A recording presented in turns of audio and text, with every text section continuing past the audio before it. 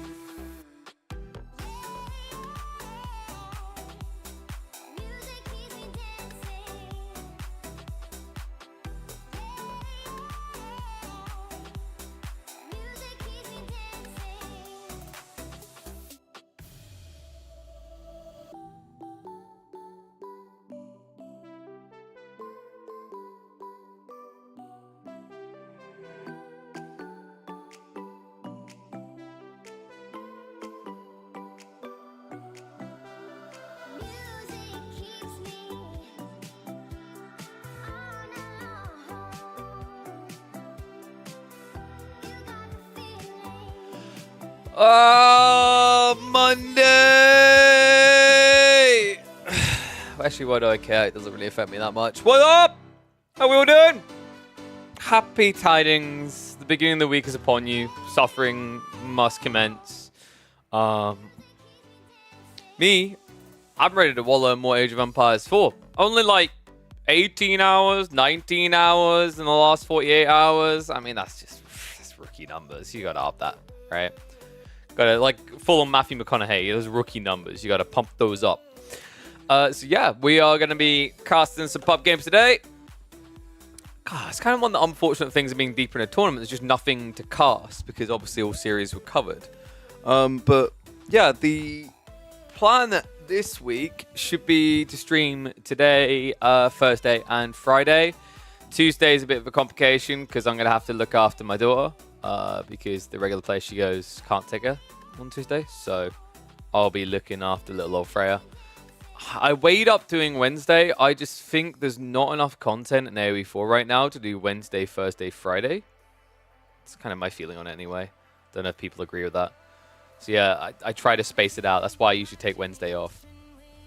But what I'm hoping is next week we'll have something different to spin up that isn't Age of Empires, but I think a lot of you will actually like it. It's a pretty intriguing game that I have been following for quite some time. I've played for months when it was accessible. I played a lot of it last year, especially. It's a really fun game. So next week we should be able to share more about that and show something off that I think there'll be more than a few people that are intrigued by. I know I got some Dota people, I got some RTS people, I think I've even got some FPS people. So weirdly enough, this game kind of hits all of those a little. KP is your content, but are you content with the content? That's the golden question. You know, it's kind of wondering unless, like, man, do we try to do some lower rank games or something? I'm weighing it up. Maybe not today. I think maybe we aim for Thursday. That could work. Nice breathe. And then get into Friday. Look at the games. Hype it up. Get ready for the weekend. But yeah, we're also, I think, I need to keep an eye out because there's meant to be 1 or 2 strategy games coming out this month that I have my eyes on. So I have to double check that. But for now, of course, we continue on the AoE train. Yeah, interesting things around the patch, right? Because I believe there was something about a patch that was released by the devs. Or did I get baited? I'm pretty sure I heard someone saying something on like Reddit or something about it. Oh, that's your problem. You went to Reddit. Wasn't there something? Okay, maybe I'm just imagining it. Casting games? Yeah, man, who would I cast? Who could I cast right now? Like, what kind of people would there be? I mean, because presumably there's some online that we could look at, right? Faye, are you alluding to a certain person who doesn't check their own gold? Maybe. I mean, that's a possibility. You know, we could just snoop in. I mean, no, we're going to play games now because Sassy was non-stop harassing me that I need to play Age of Empires 4 on the weekend. Dude, guy was on a weird mission to get me to play AoE 4. But when I said low frame rate, his counter-argument was like, what are you on about? I play at 50 frames. I was like, that's a low frame rate, dude. I played 60 frames in like 2012. Why would I go to 50 frames in 2024? What is this regression? Nah, man. Not until better PC. Also, in fairness, there is a drastic difference between the production level that I put on this stream versus what he's going to put playing a game, as I highlighted to him at the time. So I'm quickly going to have a look here and see if there's any familiar faces. Wouldn't it be nice to just have a rank show up with these names right now? That would be great, right? So I'm weighing up whether we just go for Voldy, because I want to see if there's anyone else just in case. But I think maybe we watch some Voldy, because he's up against someone who hasn't really been that active on the leaderboards recently, in my opinion. At least not compared to what he was before. Because he's actually up against Louis. So I think we'll kick off with that.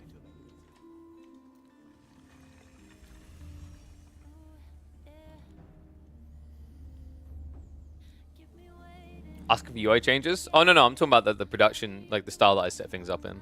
Oh, sorry. Oh, wait, no, yeah. When I was asking for ranking. Yeah. See, I ask these things and I fill them out of my mind because I know what's going to happen. Man, keeping the door open today makes me look as white as Cal right now. Jesus.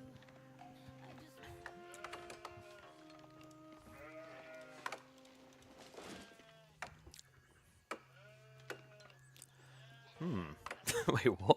What's this matchup? He came to farm easy elo, but I'm here to disappoint him because Voldemar has queued into Louis MT, the Giga Chad of the Chinese region in Age of Empires 4. And he's playing on the Chinese rep here. It is going to be Zhuji's Legacy. Now, I had to check this out. I was weighing up a few other options. When I saw Zhuji was being picked on a map that doesn't have water inherently everywhere, it got me curious. And I'm always curious when it's someone like Louis MT because he usually has something crafty outside the box. It's also a player who leans into the late game, which is kind of wild to think about, as Zhuji aren't really renowned for the phenomenal late game. They're actually criticized for underwhelming late game, if anything else.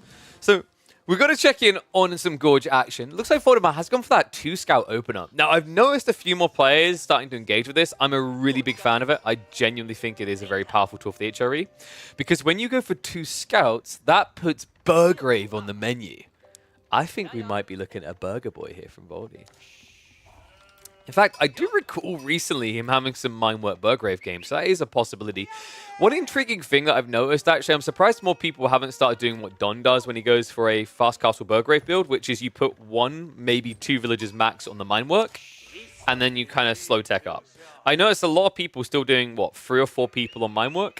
I assume it's because they want to try to hang around and play feudal, but I've seen plenty of games where they still inevitably end up rushing castle anyway.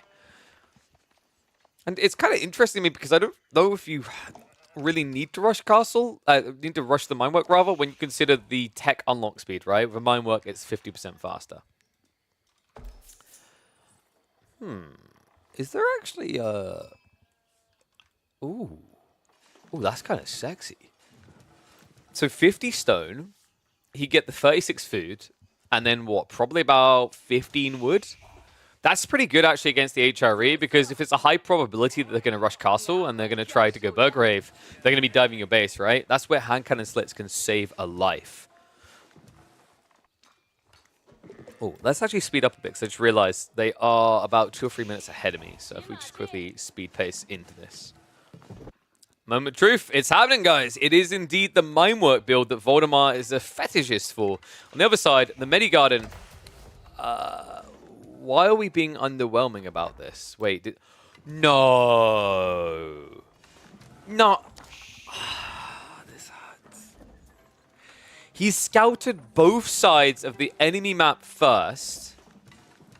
He didn't bother to scout right where he knew he was going to drop the meditation gun and see if it's worth it. It's crazy because the tooltip would have told him, right, if he tried to hover further away. Oh, that is so unfortunate. So he misses out on a clump of wood plus the stone. That could be really important because, guys, this is looking like one of those Burger Boy builds. And this is why you go double scout, by the way. When you go double scout, you get the option to do these Burgrave builds. Solo scout, usually a lot of the Burgrave builds we see look a little bit underwhelming. They just don't have enough pump and inflate behind them. What is up, Faplop? Thank you very much for the gifted sub, buddy. Oh, look at that. Streamlabs is still broken. Okay, I did. I'm gonna have to replace Streamlabs. I don't know what that trash is. But it looks like we've got a fast castle race on our side, folks. Or on our hands. Oh, wait. No. Voldemar's engaging. So, stables and archer range. This is interesting. I thought he might go for the Burgrave rush in this particular matchup, but we've seen him do this type of build before against, I think it was an English player in Dry Arabia just a few weeks ago. So, kind of intriguing that he goes back to it again. I'm wondering if he can do enough damage here, though. Like, Horsemen plus Archers against Shaolin Monks doesn't sound too scary. Also, there's the easy possibility of adding in 1 or 2 Lancers here for the Juji. And right now, Voldemar doesn't have the answer to that, right? He dropped the 2 buildings that do not answer Lancers. So, let's see how well he fares against that. Still 7 sheep left at home here. And Shaolin Monastery already on the way. Interesting. Now, the Minework... I will say against the Shaolin Monks, you can at least make your Horsemen a bit more tanky with this tech right here, the Riveted Chainmails, and it is insanely cheap. But I just don't think it's going to be good enough. That +2 armor compared to the high base damage of the Monks just doesn't really add up. I'm starting to... Like, did Voldemar misread this? Because you have to start diving, right? Like, the sheep are being gathered, the berries will also be accessible. So, like, in theory, this shouldn't be a very comfortable all-in for Voldy, but he's going to try to make it anyway. We've got a 6.5-minute Feudal Age outpost rush from the HRE. What? So you've got Mongols that are just like the bootleggers, right? And these are the premium kids, you know? Like, Mongols are those guys that go up to the bar and they order your cheapest IPA on tap. And then HRE are the guys that come in and like, what's the best cocktail you can make? I don't know, folks. I think he's going to need more than a cocktail. He might need a few shots after this one because I'm not sure that this is going to hit hard enough. First Shaolin Monk is out. First Lancer is about to hit the field. And Voldemar, he's lacking Raxas right now. In fact, Lancer could just dive in and kill the villager straight away. And there we go. Louis knows it. He goes straight in for it. And all of a sudden, it's a disaster for Voldy. I don't know what the thought process was with this build. Did he really think that he'd be able to starve the food off quick enough? I mean, in fairness to him, I feel like Louis baited him a bit. He did slap all the sheep down on the mill, So when you see this, you usually think it's a golden opportunity to shut your opponent down, but I mean, Voldemar, he went Horseman first, right? He just did not have the archer count to even start denying this food.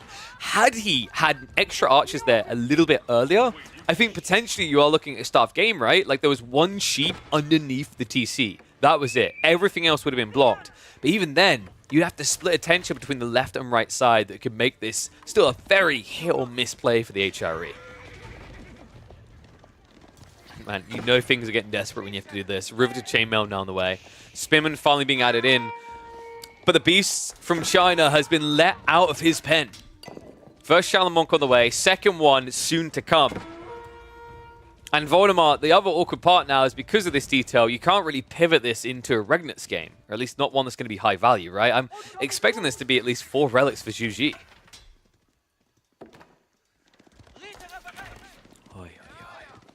So how does Voldy get out of the hole here? I mean, in theory, there is a nice spot in Imperial Age where HRE is dominant over Zhu Ji. That's before we get hyper late game, though, right? If we go hyper late game, Zhu Ji with triple granary setup and mass monk pump, plus maybe some Nesta Bees laid in there, they're very threatening, Seth. So I think Voldemar, it looks like he's going to stick feudal, and I'm not entirely convinced this is the correct call. I guess it gives him a way of blocking relics, right? So maybe you go up to about 30, 35 military total, you block relics, and then you tech up with Regnitz. Because if you do it right, there should be, what, 3 relics left on the field? I think that's going to be a stretch, though, at this rate. I mean, Louis, now already up to 4 Shaolin Monks. Maybe a little bit gung-ho here. I think 3 is probably good enough. Remember, these guys got 200 food each, so an expensive investment. But somehow Louis sneaks out with the second monk. So we've got 1 relic on the way home, soon to be 2. Oh, wait, no, correction. We've got extra relics on the way home on top of this, right? This is 3 relics on the way home. God damn, Louis doesn't wait around. Yeah, he snatched one right from next to Voldemar's base.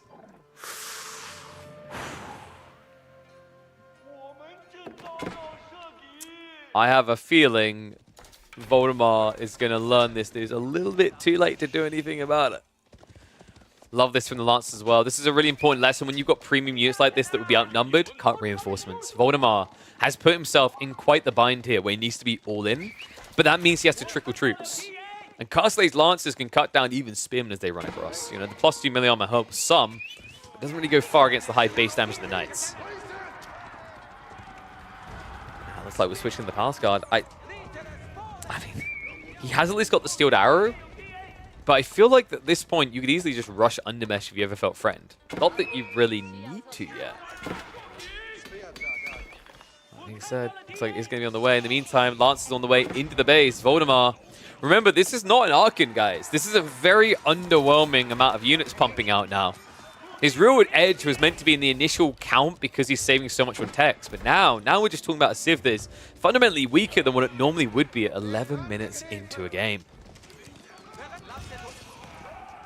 Voldy, he's at least trying to hunt here. The problem is this many troops won't really do much damage to Eco. The idle time is nice, but like there fundamentally shouldn't be many kills coming through here. Maybe 1 if he's lucky. But even with that marching drills, remember the Palace Guard moved quick enough to chase, and you are still being chased by Lancers as well. The only thing that will not get to touch you here, the Battle Monks.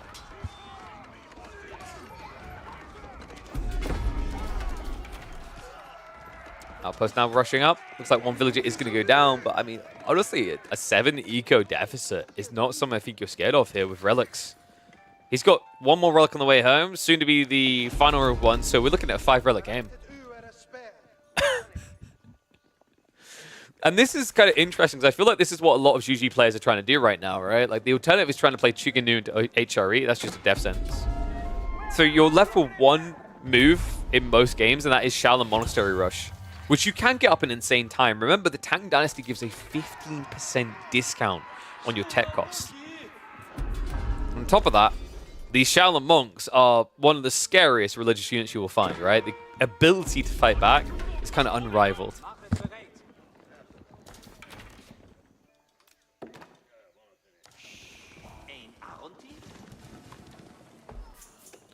I'm wondering what Voldemar sees as is out here. Because I think this idea of just outscaling your opponent is already past. The moment that those deer got secured by purple, he's fine, right? Like, Louis is in a good position now. This detail right here. This is enough food to inflate you, right? You got up to 10, 15 Palace Guard. This whole army falls apart. By the way, I want to praise Voldemar for getting the Riveted Chainmail. A lot of people overlook this when they get Mind Work. This is very important tech, because it's at least going to allow him to kind of pseudo-front line with spears. And that will make him more cost-efficient, which he needs to be here. Outside that, it's hard to see how it's going to be his savior. I mean, when you're talking about like damage, health, and cost, Spearmen are, what, the most efficient unit in the game, right? So getting a +2 melee armor like that is insane.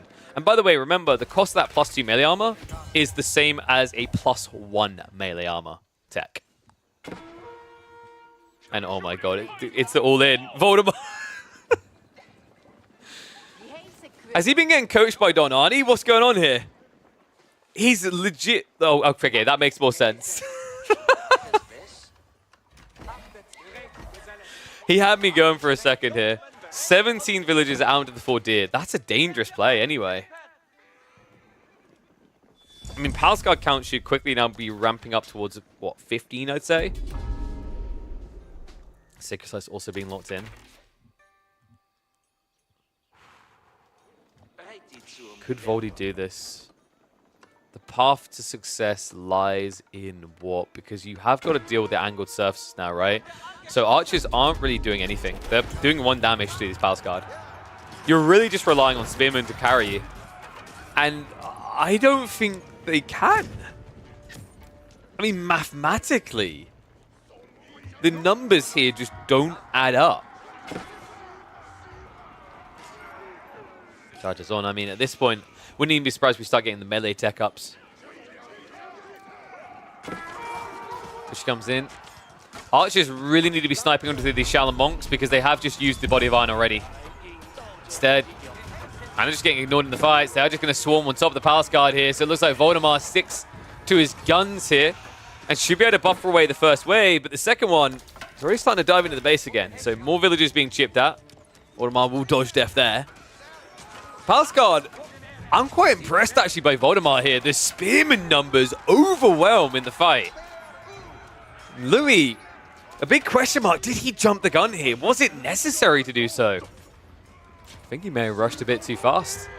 Second TC's coming in behind this. And remember, the cool thing there with the Spearmen, by the way, is that they went behind the Palace Guard. So after Louis realizes it's a bad fight, he can't get away because of what Voldemar does. Right? That's a really smart play. You can especially do the HRE due to the marching drills. You move so quickly. Damn, what a move. Voldemar now prepping for a tech up. And we just got siege engineering through.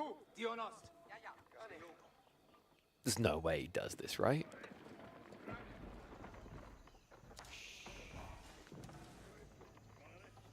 Yeah, it looks like Louis is missing some vital techs as well.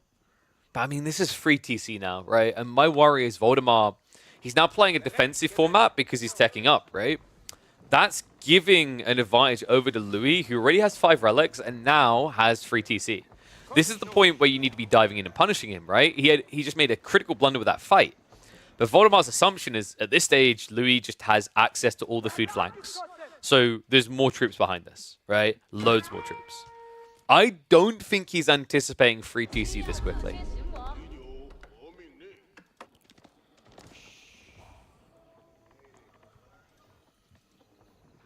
And I guess this is just Burgrave, right? Like, there's no value at all in Regnants in this game.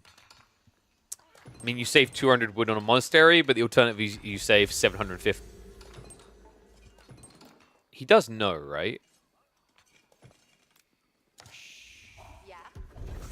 Thank God. Oh my God. My heart right there. That would have been the single worthless... most worthless Regnants I think I would have ever cast in a game of Age of Empires 4. So we have got Burgrave on the way now. This is at least going to give him a strong pump as long as he can keep getting food. He has got the deer on the right side. Boar is yet to be touched behind him. So in theory, you should be able to kind of inflate quickly towards, what, 20 men-at-arms here? And that's good news, because look at what Louis is doing. Louis just going all out Palace Guard. That's not a good sign for him here, folks. He can try to raid with them, but in terms of direct fights, this should become impossible.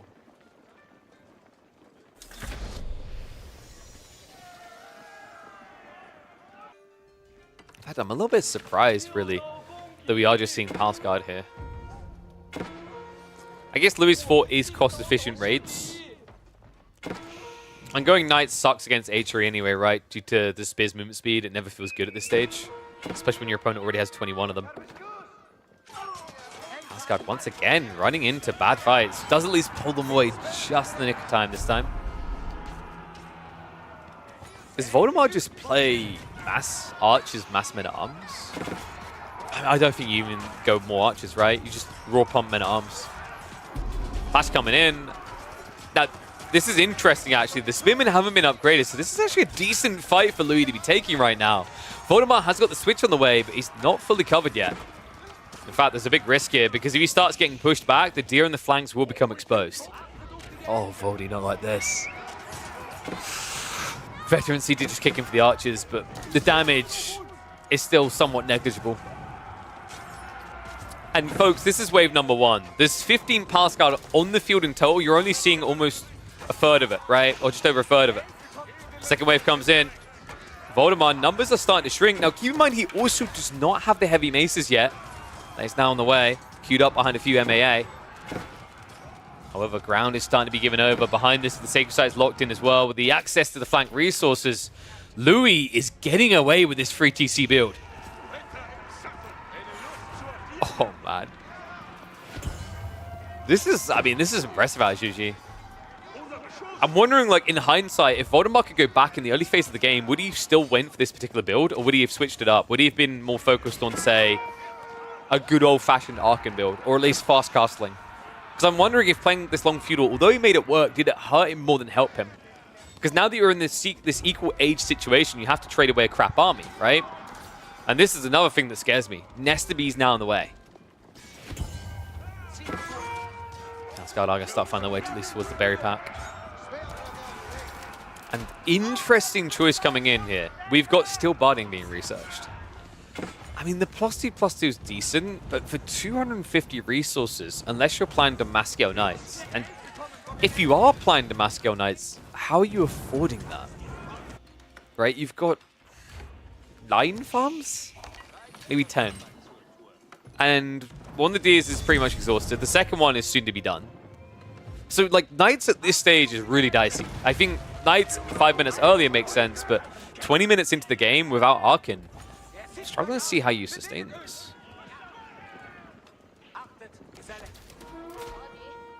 Breakthrough on the wall. Looks like Voldemort is now hunting. And Nestabee should just set him onto the far right here, though. Weirdly enough, Louis not even looking at the shot. Flurry will come in now. Keep drop now in the way.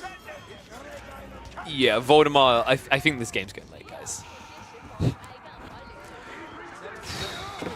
Which has me a bit worried because Voldemort is still trying to lock in this timing of aggression, right? In a game where you're going to have to start diving choke points, Nestabee is going to be involved in the process, it's not a pretty picture, right? So maybe the Knights Barding is a good idea. Maybe the idea of going Knights would work better for Voldy, but you need food for that. And look at what's just happened. Palace Guard now in on the flank as well. I think this is just getting out of hand. The walls never went up in time. I mean, this is classic Palace Guard 101, just happening an age earlier than we normally see. Voldy found the gold, has to run away. Right now, that's what? A third of his economy? Almost half of his villages idling up here. And all behind this, you know, it's not even a full commitment, right? Behind this, Louis getting ready for that late game pump. Jiangnan now on the way. So we're about to get in Song. That means we are about a minute and a half max away from a full farm transition at this stage. Being at 90 villages makes it very comfortable for you.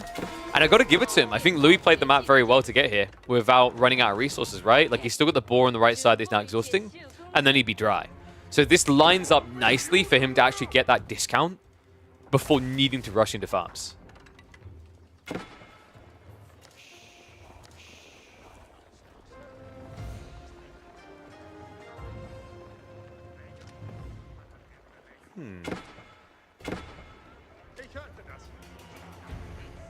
How could Voldemort do this? He'd need Horsemen. But that's not feasible, right? So you need Siege. I think the only way Voldemort can make this work now is Siege. I don't know if he's realized exactly what's coming his way. We've got 2 Nesta Bs, 2 more in queue. He can try to play flank, but now with the farms prepping, keep drops as well, I don't think you can play flank at all, right? Because the farms are going to go down in one location where Nesta Bs can camp. And there's already a keep on this farm area, so I think this game is just over. I mean, Voldemort doesn't quite process it's done yet, but he's going to discover very quickly. Castle drop to protect. Few villagers are going to be target down. Imp Official goes down. And the walls are somewhat handcuffing Voldemort's angle of approach here. This castle's even further doing so.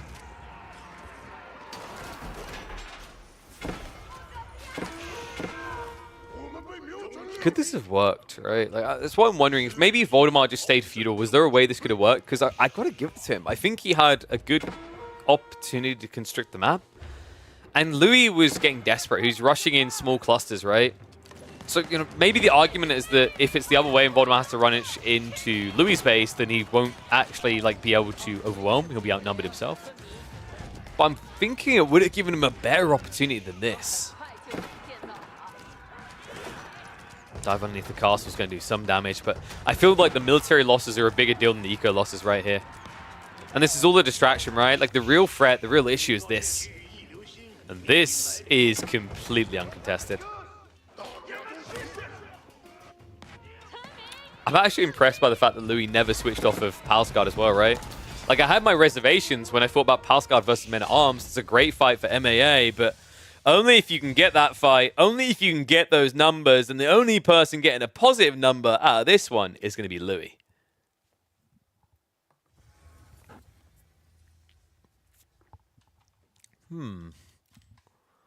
Hard game.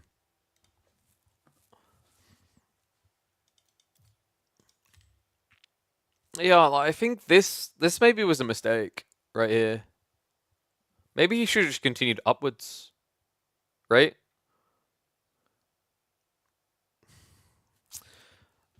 Obviously, we have God Vision, but I'm wondering if he could have just played more Age 2 there and piled the pressure until his opponent starved on food. I mean, that's tough, right? That's another thing is, like, Minework doesn't play well into long feudal. Arkan does. So it's almost like if he went Arkan, he would have been better off for this concept, but you got to argue whether the opening phase would have been as good. Sup, Baltoon? Do we see a Spanish funnel this week or a classic matchup? I think it's going to be Marine Lord versus Beastie / Vortex, right? I think Marine Lord's current form is uncontestable. The question mark for me is Beastie versus Vortex, because Vortex looked like a different guy this weekend to what I saw the previous weekend. I'd written the last weekend's guy, I'd written him off. Am I going to cast the epic fumble Faye Chan did against you? I mean, we're not meant to spoil that. I think we'll check that out a little bit later. You know how I work. When we've got live games, I like to do live games because there's no risk of spoilers. And we can hop into the not live games afterwards. But I am curious about that one, yes. So we will have to give that ganders. Yeah, Vortex, dude. Like, I think Vortex was the biggest turnaround of the tournament so far. That guy, like, I rate him off on a recon level. Sorry, recon, but like how recon was performing, right? I was like, this is how these two are just out. That turnaround was crazy. Wait, is it BC versus Lucifron? You sure about that?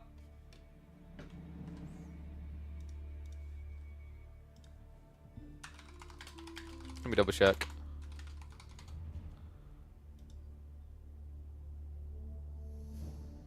Because it was Puppy Paw versus... Oh, wait, no, yeah, it's Puppy Paw versus Lucifron. That was on the bottom half. Yeah, right. Okay, yeah. So that... I actually think that's going to be Marine Lord versus Lucifron. Because I think Vortex, Beastie, like, Vortex's playstyle is like, oof. Beastie usually handles it quite well. I think Lucifron has a better shot of taking a series off of Beastie than Vortex. And also, I just think genuinely, Lucifron's games look cleaner. Nothing taken away from Vortex, right?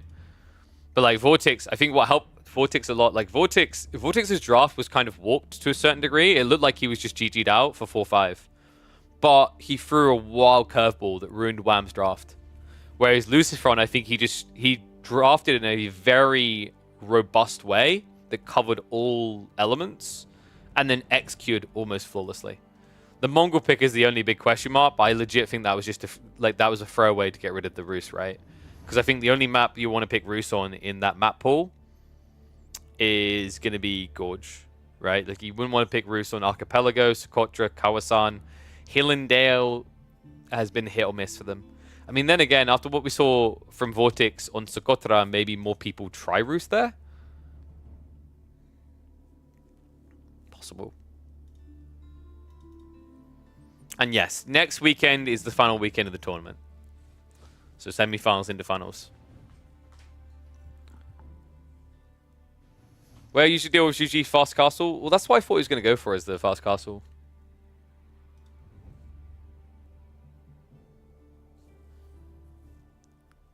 Make a few and feudal. No, I think I kind of disagree with that. I think Minework is fine. You can do Minework over Arkan. I just don't think you waste time building units in feudal. So I think you do the Donati build. You put one on the Minework, and you gather resources for Castle Age while that's like building up, right? And then possibly pull 2 to 3. Minework feels better on OOTD than HRE. I'm kind of underwhelmed by Minework on OOTD.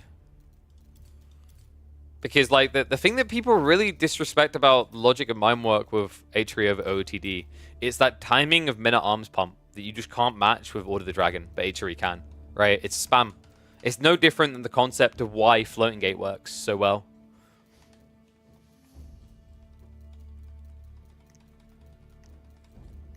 Alright, let's have a look here. The difference is that Minework into Burgrave has no safety net. And players typically like safety nets. Because games aren't set in stone.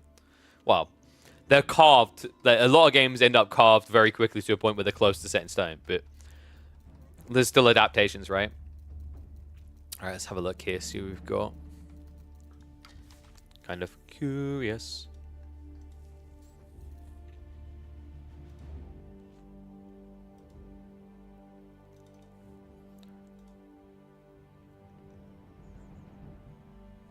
Minework does absolutely nothing to either get you the castle faster or prevent. It gives you the double blacksmith upgrades at a ridiculous timing that you can't match with an Arkan build. Same melee techs as well. And like, what is it? Men at Arms do 12 damage, right? 12 base. So if you get like the melee 1 or the something similar, you can change the threshold to which you kill villagers, which is also very helpful. But the biggest part is under mesh angled surfaces. It's timing logic.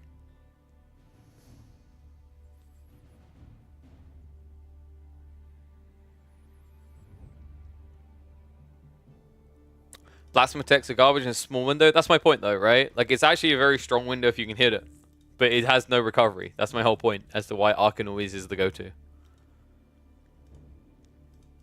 You legit have a landmark that, like, players like recovery arcs. Players like backup plans. They like pivots. Because, as I just said, games of AoE 4, although they are carved loosely in stone, they aren't set 100%.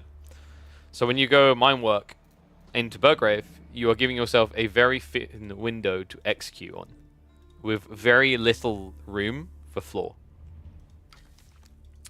And if you fudge up once, you miss a villager sneak out, the game is essentially over. That is why people go Arkan all the time.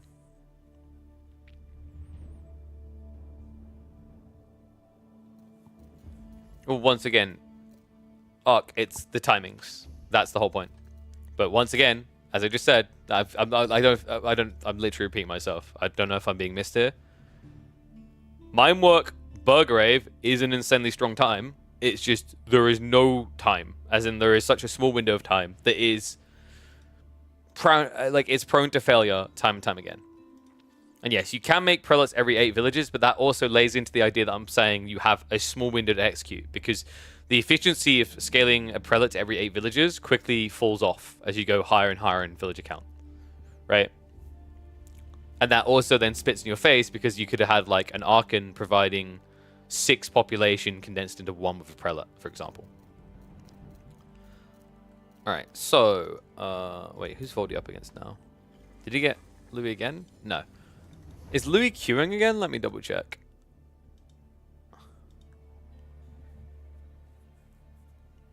I do, however, think people sleep a bit on the +2 armor for Horseman Spears. I think that is actually a surprisingly good tech. Minework is weird because of that detail. It, in theory, has a very powerful point in the game in late game. It's so bad what you mean. You think that's bad? Like, plus extra 2 melee tech is bad? Rogan?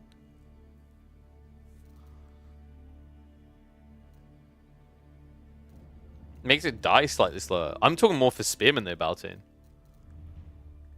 It's about spears, dude. It's not about the horsemen, it's about spears.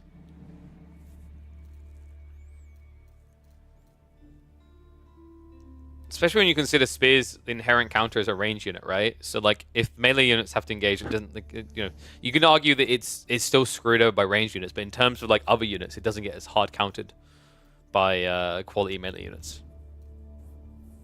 Yeah, but Baltin, that's my no. But they're not dying to archers in the late game. That's my point. Minework has this really weird value point in the hyper late game, but it compromises your eco instead. The logic being like the value point in the hyper late game is these melee units will be very tanky. That's what makes Minework even weirder. Is that in theory, like River to Chainmail for the late game is like really, really good as a tech, but for what you give up, it feels painful. Who tries to counter H3 spears with melee units? I mean, dude, like, who builds archers in Imperial Age? A few more people do it these days, but most people do not. But, like, you need something to frontline against spears, right? And also, you treat your spears as a frontline. So, like, if you're able to afford just spearmen that are better quality cannon fodder, then you just lose less in a fight over time, and you have more hand cannoneers scaling, right? It's basic, like, economics. But the problem with those basic economics is what you give up in return. Because in return, you're giving up 40% Archon on 45 farms. Just isn't realistic. You know what might actually, like, you know what would actually cook it? I think what might make it viable is if they changed it so that there was an extra population reservation of maybe 15. So like H3 could go 215 and then prelates made up that. Obviously, that's not going to happen right now because H3 is OP. But like the example of those isn't a bad idea for certain civs that are struggling around these limitations, right? In theory. Okay, so there's Louis. Do you guys want to watch OPD Flam go up against Louis? We don't really watch much of Lam.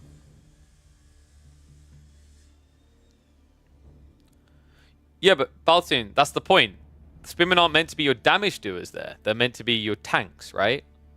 So if it helps them be a little bit tankier... I know you're trying to say like the melee front on the other side won't do much damage, but it's doing some damage. So like mitigating and lasting an extra hit or two in a fight helps.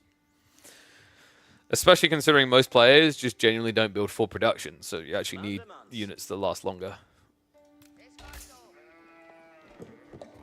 Late game pop is bad? Yeah. Auto dragons suck for late game pop. There's just certain civs that just can't function in late game with the population like restraints, or like certain builds can't function, right? Auto dragon's obvious one, but H3 I think Minework, because prelates, like I said, the way you fix it is if prelates are an extra 15 pop, taking you to 215, and then like the logic of scaling Mineworks doesn't hurt you, because the other logic is like in the late game, if I want to keep Archon buff type logic, I've got to sacrifice 5 or 6 pop into prelates to match an Archon at least, or I can just sacrifice 1 pop. It's kind of a no-brainer, right?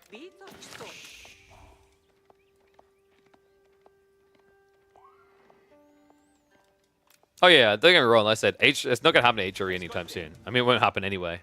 Devs, like the game has such huge technical limitations, you'll never see beyond 200 pop.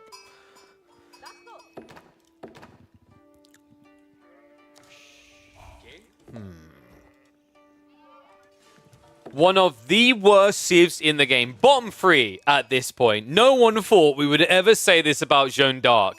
But it's never been so true. One of the bottom 3 civs. Yes, right, we've got Mongols versus Joan. It is the battle of the trash can. One and all. Welcome back to the Age of Empires 4 action. This Joan player up here is actually quite a known player. They are a top 10. They are Louis MT of Team Elephant. Other side of this, we've got OPD Vlam, someone you might see in the Twitch chats across the community, you might see in the stream occasionally. They are doing all right for themselves, right? 655th, respectable players. I've seen them float between like 400, 600 range regularly. I thought we'd check in, though. I think it's fun to look at different players. And also, I think for a lot of people, this is really educational because now when you have these type of games where you're watching a top player versus a player who's like ranked 600, your first thought is, oh, KP, it's going to be stomped. Why are we watching this? Because for a lot of people, it's more relatable, right? Like, raise your hand if you've been queued into a known pro player and just got completely annihilated. Wouldn't you like to be able to go back and assess the game and figure out exactly where it went wrong, right? To kind of get a feel. I think there's like great educational lessons to be taken in because the gap may seem big between these players, but you know, OPD Vlam is still in the top 600, right? That's still surprisingly close statistically when you consider the amount of counts to someone in the top 10. So knowing how to level up, how to change your game, what makes the differences is very important. And this is an intriguing choice. We have immediately got the Outpost Rush coming in. I'm still not convinced the Outpost Rushes are that impactful against Joan. I feel like Joan herself can actually just contest 2 Spearmen, right? It would slow your tech timing, so you can argue there's value gained there. But I've thought about this more and more. Like the 150 HP on Joan, it's surprising it never gets leveraged in the villager form, considering how impactful that is in early fights to absorb. And like, for example here, right? Like you sacrifice your level 2 timing, but you could be chasing this villager away. And 2 Spearmen would not stop Joan, right? From stabbing the eyeballs out of this villager. That might get me demonetized. Anyway, School of Cavalry is on the way. Meanwhile, it looks like Vlam has gone up to the 4. I'm just hoping he stops at 4. I feel like a lot of the time we see someone adding the 5th or the 6th, and it's just not worth it here. This is a really good map for Silvertree, usually. I'm wondering if Vlam wants to take that risk against Joan. I find this matchup is kind of a two-edged sword, because the other thing that I thought would make this matchup interesting to watch is that Mongols can actually annihilate Joan if they get a good start. And wait, were we actually muted for that first game entirely? No one mentioned it. Yeah, game sound was not there. All right, we fixed that now. Apologies for that, folks. But yeah, the reason why the Mongols can actually deal with Joan quite well is Keshiks. Joan hates civs that have heavy cav in Feudal Age because Joan herself gets counted no matter what form she chooses. Melee form gets counted. Range form gets counted. So there is a world in which you still see trade out of Lamb because it's actually a fairly defendable map with a very desirable trade post. He says he just realizes he kick-licked onto another Highview game after telling himself he'd never do this again.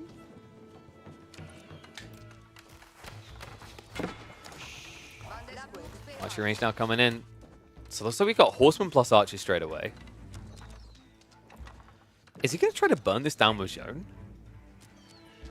I mean, do you even need to, right? Like, you've got gold on the right side. And well, okay, it looks like Vlam is not going to take the risk of the trade. So this is an all-in feudal then. You know, I do like this. I think Deerstone has been being slept on by quite a few players still. There's a lot of matchups where there's no need to go Silvertree. There's an opportunity to end faster. And this kind of ramps up that tempo.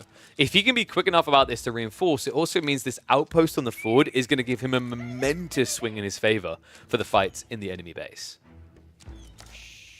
Looks like the archers are just straight on the way. Oh, that's interesting. Oh, wow. So Louis, he may have made a mistake here. This Horseman Archer opening, he thinks it's trade. I can't think of any other reason why you add in both these units so early. Right? Like, usually you probably maybe just get level 2 Joan, go more Horsemen, and burn down the outpost, right? This 100% is him anticipating a trade play. Looks like we already got stables being prepped by Vlam. Another nice thing about playing Mongols, right, is you can actually get that infrastructure set up before you complete the age up. It's not going to be a double pump production, unfortunately, though. So that is one negative out of this for him. Louis. Do we ever run for the gold? I mean, because this is the tough part now, right? You're scaling Horsemen plus Archers against Keshiks. That's a losing battle. This is a surprisingly good position for Lamb to find himself in. Khan also being used well here. At this stage, he's good at intercepting reinforcements, right? Like 1 or 2 archer trickles is not going to kill the Khan off quick enough. That's going to make the difference to breaking that initial stranglehold. Now, Vlam, one issue I do see here, he needs to actually get his hands on what? Probably 3 Keshiks to feel good here because Joan is in the mixer now. So far, not a single one queued up, though. Wait, does he have any sheep? Okay, yeah, he's got 7. He should be fine. Other side, this is 8 sheep, so both of them are doing relatively well on safe food at home.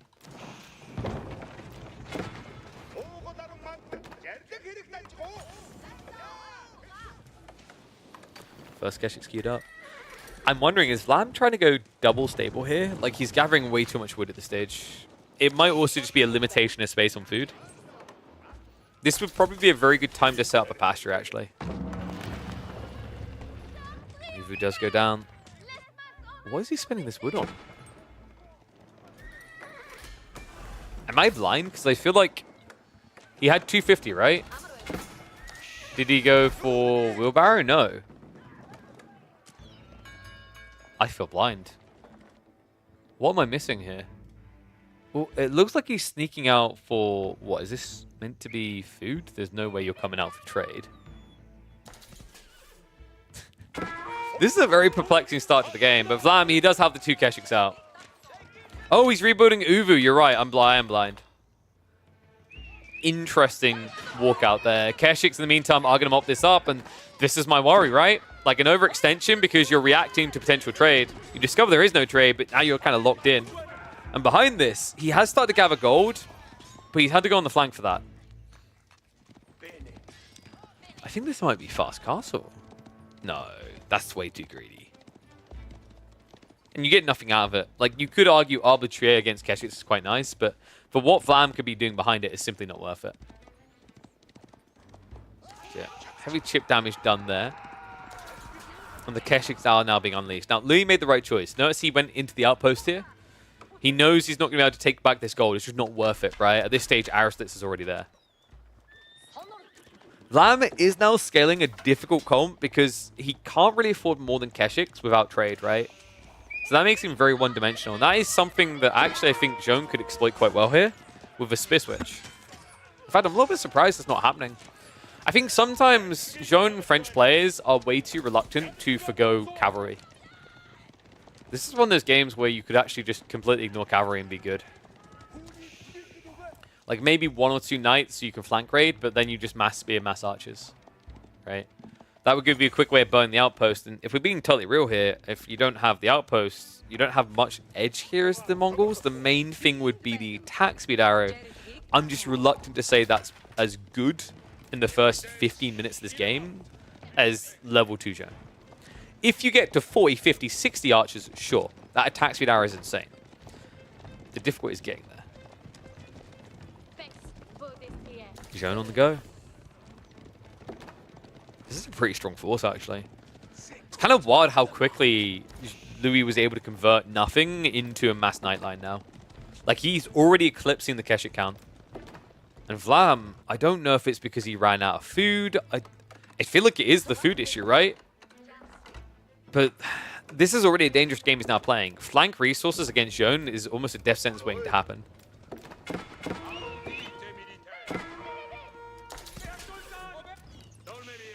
Forward resources as well. That one's going to get found. Oh, that's a burn through. Go defend this. Louis will look to engage with the Knights. Nice pullback there before the cleave comes through, but heavy damage already being done. Now, Louis, with 5 Knights at this stage, the outpost is realistically very killable. If Vlam wants to stay here, he needs to pull 1 villager to repair. Because I feel like I see this a lot in slightly lower ranked games where players just neglect to top off their outposts in these situations. It means instead what's going to happen is when you're at death's door and this thing's on fire, you're going to have to expose villagers, right? Much better just to do it now, safeguard yourself. Nice charging in again. Nice reaction charge coming in there. The bonus damage is out on the Knights. Cleave's coming as well. And Joan, she still has the Divine Restoration. Vlam, you can't hold this area. This is just simply impossible. Army is going to get wiped. And the outpost is not going to be able to hold here.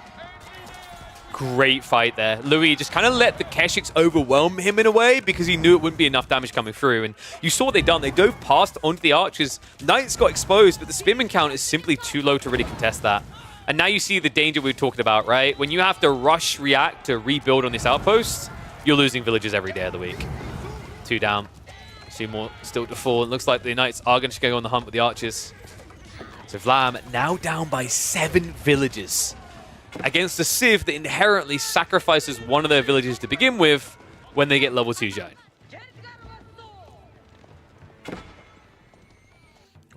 Now the worry is that Vlam, I mean, one thing you've done correct here is playing multiple flank resources, because with the way Louis is trying to play this, he's not really focused on raiding, he's focused on attacking. So when you play flank resources, something gets through. But I think there was just a misunderstanding of what can or cannot be allowed in that situation. Right, like the outpost not being extra repaired, a second outpost not coming up, Arislets being that late with a guy who's got 500 stone. I can't help but feel if he had double outposts with Arislets there, he would have been safe for long enough to get an army together. Now after all that, we end up falling back to berries and pastures anyway. Meanwhile, Chivalry coming on the other side. And it looks like we are getting 2 TC play out of Louis. Someone asked earlier, is this going to be a 1-hour game? Yes. No, it really shouldn't make it an hour in. This game realistically should be more like, I'd say about 32 minutes, maybe 34. Depends how chill Louis wants to play it. Right? And Vlam kind of needs the game over by then anyway, because scaling into Joan late game isn't good. We talked about how the early game, Mongols can actually counter Joan. That's not true in the late game at all, though. It's the other way. Nice turn to the Pumper as well. You know, you could try to sneak this with villagers. I don't think it's really worth it. It's just the extra XP, because after fights like what we just saw, right? Think about what got thrown away there. 5 Keshiks, I think it was, or almost 5, ends up being 100 XP.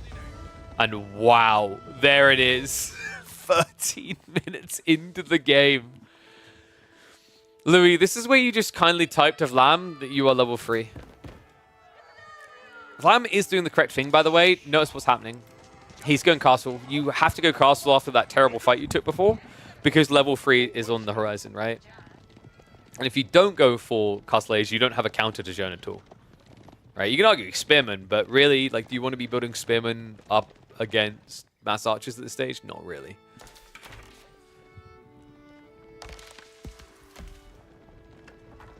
So I imagine we're probably looking at, what, men-at-arms here? If Vlam gets there? No, you can't against the knights, though. It has to be crossbows first and then men-at-arms after. Yeah, just another reason why you usually can't build spears against melee Jean in level 3. These guys. You're seeing that correctly. They get almost double damage against spears. Plus 8 damage.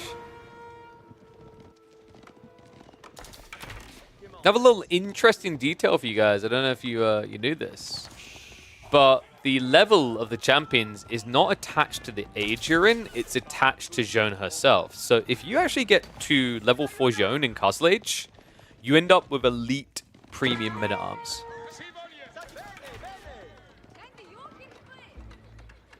Korotai now on the way. Oh no, Vlam. This is the toughest type of situation for a Mongol player. You've built a Kurultai, but for what army? I think this is just GG. You have 0 army to really fight with. Like, 4 Keshiks do not want to contest this at all. This many knights can also just hang around and start burning through outposts. Torches out. Villagers are trying to bail, but archers immediately targeting onto him, and that's a 15 eco lead. I mean, I don't think Vlam was wrong in this choice. I think he was wrong in the earlier engagement, because the reality is you kind of have to go Korotai here over Step Readout. Step Readout does nothing for you either, because you can't access gold. Look at where they are on the map, right? Like, you could maybe have built it out here. That's your one option. But the Korotai here, you know, with a lack of an army, it's an irrelevant landmark. Keshiks, in the meantime, are going to dive into Joan's base. Green, quick 3 actions just to pull the villager back. But, I mean, this is the thing. 4 knights already here, right? So these Keshiks can get mopped up, even though they're in Castle Age. Meanwhile, the dive in the main finds more. And now it's going to be a shift to the north side, which should just force the GG. The knight is already there. Man, Louis doesn't skip a beat.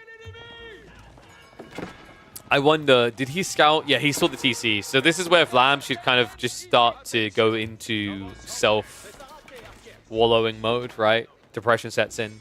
Hello, darkness, my old friend. Because now there's nothing left. Tough game, man. I think this is kind of classic Mongol issues, though, right? Like, of all the civs in the games, I'd argue Mongols maybe are the ones with the least forgiveness for falling behind, and we see exactly why here, up against one of the biggest punishers of it in the form of Louis MT on his Joan.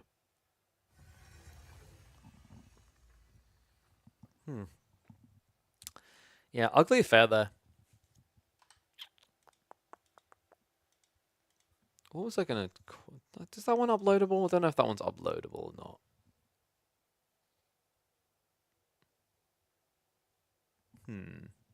Maybe. Don't know, I'm not entirely convinced on that one. Yeah, a little bit of a messy game, though.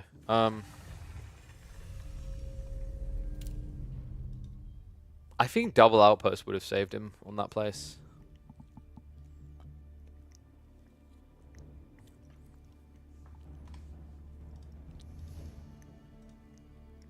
That one's probably not uploadable. Let me double check the first game. Did I actually have the audio muted? It came automatically. The numbers here just don't add up. Yeah, no, I didn't have the game muted. So at some point I accidentally hit the desktop audio when we went to game 2. Okay, that was weird.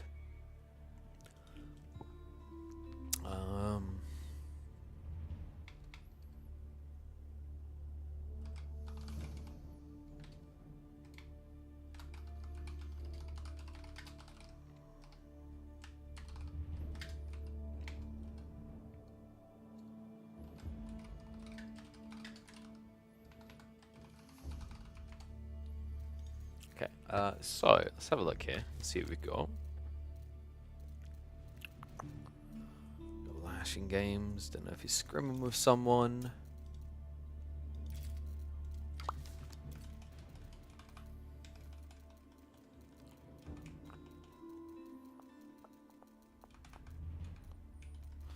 Shift music.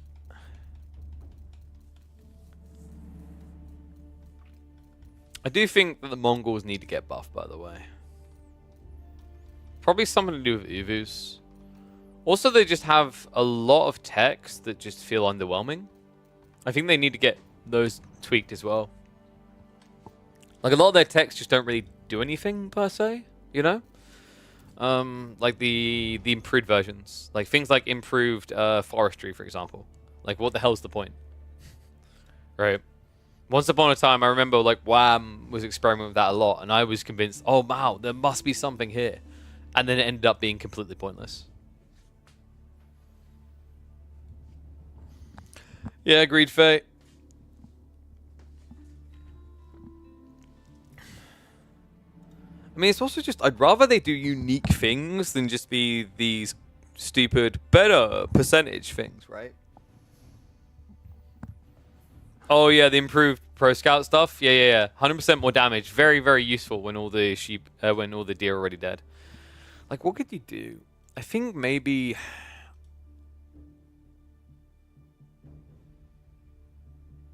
Perfect example. Maybe improved forestry lets you walk over chopped trees. Dude, that's kind of crazy. I know some people are not gonna like that because the way you could walk around walls, but like, I actually think that fits Mongols, right?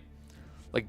Mongols shouldn't just, like, for a civ that can't build walls, maybe they should have a way around other people's walls. You know? That would also provide a bit more unique character back to the Mongols.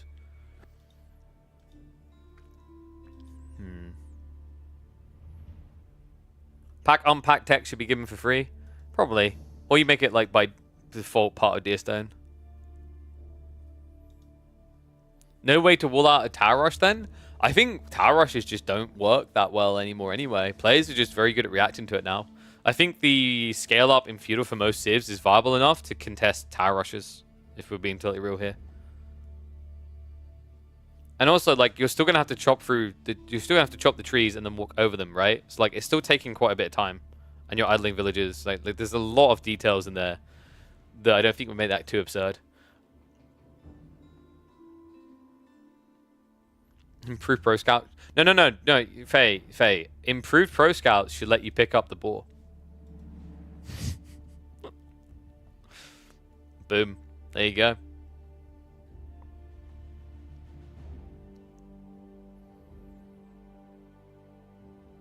Thinking Mongol then chopping by your wall and coming in with 60 horsemen to raid. I mean, but like, why? What have you got to defend against that? Have you like, if they got 60 horsemen, what you should have a lot yourself, right? If they're at the point where they have 60 horsemen, what the fuck have you been doing all game? You know, right? Like, and if they have 60 horsemen, they probably haven't got archers if they've done it that early. So just send villagers and build more walls, right? Be a dick. I don't know, man. I think there's like. There's gives and takes, right? We're talking about a civ that inherently has a weaker eco than half the ecos in the game, at least. It's like, if he's got 60 horsemen, I'm questioning why you don't have units. I'm pointing the blame elsewhere. So, I think we have... There were some Anatan games, actually, against Myriad. That could be interesting if we don't have any live games happening right now. Give me a sec.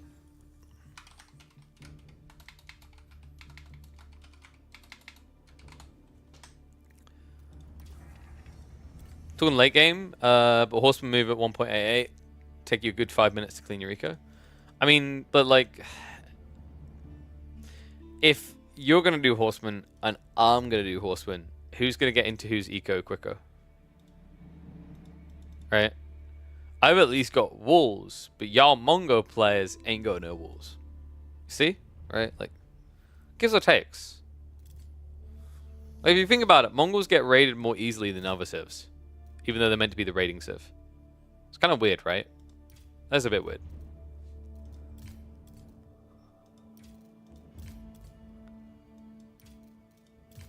Wait, why is Jigglypuff playing customs with Anatan? What's going on there? Just noticed that. Huh? Rogan? Oh, and Dry Arabia as well. Come on, at least choose a spicy map, boys. Okay, so let me have a look here. There was a game I wanted. If I can find it. I think this is the one. There we go. Balthazar. Wait, Hillberries? Isn't he meant to be banned everywhere? I could have sworn I heard something about that.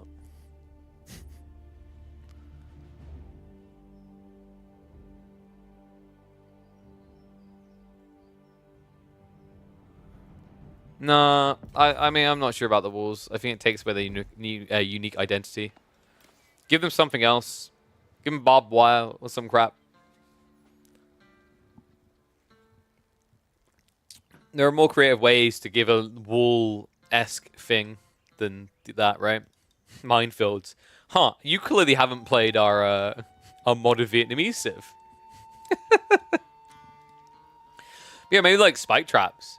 Yo, guys, let's bring back, like, stronghold spike traps. The ones that just insta-kill any unit that walks on them. Jesus.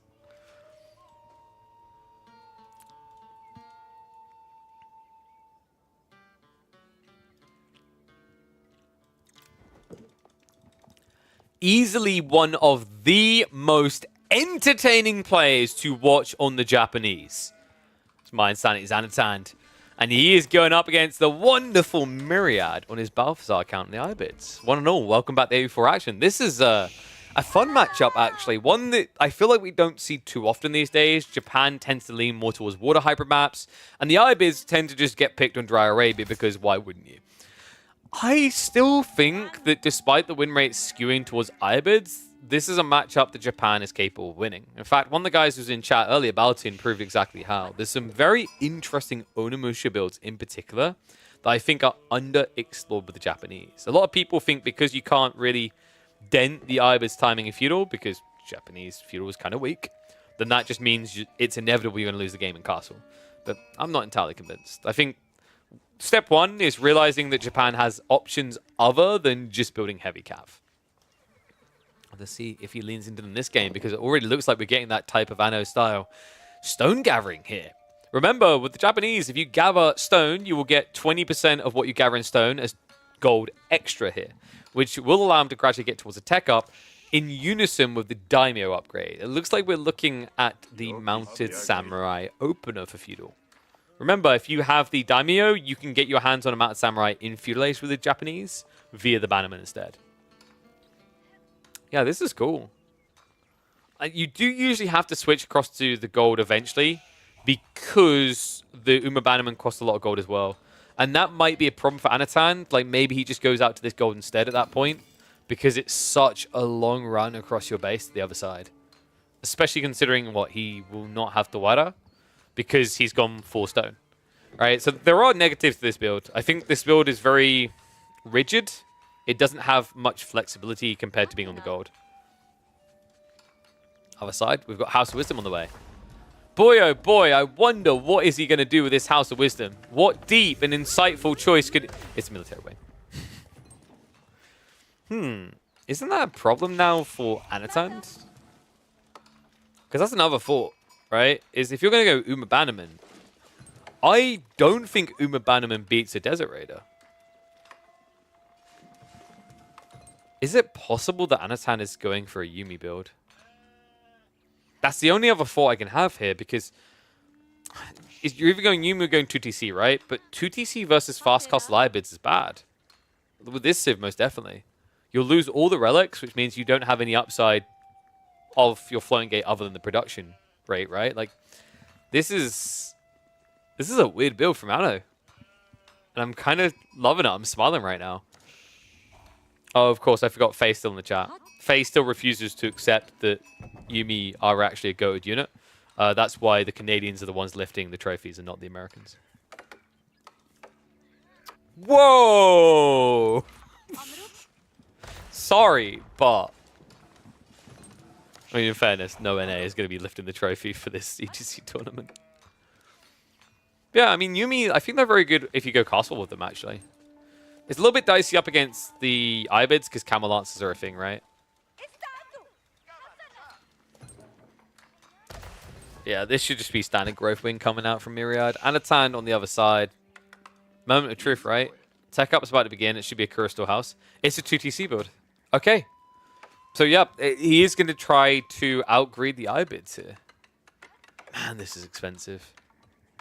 And what I mean with this is expensive is what you're giving over. I mentioned the whole fact that your Castle Age becomes weaker. Because when you hit Castle Age, one of the big upsides with the Japanese is not only do they get their production rate, but they instantly now have a religious guy to go and pick up relics.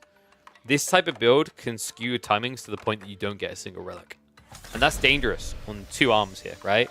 You're weak, but on top of that, it makes the Ibids insanely potent.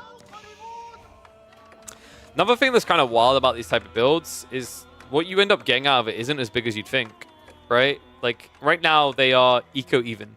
You produce a villager every 20 seconds. So, to eclipse Growth Wing, you need 2 minutes and 40 seconds. Look at how quickly Myriad is getting towards Castle. This is the problem that a lot of players have realized about these 2TC builds. Is like, it's all good mitigating the value of Growth Wing, but by the time you do it, your opponent's already racing relics.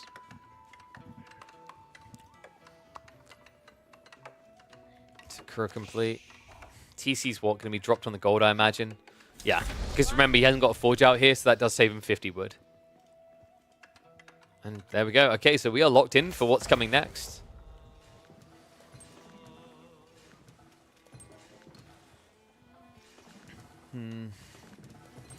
I think maybe Anatan can survive the coming storm if he goes Rax without Yorishiro and Archer Range Onimusha with Yorishiro. Right? And the logic is that over time, when your opponent switches over into Archers, you then just switch into Yumi. Even that feels bad, though. I think this is actually one of the hardest civs to build Yumi against, by the way. Nice snipe on the Desert Raider. Did cost him a villager. The reason why Yumi's really bad in this particular matchup, it's not just the Camel Lancers, it's the fact that Mamluk's Bravery is really busted in this matchup. Because if you have more disposable units, the same logic why I think Ibids are like decent against Malians, is that when you kill units so quickly, you snowball your army because they will get buffed, right? So this starts to feel more and more like a game where Anatan's only out is going to be very predictable. I think he's going to have to go Yorishiro Rax, Yorishiro Rax.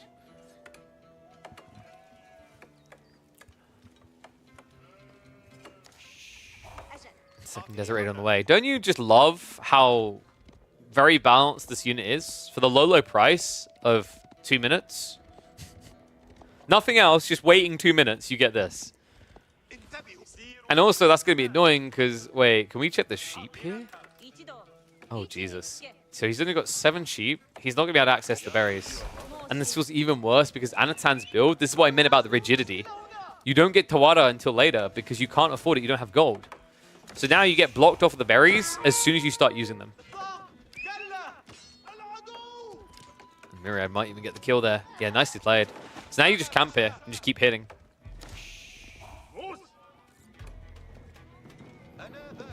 Oh no, the problem is like you can't just nerf Growth Wing. You have to buff other wings for the Ibids. If Ibids only get nerfed and don't get any buffs elsewhere, I think they're just genuinely going to become one of the worst civs in the game. By far. Right? Statistically, Camel Lancers are already worse than most of the peers. Their eco is actually worse than most other civs in the game outside the Growth Wing detail. Right? Yeah, I agreed. Like that's the problem. I think the foresight, and this is another kind of bigger issue within Age of Empire 4's development, right? Is that when these nerfs come in, like we sometimes get mid-series patches, but they're very minor. I feel like there needs to be a more frequent pumping of adjustments to the game state, more experimentation.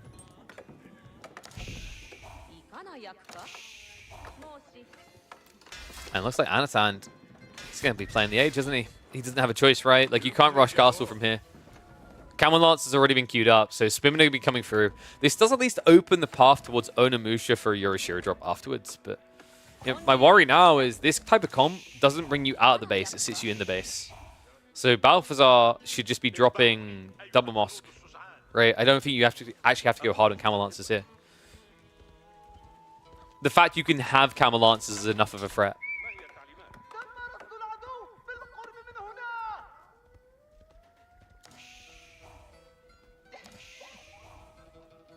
I mean, but that kind of one-dimensional thought is the problem that usually comes in from community feedback to developers. Ibids, yes, this build needs to be nerfed, but someone else needs to be buffed, right? Tower of Sultan is a meme. Industry Wing is a meme. Adabegs, I've yet to see a single game where Adabegs look good. Trade Wing is a meme. Advanced Wing is incredibly situational. Logistics is incredibly situational, right? The Master Smiths is incredibly situational.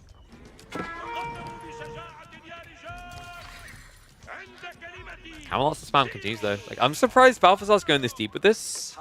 I guess he wants to try and chip eco to stop any escalation, but here we go. Mosque is on the way.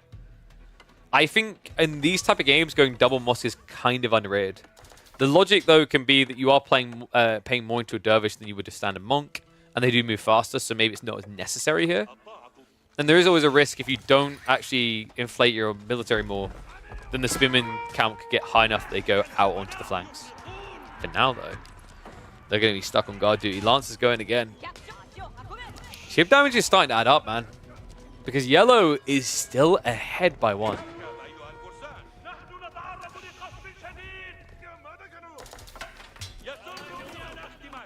Well, the reason why you don't go Gulams is this is more a raid attempt that controls the flanks. Gulams is more of a committed dive.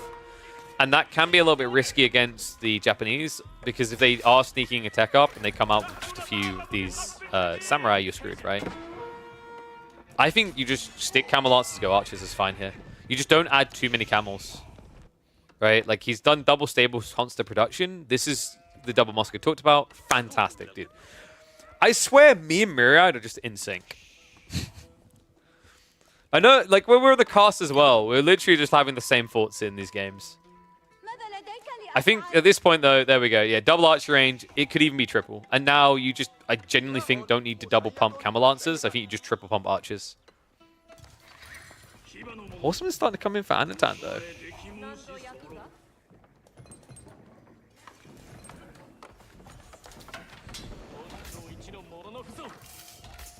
Looks like he wants the other Daimyo. You've got farms, right? So like the way that Anatan potentially wins this game now is he gets his food eco online before Balthazar, because he's not going to win a quality game, so he has to aim for a quantity game. And that's a weak point for the Ibids, is they don't actually play into farms very well at all. They have to play flank resources and whatnot. So this isn't the worst of ideas for Manasand. Also gives you a strong point defense to defend against diving Camel Lancers. One of the big issues with Camel Lancers compared to Ghulams, when you try to dive a Shogunate, is that Ghulams, there's more of them, right? So the Shogunate can get more easily overwhelmed. It can't defend as well. Camel Lancers, you're condensing your quantity into these single targets that get targeted down by the rocket launcher.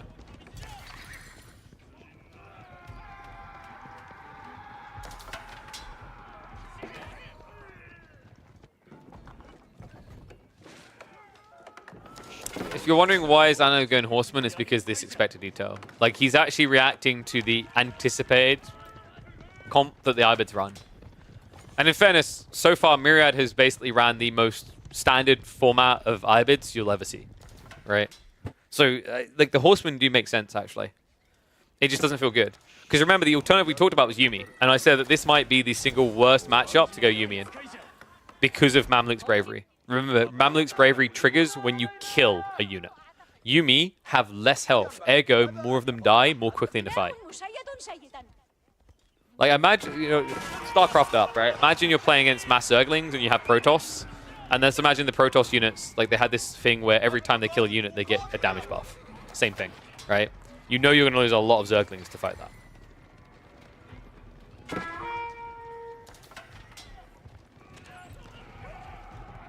Anasand just looks like he's playing a budgeted HRE right now. If he is, he's going to be a very sad HRE boy because this is a 5-relic game for yellow. Spearman coming out to play, but I think this may be ill-informed with archers already in the way. Anasand needs to get back behind the walls and he needs to do it ASAP. Still nowhere near that Shogunate castle. He needs to sneak out into more stone, but guys, I don't think that's possible. Like, the stone seems so close, but it's out of range of the TC.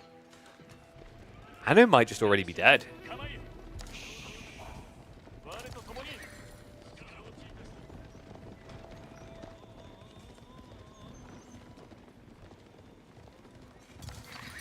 So how does Anno hold? You can't really build feudal samurai. There's too many Camel Lancers, right?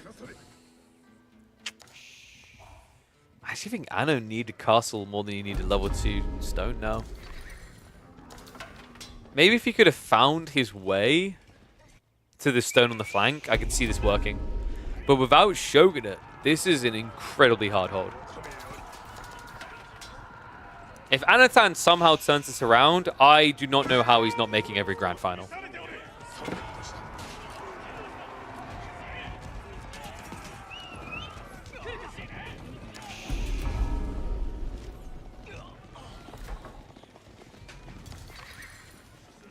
With a hunker down. Oh, Myriad now up to 28 archers. Level 2 ranged armors coming, and this is a dive. Remember, he gets a lot quicker because Ibids, for some reason, have an incredibly ridiculous Golden Age 2 with a 50% increased research speed. He doesn't even need to dive. Anatan is actually coming to him here. Camlancer slows down. Dervish is also going to arrive. Go for the mass heal. Anno is about probably 50 seconds away from losing this game now. Because you can't retreat, right? There's nowhere to leave. Camelot's account should be good enough to just essentially dive this with very little punishment coming in return. There we go, they move on in. Spear count at 13, but Anatan, even with the TC fire to assist, an uphill battle for sure. Range damage 2 now on the way in as well. Myriad behind this. He doesn't really even need to dive, right? He's got 2 Sacred Sites, 3 Sacred Sites rather locked in. He's got the 5-relic game. I mean, at this point, yeah, you could just build a Tower of Sultan. You're that far ahead, right? Like, even the meme choice would work.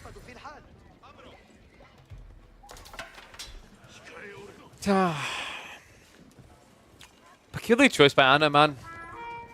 Because that's the thing, right? Like, if Ibids didn't have that Desert Raider, I could see this logic of Daimyo into a Knight making sense.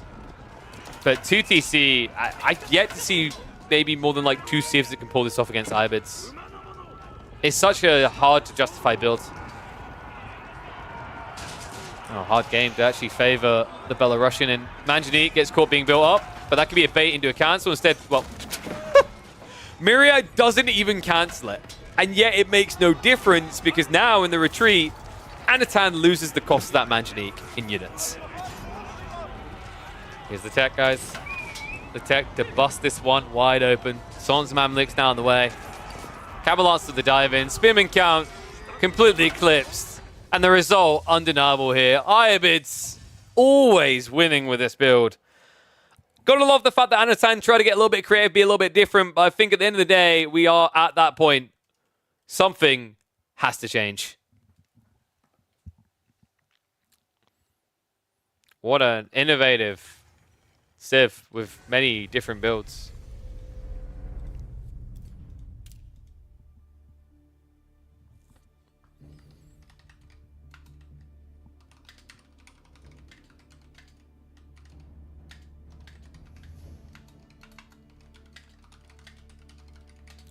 It's the hardest Civ to 2-town center against with both there.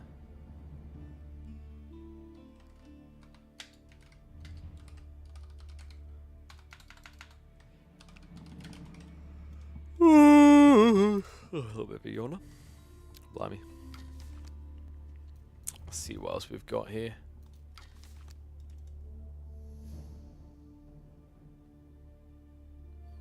I've gone all in feudal or fast castle. Probably fast castle. I think fast castle into Onimusha is the way. Kind of surprised more people aren't doing it. And then as soon as you see archers, you switch across into samurai. Because if you go Onimusha opening, it keeps the Camelot's account down and then it stops your opponent going Ghulams, right? Testing stuff out for insight? Well, yeah, because you're looking for new builds for Japanese.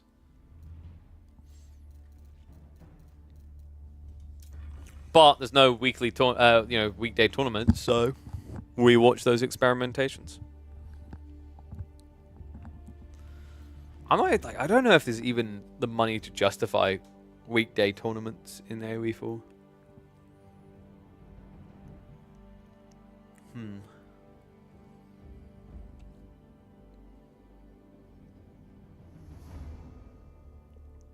Legendary Yumi with Bannerman all in against trade and it worked.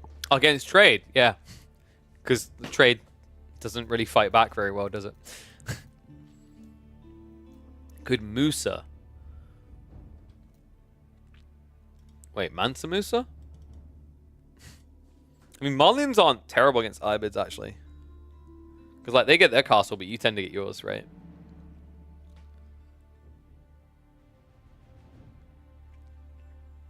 Well, this is something I've highlighted before, is like, I kind of don't know why they haven't buffed archery ranges for Japanese to be 100 wood. Considering, like, Onimusha are harder to use than crossbows, I'd say, quite often. And Yumi are more situational than most archer forms, right? At least in feudal. And, like, it is the least built building, right? Raxes and stables a dime a dozen. Archery ranges are quite rare. It's like maybe just dropping that to 100 wood cost would actually go a long way to helping the Japanese. Alright, one sec. Let's check live. See who we've got partying. Party.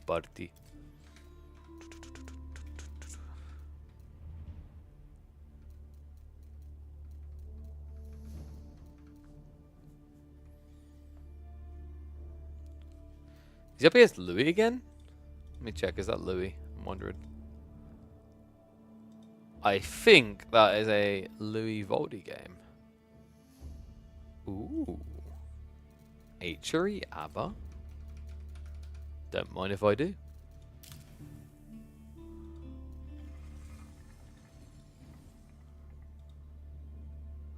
Yeah, but the problem there, Sirius, what you just highlighted, is that is Castle Age. The issue is in feudal for Japanese.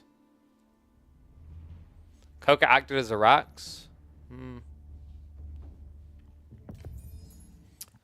I think Koka's flawed for multiple reasons. This reminds me of like when the expansion came out, I warned the devs that Kura Storehouse would be the de facto choice. And even on warp maps, I still think that Kura Storehouse is usually better than Koka. It's very rare that I feel like Koka gets enough impact to justify giving up the farms. Very rare. Sometimes it happens, but it's very, very situational. Like maybe Kawasan, you know, is the exception, but like 4 Lakes here, for example, I often think Coco's overplayed.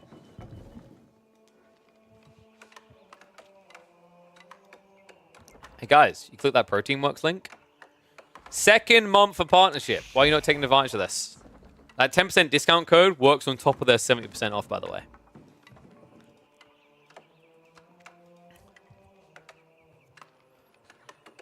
Oh, a new day, a new age in the land of 4 Lakes here. Welcome back to for action, folks. HRE used to be kings amongst peasants here. Now they are about as peasanty as those working the tree line for the Abbasids. We're going to see which one can come out ahead. In a era that I think is now being dominated by the likes of Japan here, it's kind of curious to think that HRE maybe have lost the sharpness they once had on this particular map, but we'll have to find out. We have got 2 talented players to show us the way. In the pink up here, this is the #1 player in China. It is Team Elephant's Louis MT. And then, of course, this right here, #1 player in the Danelands, which, I mean, that's no small feat in esports, right? Like, the Danish, they end up having multiple world champs in different video games. This is, of course, the kid. It is Voldemar on the HRE. 4 Lakes HRE Abbasids. Does this turn into a hunker down? I think there's some civs that usually don't want to contest as much, and these are the ones, right? Like, Abbasids might try to sneak with the 75 with docks. I think for HRE, you just don't really want to waste your very efficient villagers running around that long, instead of having an arc and buff of 40%. This matchup, by the way, I actually think is really good for Abbasids. The reason is that players have been discovering more and more that camels are kind of being slapped on. Camel Archers, in particular, on this type of map, is very strong in early castle.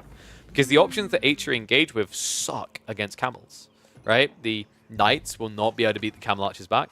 The men-at-arms will not be able to either, because the camels have high base damage, right? So in the event of the knight, 20% damage loss there for the knight.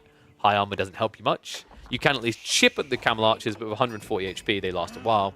And the men-at-arms, even with marching drills, do not even get a chance to touch Camel Archers. And Spearman is a no-no anyway due to the bonus damage those camels get. So we'll have to see if Voldemar is prepped for that. We'll have to see if actually Louis leans into it. Because I think, you know, it is a play that's on the rise. I think Anatan has been leading the way. But I've noticed there's quite a few players still, in situations where Camel Archers would make a lot of sense, they completely ignore them. Oh, we can actually speed this up a bit. I'm going to go 4 times, get a few minutes in, because they are a few minutes ahead of us live as we're catching these on the leaderboard. Ark Chapel coming in. Ooh. Wait. Is he going fast castle? Arkin on the deer and not the gold is kind of weird. Because if this is fast castle, surely you want the gold as well anyway, right? Yeah, he's shoving it in. Wait, Voldemar's going to be playing 1 pawn fast castle. There's no other reason you do this build. Right? Like, why are you focusing the deer if it's not for fast castle? Meanwhile, it looks like Louis is going to be playing a longer age. This is really smart by Voldy, by the way. One of the big issues you have when you play as the Abbasids, something that you hate, are fast-teching civs, because you can't keep pace with it. And I know I said Camel Archers are good, but you still need time to scale that. Love this opening, by the way. Culture wing instead of military wing. Just not really much value to get out of melee wing here, in my opinion, when your real goal is elsewhere. And look at this. Already sneaking in with the docks on both sides. Voldemar creeped out here. And it looks like Louis is not going to be able to get the additional dock up. So it is a 2-to-1. He should win that eventually. In the meantime, he has just scouted out the bad news. Louis with the sneak in. He has not produced a unit out of it yet, but that should change very soon. Looks like Voldemar making that first move onto the pond actually pays off for him. Nice denial on that dock as well. That's 75 wood down the drain for Louis.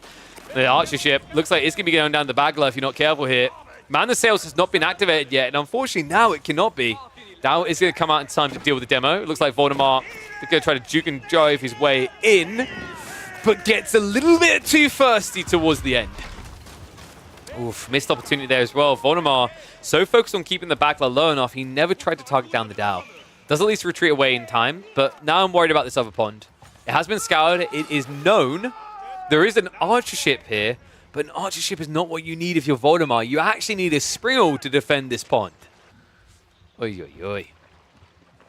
And we have got text coming through. With the culture win, this is really important. You know, you could even go for easy arrow slits on the cheap if you want to. Instead, this is going to be more about the fresh foodstuffs, the lumberjack upgrades to kind of compete. Voldemar, meanwhile, unlikely to get as many eco upgrades early on simply because it costs so much. Oof, this Archon is already getting drained quickly. That tree line is not big. Archer and Archer trade out. Interesting choice there. Did not dive straight onto the fishing at all. And Voldemar, slow to react to this. Hasn't moved his Springald over yet. Yeah, it looks like things have grinded to a halt here, right? Like Voldy rebooming to go for another assault on the East Lake. Keep in mind there has already been a setup on the North, but the fishing expansion has been slow there. And it looks like Voldemar's timing. Credit to him. It's not far behind Louis, right? On reaching out for this second pond. Demo. Oh. See ya. Look at what Louis is up to, though. There's a lot of resources being floated here. I think we've got to rush towards Castle. Large ship is going to get added in. In the meantime, Galley on the east side pond. Getting denied out. No Voldemar. The demo. Oh, that was so close to the big wallop. Return fire comes down. It is a trade, but one that most definitely doesn't favor Voldemar. And I'm wondering, that delay, that house situation, did that help him or did it harm him? Could there maybe have been a better hit if that came out a little bit sooner? I don't think it changed too much about it. I wonder if maybe part of that was intentional to try and get the delay on the trigger to see if he could bait him in a bit deeper. This is why, by the way, sometimes I think it's better to drop a dock here than here. Because if you drop a dock here, your galley can hide here, and it forces your opponent to come closer to the dock. Then the demo pump can hit. Looks like home pond is at least going to be secure, so... In the end, a little bit of skirmishing, but it looks like both players are going to end up with the secure on the home ponds here.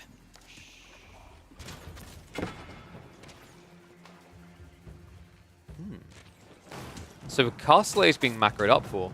I'm curious now. You know I like to do this, guys. 1's if you believe in the power of pink. 2's if you believe in the power of yellow. Yeah, that felt like a waste. Sometimes you get those type of plays where it's like, it probably would have been better if you hadn't bothered at all, right? Because you're not going to invest in another demo when you feel like this is trending towards Castle. It's too expensive. So yeah, Dot will be taken out on both sides here. Interesting. So a lot of people believing in pink. I mean, I don't know if that's the bias of the player versus the Civ here. We did make some good arguments though, right? Military wing should be the given choice, which means you'll have the immediate counter out of the opening knights with the camel riders. And you can actually trade quite well with those camels and assist with lancers, right? Relic race is also going to be important. Regnant's now on the way. Louis needs to prep stables. Yeah, he's already got one down. Horseman has been added in. Voldemar, look at this. More prelates coming out of the TC, so he's already prepping for that pull. Yeah, you can tell that they are in sync on this, right? Like, both players having the same idea of looking for that castle age timing. I mean, Voldemar done the right thing, right? If he'd invested in another demo on this pond, I think he would have made a mistake. Because at that stage, you would have allowed military wing to come through quick enough that you wouldn't be able to edge out this advantage that typically you get over Abbasids, which is your tech up can be rushed.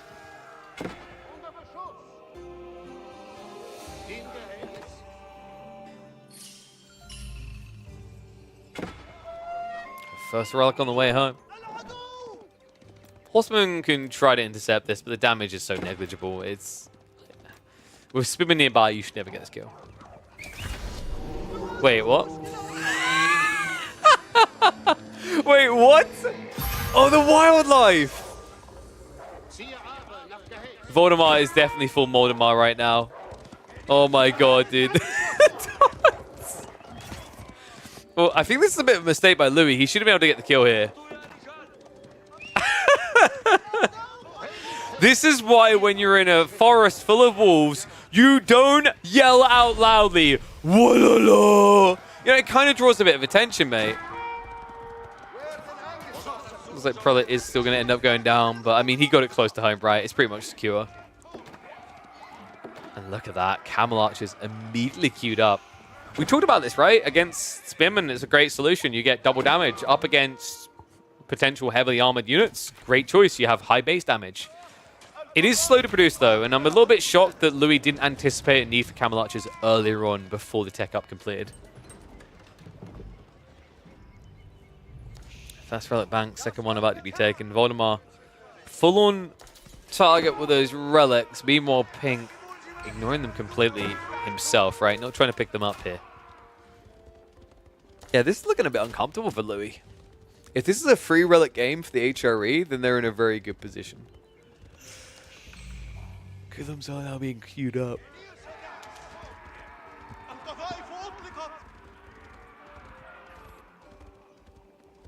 I swear to God, Marching Drills are so dumb. Oh. At this point, anyone who's like, oh, I can't beat French Knights, they're so strong, you need to just pick HRE. Marching Drills is a hell of a drug. And oh, missed micro by Louis there. Yeah, these Camel Archers are very expensive, right? Like, they're not quick to scale. Going to switch up on the way, but crossbows in anticipation. Voldemar's read in this game has been on point.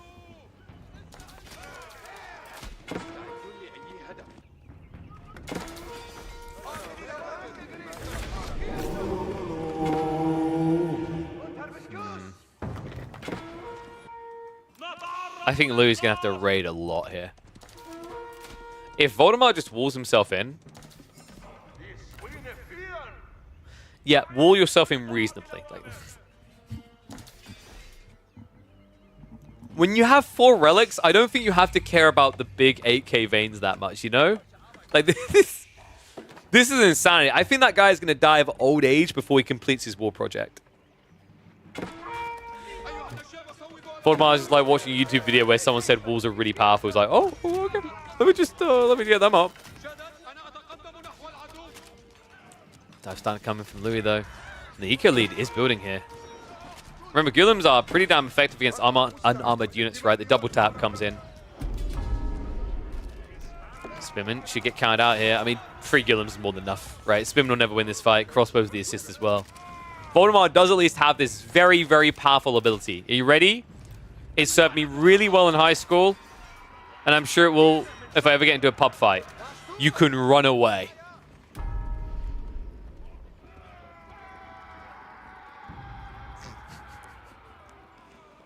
Gilm's like, do we have to carry this big ass shield and sword? I just want to chase them and punch them in the face.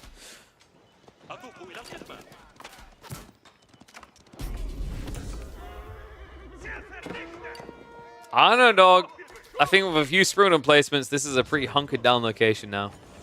Voldemar can't just rush castle, right? Like, that's Louis' goal now. He needs to end this game, or rush in, rather. He needs to end this game in castle age. You can't let him get up.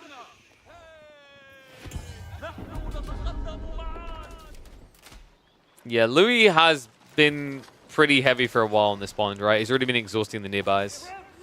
I think that this is kind of deceptive, is it can be easy to kind of lose track, right? Like 17 fishing boats over here. Meanwhile, like look at Voldemar by comparison. It's just 7. He has at least got the northern pond, but he's doing the same thing there as well, right? He's up to 11 fishing boats already. Why is he doing this, you might ask? It's because he's going all in. Kind of interesting as well. Like, you'd think it would have been better value to get the fishing ecotech, which I think he did get the 1, right? Yeah, but never the 2nd. So big difference there, right? Like, Voldemar might seem like he's got less fishing, but remember, he did get this level 2 tech, which is especially important in 4 lakes because of all that movement speed requirement, right? That extra distance you have to cover when you do this. Landsnet now getting added in by Voldemar. The siege is the more interesting detail. Voldemar has yet to react to that. He's just massing Lance Coursemen. What? That's such a funky comp. I mean, in fairness, it gives you someone that jumps around the crossbows so the Lanks don't get immediately targeted down. But I don't think your goal is to like leave the Lansk alone with the Golems. And also, Golems are really good at dealing with horsemen. So yeah, very intriguing choice being made.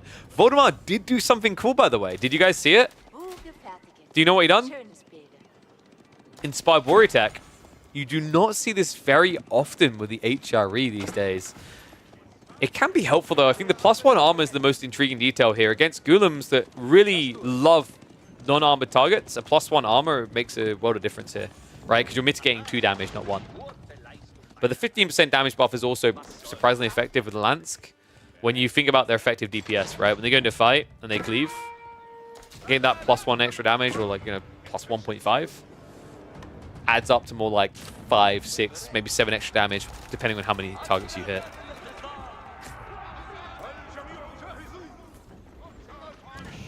Maybe now building up more siege. Every time I watch HRE and I watch this particular thing, I'm kind of like, do they need it? And I know there's going to be an HRE person in my DMs hating me, like, how dare you try to remove my relic buffs? Bro, like, you've got everything right now. What don't you have? That's not a spoon emplacement. That's a sniper rifle up there. Dude, that's the guy from Saving Private Ryan right now. I hit a crossbowman through his scope.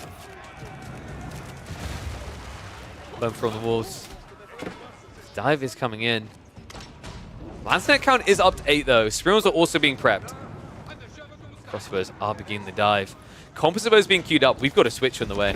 So he saw something that intrigued him, right? He probably saw there's still more spears being added in. He saw the crossbows. I don't know if he saw the lance, but this is smart. This one unit that Louis building counters everything that Voldemar's doing. Wow. What a very high skill, difficult play to make that Voldemar made there.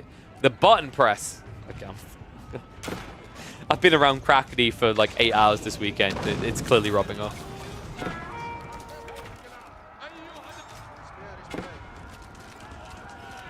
Voldemar, even with herbal medicine. Pass comes in. Oh, Louis. He doesn't want to take the fight, but that's costing him more in the retreat. Lance deck hitting hard here. Line formation is going to start to spread out. 7 Lance are still in the mixer, though. Things did get slowed down by that one trickling Ghoulam. Did it slow down enough, though? Louis in retreat now. Archers are starting to turn up, but the Lance need to be targeted down here. In fairness, if you keep pulling back the lines, the Lance will move forward to the Spearman. But it's difficult to kind of shift sometimes here, right? And the reason that will happen is because Lance have a quicker attack speed than Spears, right? So they don't stand around as long. Same movement speed, different attack speed. Does still, however, involve getting slapped in the face to even identify that. Louis has retreated enough, though. Voldemar is going to have to back up here now. What I'm impressed by is I don't think Voldy lost that many Landsnecht in the engagement. Okay, I might have spoken too soon. Wait, is he? There's no way. He's actually pushing Louis back further. This is really impressive. I'm kind of shocked by this, man. I mean, if he adds in a few more prelates, keeps that buff going, surprising things can happen. What is going on here? Louis! What the f... Okay, yeah, let's act like that was the plan originally. Torches out, boys! Fuel Age Men-at-Arms now being queued up. Voldemar was not expecting this. I wasn't expecting this. If only there was one Lance alive there, good lord. Instead, Louis will be able to shift around, head back over for that keep drop because he's coming for the tree of life of Voldemar, the thing that keeps him in this game, the wood.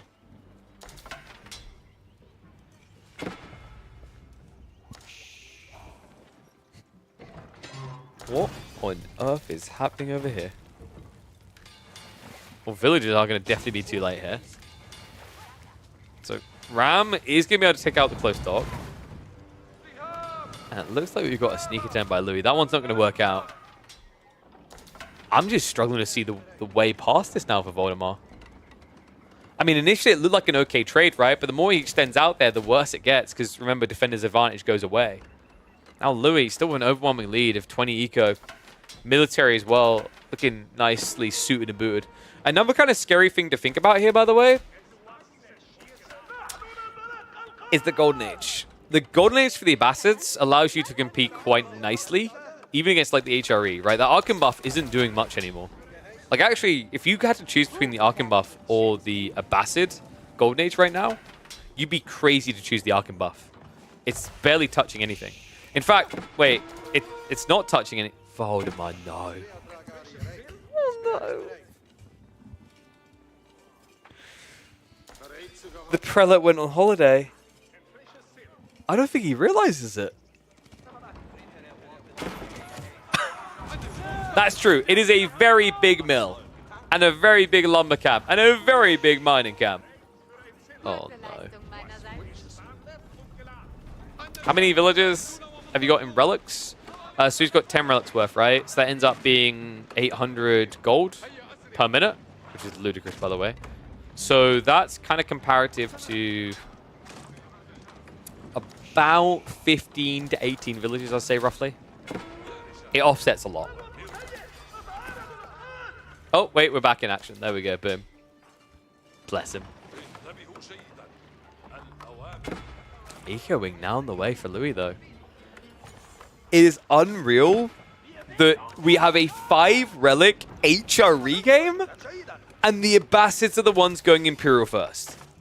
Like, that is absolutely ridiculous.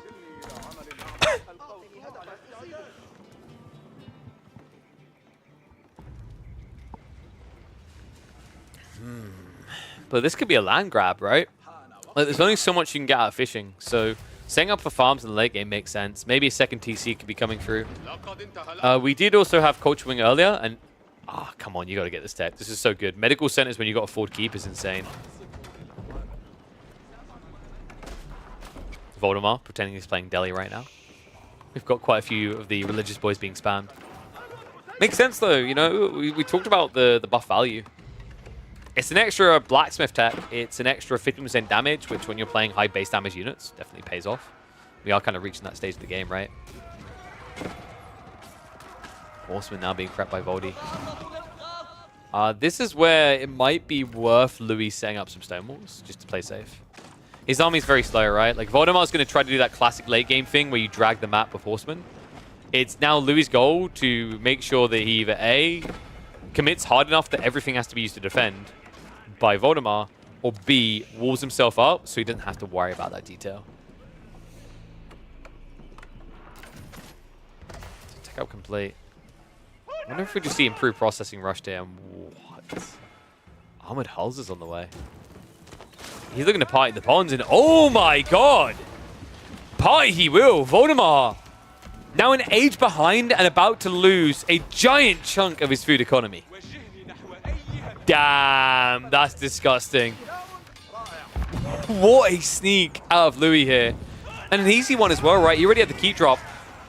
Dive comes in the meantime. Voldemort. This might just be it. I don't think you win this fight. He has to take the clash before the upgrades come through, but with the keep here, this fight is only going one way. Retreat behind the walls, but actually slow in that retreat. Gullums do get the gap closed. The crossbow's front lining, not a good idea, even when they've got the prelate buff. And after all said and done, Louis now extends his military lead and his eco lead.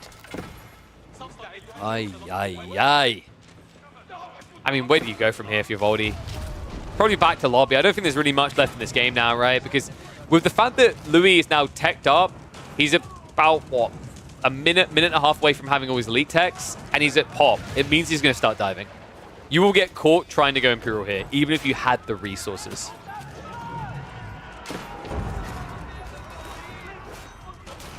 Goodness gracious. Treb's now coming out to try and contest this. Now, you know, in theory, not a bad idea, right? Like, they can buff them. The sad reality, though, is the damage. I don't think it's impressive enough here.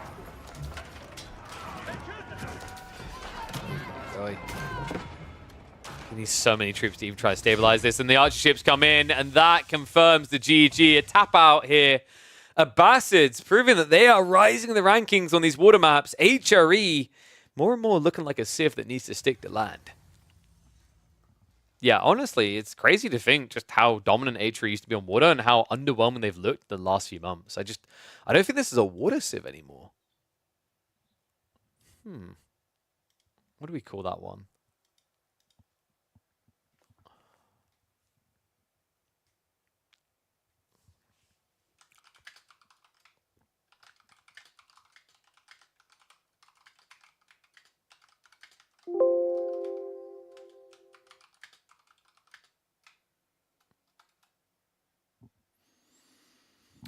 Is Atria a water sieve anymore, I guess, is what we'll call that one.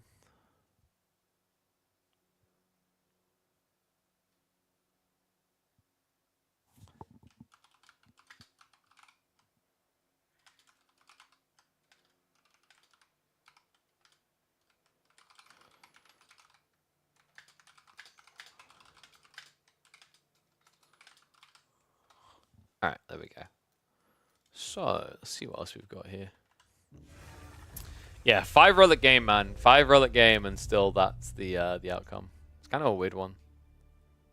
Yeah, I don't think you should pick HRE on water maps. Even that style.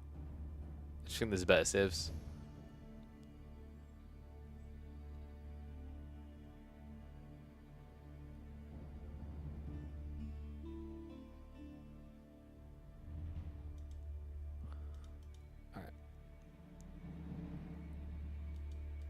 Like, even pure water maps, I just don't rate HRE now. I'd say you pick Order of the Dragon instead. And then, like, even then there's better choices, right? It's usually Japanese, these type of things will work better for you. Okay, so let's have a look here. Who's Voldy up against? What content you got for me today? Oh, dude, he keeps getting fire hick at the moment. Alright, so let's check the ladder and see if there's someone else playing. Sorry, I feel like I'm just piggybacking off Voldy right now. Oops.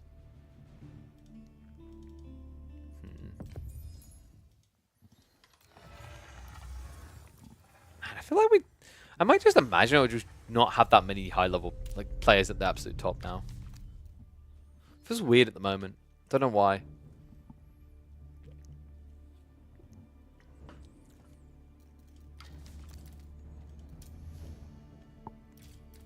Let's have a look here. See if we got any other high-level players queuing.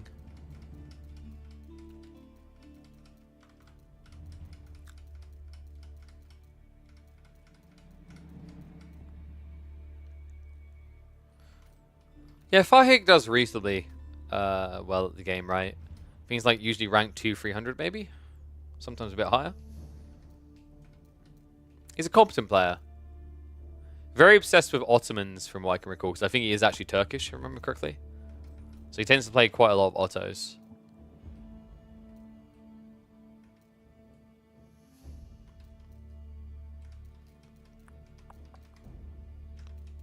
Let's have a look here.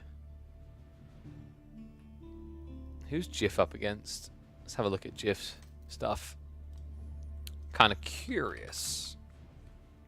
So remember, Jiff's like rank 388 right now. Let's have a look. We could do that Faye game.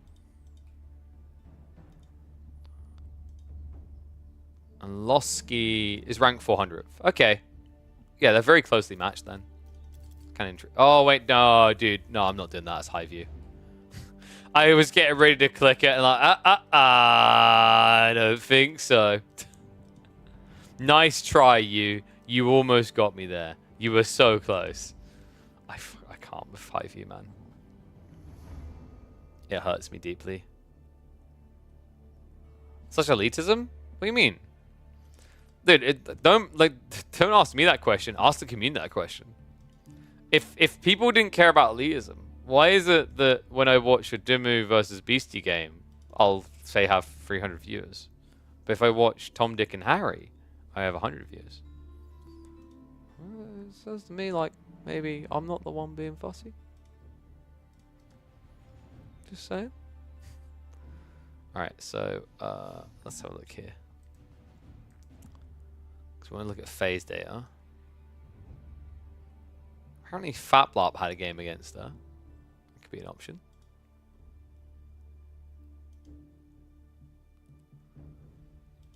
People suck. I'd love to see Tom, Dick, and Harry duke it out. Yeah. I mean, we talked about this before. It's weird, right?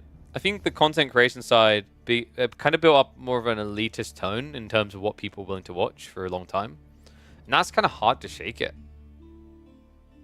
Right? We all kind of contributed to it. And now, because I don't think we have as many new eyes coming onto the game at the moment, it's now very hard to get away from that.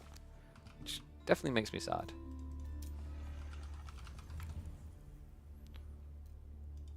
You know what makes me happy? You click that link right there. The one that's about to pop up in chat. And when you go buy yourself some protein works. Guys, apparently, I'm going to be sent some of the savory snacks. So we're going to find out if those are actually worth it as well. And I should get some more of the nootropics. So pretty hyped to try those out. I think what was I had this morning? I had one of the protein bars before we came on live. Not too bad. I actually quite like the Oreo ones. Definitely give it a check out. I think they've still got like a 60-70% sale going on and whatnot. And the discount code of Killer Pigeon does work on top of that. So take advantage of it. All right, so let's have a look. Which game was it for FapLop? Yep, Fap versus Faye.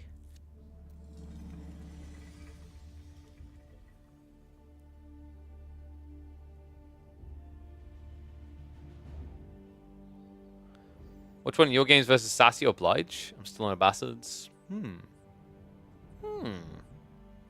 Is your data? Yeah, your data is public, right? I think Sassy's isn't though. Blige is. I'm curious. What do you guys want? Do you guys want Faye versus FapLop, or do you want to see some Corv? I'll let you guys choose.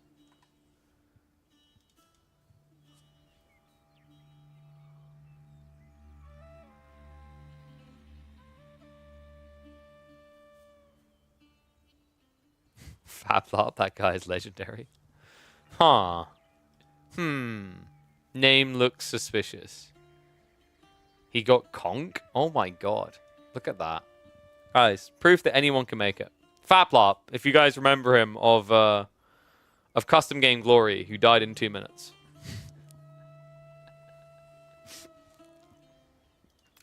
I think that's your intro, mate.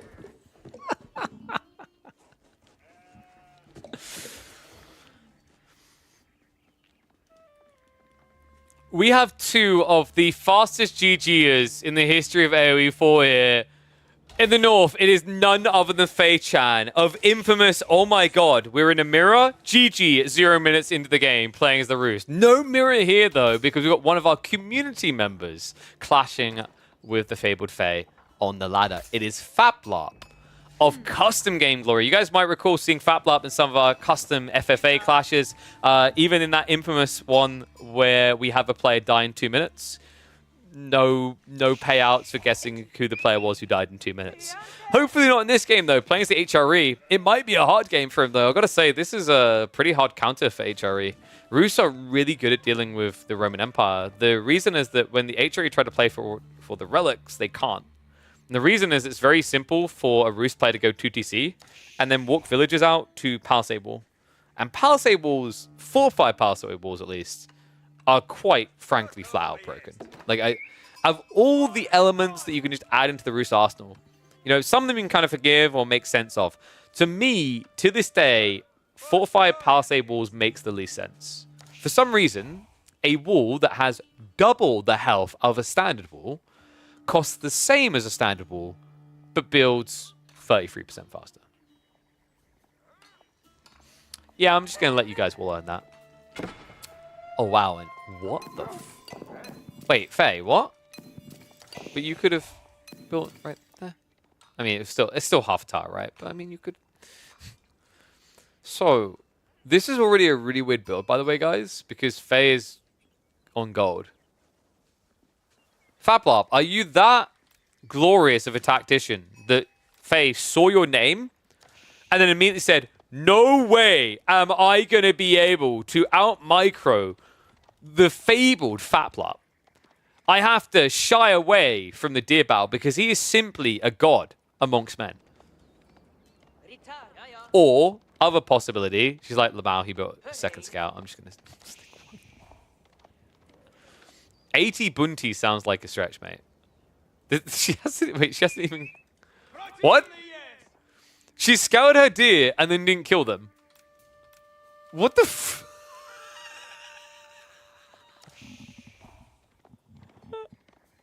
I'm so confused right now. Oh no. Wait, how late was this in the evening for Faye? I have to do an even check here. It's still gonna be 2TC as well, right? Like, is she gonna shove the deer in? She's legit shoving the deer in, isn't she?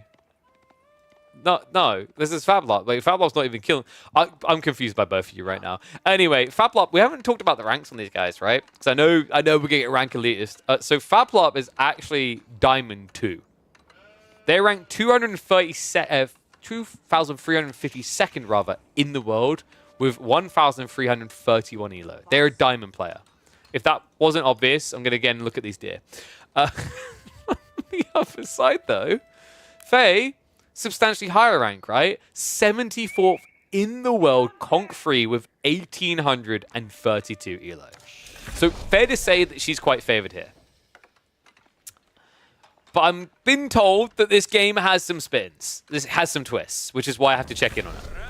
I wasn't having the results spoiled too much to me, but apparently this is a game that would seem to be a lot closer than a 500 elo difference.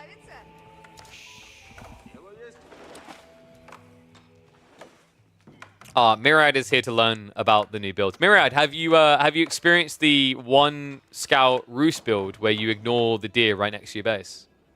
It's on the rise. It's early days. A little bit more experimentation, but we're working on it. A very, very innovative build coming through.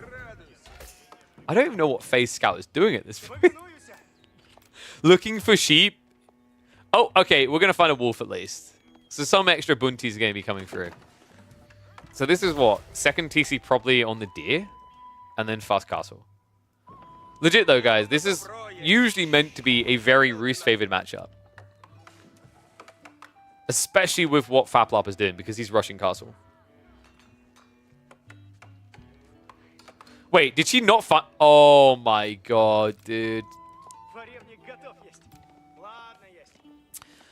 Faye, I think it's time to change sponsorship, my dear. I think it's time for you to try out some Protein Works nootropics.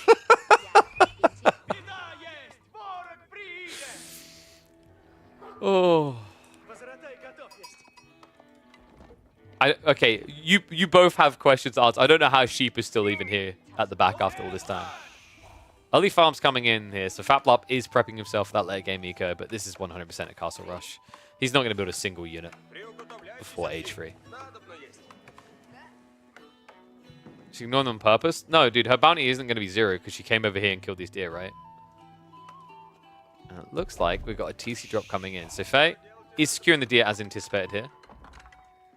I think we just fast castle now, right? There's no pressure point here. Your opponent has walled the backside. He should, in theory, be building an outpost on his gold. Notice Fablop has not done that. It's definitely not because he forgot to. It's because he's an optimal min-max gamer. And he knows he ain't got to worry about no knights. 50-50. It's one or the other. Yeah, so one thing that Fablop should be doing right now is constantly scouting the enemy base, because you want to see if there's a stable drop coming. Because if there's a stable drop coming, you may need to just consider investing in outposts. But now that he looks in, because he's seeing nothing here, he should feel quite comfortable, right? Like, realistically, you need the other scout on the east side here, because you can't run around the back of the Kremlin without risking getting slapped.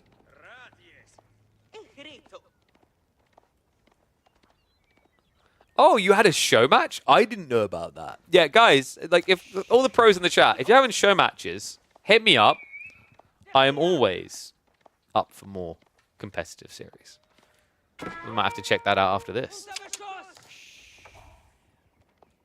And here's the wall that we talked about. So this is why typically the Rus are really favored here. Right? You just can't break through. And what is up? Is that Mr. Kazvi I see in my chat? See you, my friend. It's been a while. I'll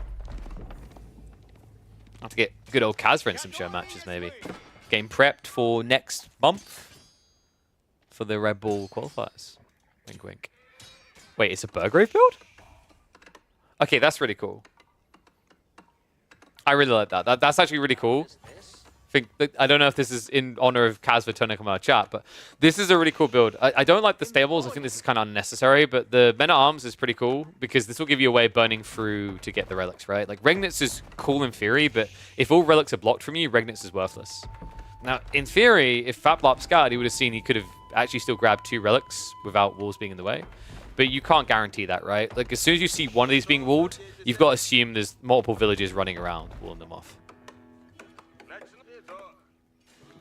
Dude, this game is so odd. I'm wondering what the horseman fault is for Fatlop.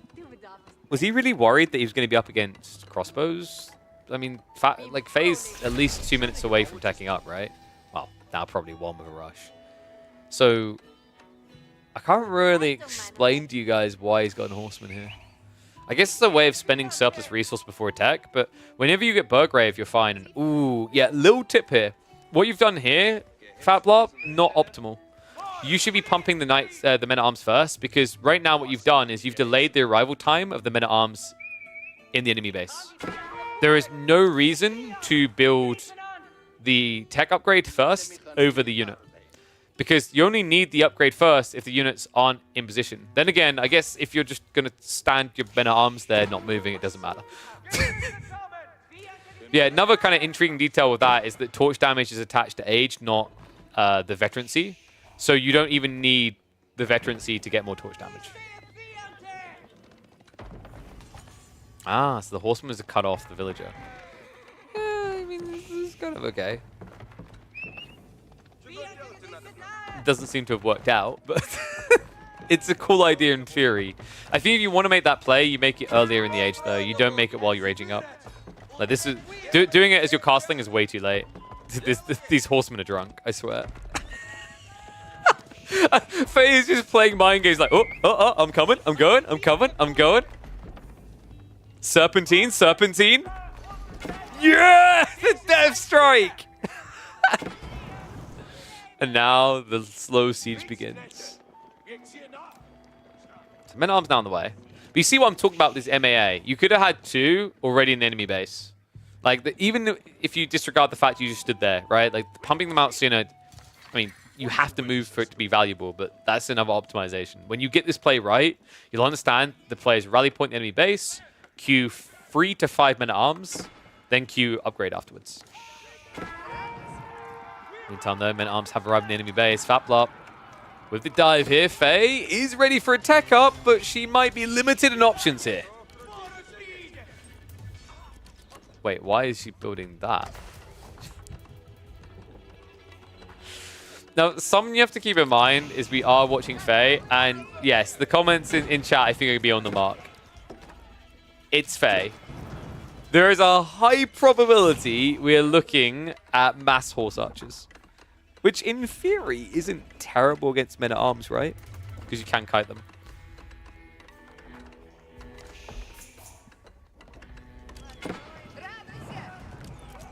Divin's definitely achieving a lot of other time here. Faye, it's horse archers. Like it's a triple archery range build. You'd think logically that has to be crossbows, right? I'm not convinced. I mean, in theory, with her gold count, it should be. There it is. The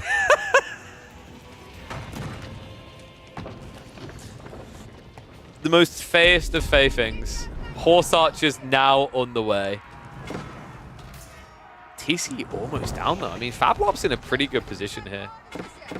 More fortified walls coming in. I don't think so, though. Is Faye just dead?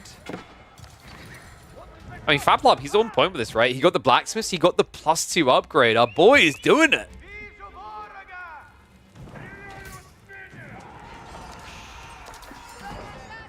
This is now being struck out as well. I mean, the Kremlin should be decent as a defense, so Fatlop just needs to be careful not to dive there. I think that's the one way you lose this.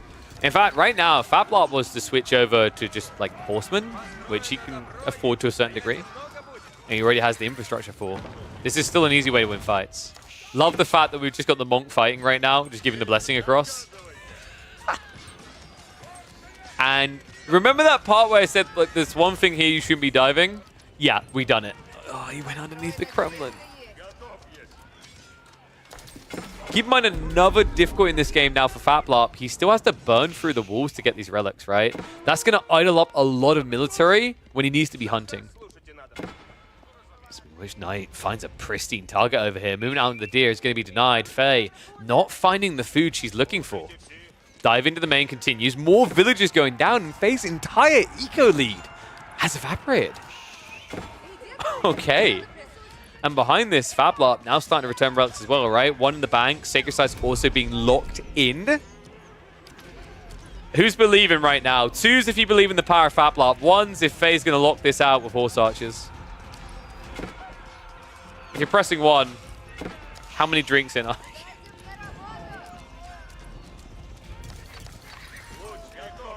Life continues here. Faye, she has actually idled out inside the Kremlin now, so a lot of firepower coming through. This should be enough to reset and protect her on the backside, but this game is looking very uncomfortable, very claustrophobic right now for Faye. Remember the Scouts plus Warrior Monks in the initial seasons? Oh yeah, well, it wasn't about that. It was about you had Scouts with Warrior Monks to be a front line. They weren't really for damage, but they really were effective at tanking for the Horse Archer backline. That build was insane, and it worked because you could scale Scouts without adding in additional production buildings, right? You just already had a cabin for it. So you're now coming in.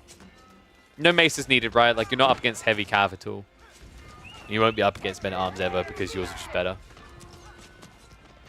But we'll be able to stabilize it for the moment. Things have slowed down for Faplop, and his farm count is underwhelming here. Oh, wow. Yeah, he thinks the game's going to end soon. There's no other reason you got into a deal like this. You're trying to close the game by 20 minutes with this build. Not sure if 20 minutes is feasible. Especially with just free products, right? You're not actually buffing your economy at all. So this is just a normal civ at this stage.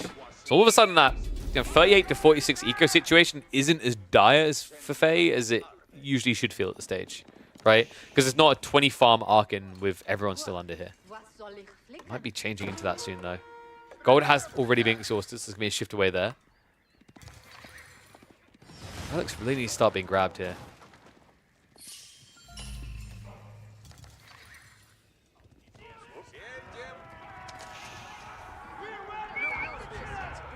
Scouts for 60 food from cabin? Yeah, they used to be, you think you're correct there. I think they used to be 60.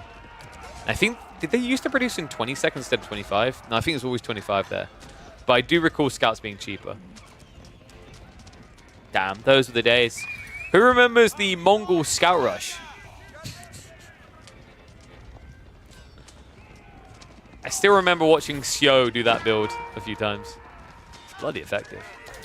Hey, that was peak early day Mongol gameplay. Was Xiao versus Dimu every day. Those two were unhinged in the Mongol game count. I'm grinding out here. The problem is, if you break that wall, you don't come back out, right? You have to wait for the archers to clear this up.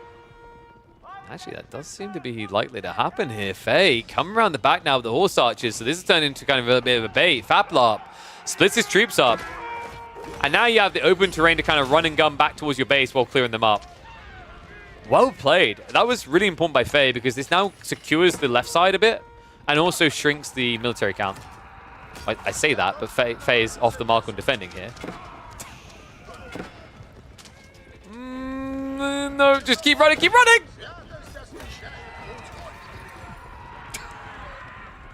Well, that was meant to be another relic going the way of Faye, but somehow we dropped the ball on it. Or dropped the relic, really, if we're being totally honest.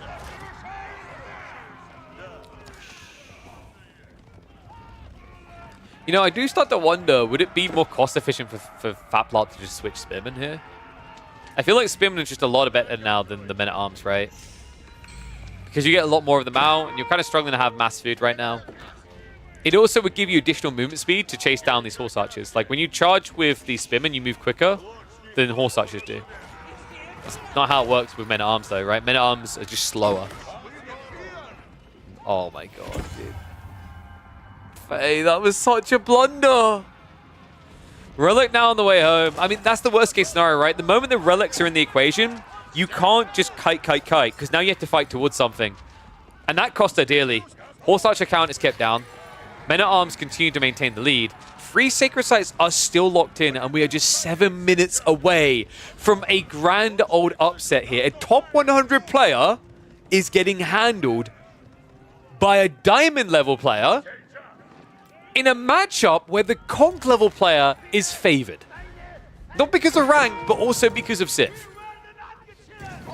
This is wild.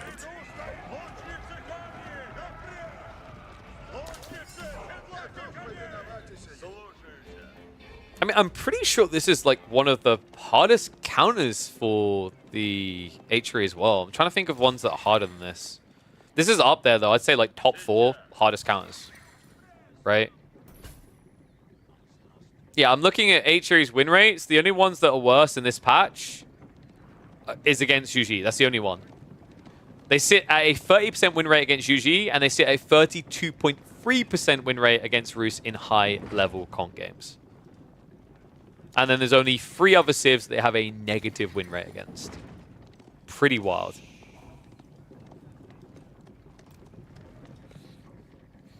Double Mango as well.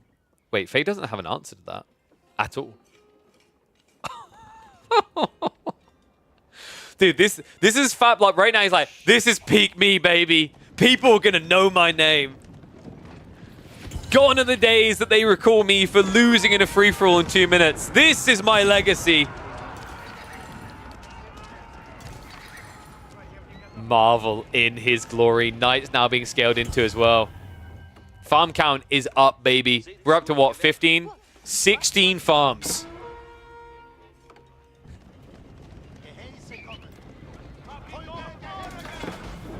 This is tough now for Faye. I mean, at this stage, I think you just go for the economy, right? Like, you can't fight the main army. The problem is, if you dive the enemy eco, they're going to dive yours, right? And no, we won't look at the bounty, because if we look at the bounty, it spoils the outcome of the game. So, don't at me, at Microsoft, at Captrade, and ask them what give.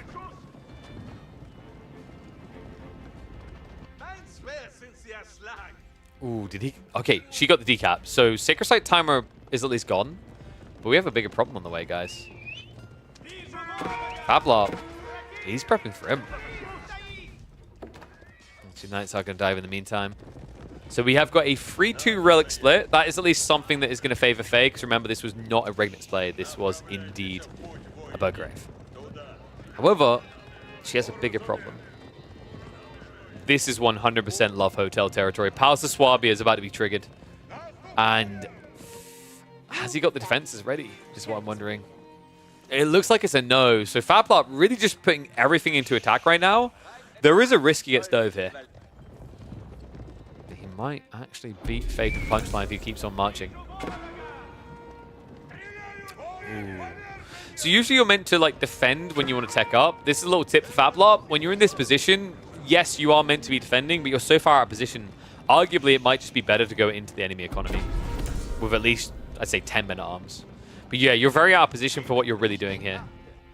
This can be kind of a feigned play, because sometimes when people see you this far ahead, in terms of positioning on the map, they don't assume you're attacking. But it's a double-edged sword against things like horse archers, right? Like, these units move so quickly, they can go back and hunt your economy now. And oh yeah, Faye actually went back for a second TC after the first extension got burned. But she only done it very recently, and that's why you see the eco situation like it is. Tech up complete. Faye now needs to dive in and do some damage. Villagers on the goal line. First to be hit up here, Fablop. This is the mistake we were talking about, right? If he'd been in position, these horse archers couldn't have done this. Instead, it turns into a massacre. Several villagers going down. That's 8 dead. Wonderful.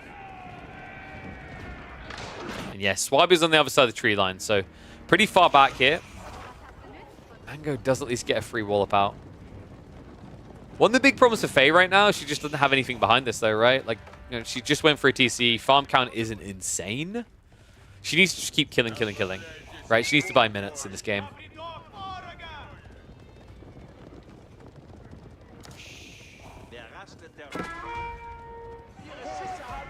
Horse archers. If they idle the farms here, this could be big. Unfortunately, what Faye doesn't realize is Fablop's already stockpiled up 1,600 food because he's forgetting to spend it. He's so focused on chasing the horse archers, he's not actually been doing anything. Except queuing up a lot of villages. This game is weird. This is Fablop like APM priority right now. Click. It's like get that scout. He should really be prepping the next wave though. Elite tech is now in, so these men at arms are nigh on untouchable. More Mango's getting queued. Faye's going in. What is that warrior monk count? Oh my god. No, this is the evolution. People were talking earlier about the old school scout frontline build. This is the new one. We're going to have scouts, but we're going to have basically a 50-50 ratio of scout to warrior monk.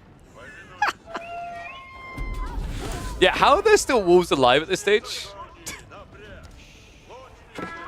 Can we just respect these two players for not, you know, being cruel to the wildlife? What a blessings. We're starting to get up though. I mean, if Faye doesn't find a way to tech up in the next 2 minutes, I think this is over. Because her true enemy has arrived, wolves.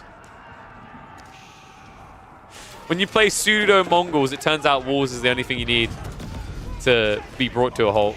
And the man goes, oh my god, Faye, no! What? The dock! There is no dock in a rock like that. Good god. Heavy hit there, and now military lead firmly in the grips of Faplop. For TC now getting added in by Faye at home. Men-at-Arms have started to reach the base though, and that's going to reveal the detail. I mean, at this stage, you either beeline, you just get EAT and go, right? I think Faplop, like, Elite Army Tactics is high value here. Gold-wise, you've got the 4K Vayne on the flank now. You've still got plenty over here. So if you just rush Elite Army Tactics, you can just full-on ape send it into the enemy base. There isn't really much to resist you now.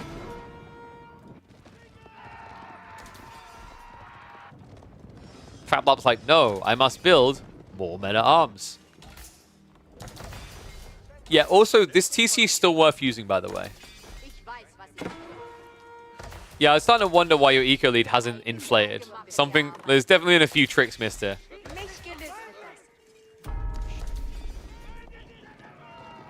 You are starting to constrict a bit. We've got a flank raid coming in, but it's 5 torches. Like, realistically, you should be able to get a second wave together to contest this. Help us being built up by 1. Faplop needs to start the dive. So what Faye's trying to do right now is just buy time. She needs you in your own base to get her tech up. Because if she can get into the Imperial Age, that's where you can beat HRE quite convincingly. Right, like Streltsy, very tanky horseman to front line, siege advantage, all these details. But right now, Faplop, a dominant siege advantage. Militia Pool is going to be depressing to watch here. And here come the horse archers!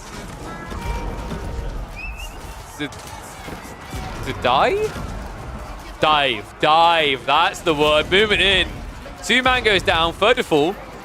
Okay, so Faye actually gets the mop up on the siege here. Does come at a high price though. Pombard trying to snipe out the monk with the relic here. What a drive-by. I can't believe Faye just done that. Warlord's coming in. Faplop is going to have to retreat away. The pushes! Oh! Faye was doing that intentionally as well. This, not so much. I think that's more an accident. 2 relics on the ground. Oh my god. Horse archers only against a diamond player. I mean, the narrative writes itself. Warlord's going to come in. Faplop. What? Now you're my ship. Oh my god. Half the army had turncoated here. Voldemort, that raid came in at the perfect time. Welcome one and all to a Conk Diamond Showdown. Faplop may have just shown his rank a bit too much there. What a grab. Faye, is it going to be enough to stabilize her though, right? She's still an age behind here. And now Faplop has remembered that producing units at your TCs is important. He did remember. Now he's forgotten. Oh no. The immediate recalibration. Oh my god. What an absurd game. Dude, this game should have been over. Now Faplop's like, okay, if he wants my men-at-arms, time for hand cannoneers. That's a pretty lofty switch. For a guy who's only at 86 economy as well, with limited gold access in the corner and the rest on the front line against mass horse archers, right? I just love the fact that the only time you can get Faye to switch her composition is when she wall lolls an army. Imagine if she just wallow loaded it and deleted it because it doesn't fit the theme, you know?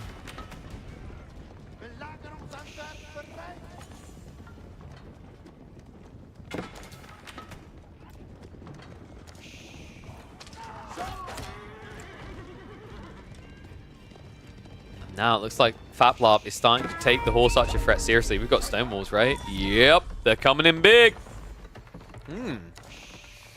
Almost as big as that nice little notification that you guys haven't checked out Protein Works yet. I mean, they are sponsoring us for the second month in a row. You know, I think if Faplop had consumed his daily dose of nootropics from them, he probably would have been switched on enough to dodge the Wallow and also produce additional villagers. That's just my thoughts, though. Men at arms being thrown away. No, Faye. You finally have a front line. Use it. No. Oh, no. So really, that Wallow, it saved her from dying, but it hasn't really added anything into her pump here. She's once again going to be outnumbered. It's almost like the Horse Archers may be hurting you here more than helping you. I can say that as loudly as I want, and I know Faye will still never listen. Like, what do you mean? Horse Archers is always the right answer. Yes, Faye.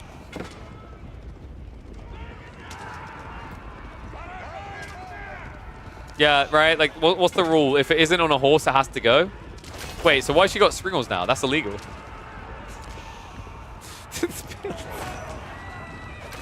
I can see it already. She'll kite to dodge the men-at-arms, and then the Springles will be left behind.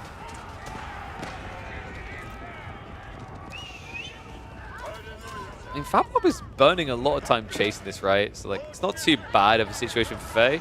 I just still don't see where the age up comes in. Maybe once she reaches pop. This game probably should have been over about 5 minutes ago, by the way. But once again... Oh, Faplop. Buddy. We got to talk about these TCs. They're your friend, man.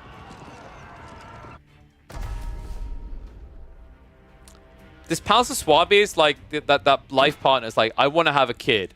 And Faplop's like, maybe next year. I need a little bit of time to think about it. You know, I'm not ready to be a daddy. Should be a daddy to grand old 140 right now, not 103. Dive on the keep, Faplop. Wait, what? When did this snake up? Faye, creeping out for the 8k vein now.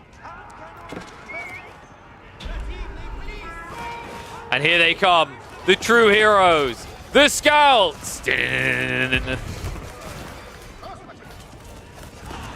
dive in to kill the hand cannoneers may have done more damage than good.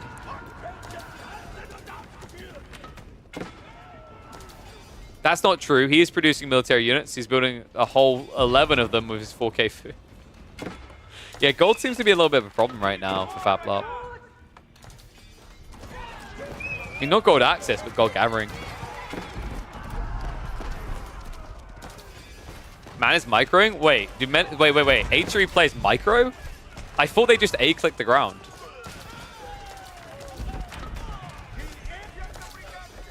"15 HRE pickers in the chat just got deeply offended.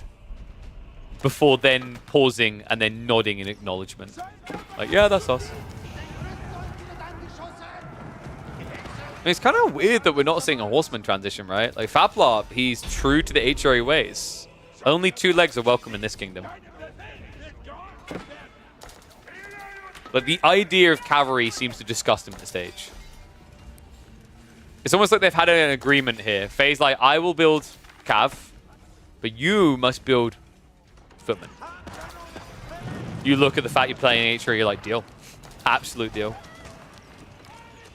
Keep now starting to be sieged. It's like men-at-arms are going to try to dive in for this.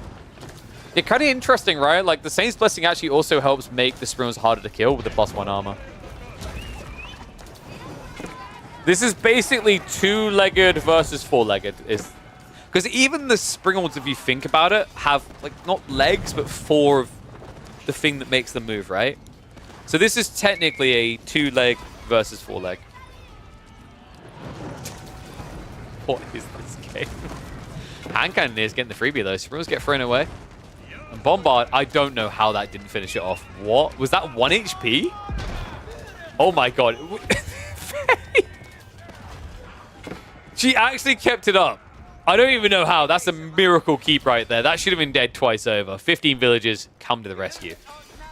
And Fat Plop now going mass rounds. This game is the game that keeps on cooking. So, who wants to predict the finish time? We going for an hour? 2 hours?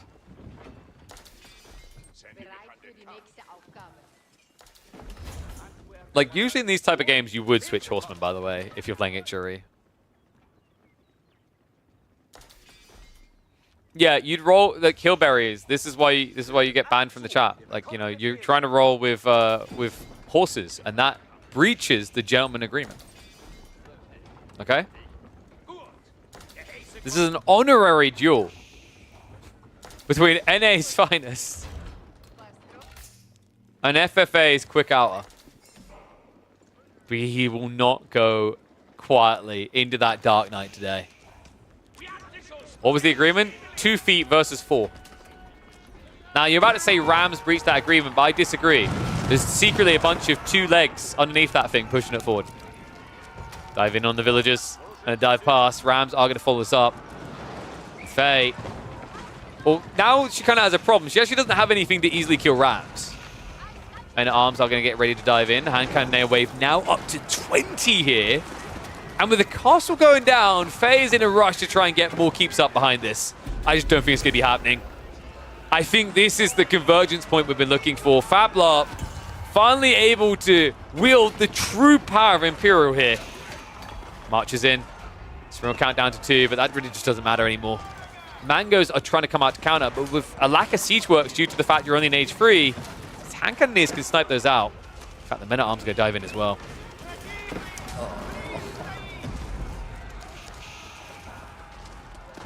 Fablarp, are we...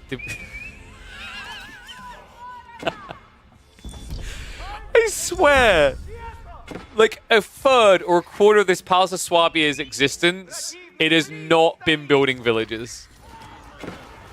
And yet he's still winning the game. Krakeny is just going to appear out of nowhere and use this as proof of why it needs to be nerfed. Oh my god, what a game. Men-at-arms, hand cannoneers. Plowing on through, baby. And Faye's strategy has fallen apart. The horse archer count is down to 17. This game is over. All he needs to do now is pull the trigger and realize, yes! There's my boy! Fablarp, let this be a lesson to the Kong level players. All you people sit in your base building your production buildings. Take a note from a diamond. Got to build it in the center of the map. Got to get those boys there faster. Reinforcements should be arriving quite quickly here. Faye has rebolstered up to 24 of these horse archers, but I got a feeling it ain't going to be enough. I mean, it's 29 hand cannoneers now, right? We can't delude ourselves any longer with this. Marches in again. I love the Rams just going for the mining camp. Like, you know, just the biggest, most unbelievable gold imaginable.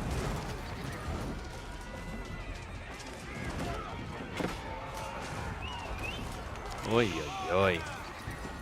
So, is Faye just on a mission to get horse archers buffed?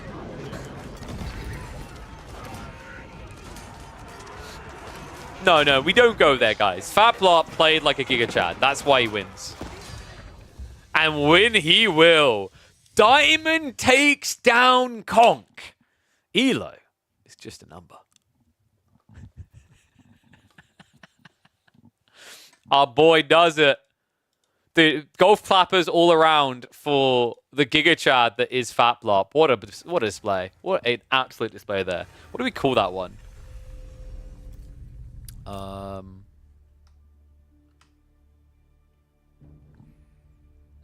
Where to begin with that one, man?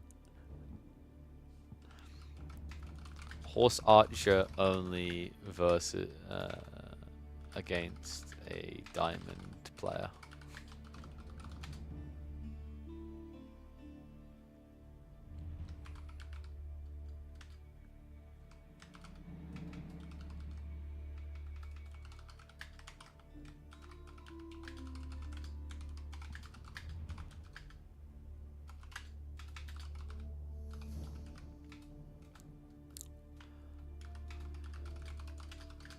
Oh, man.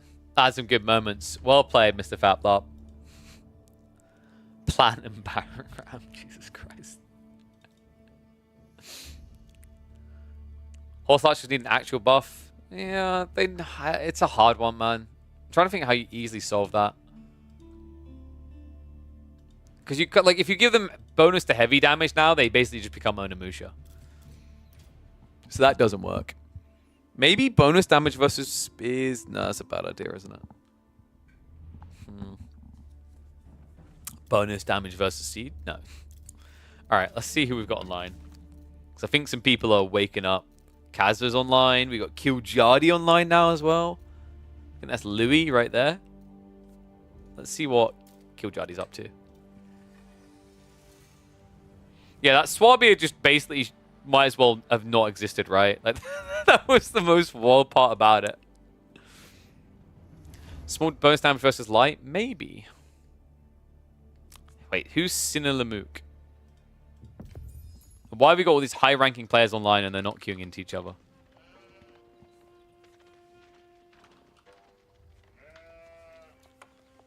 So this person is... Dude, they're a rank 2k diamond.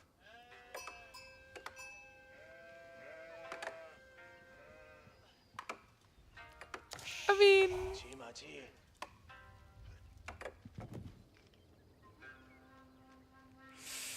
Alright, let's quickly check the other option to weigh it up, whether we watch this one or we watch... did I say Lou's online? Well, Kaz was online as well, right? Let's see who Kaz got.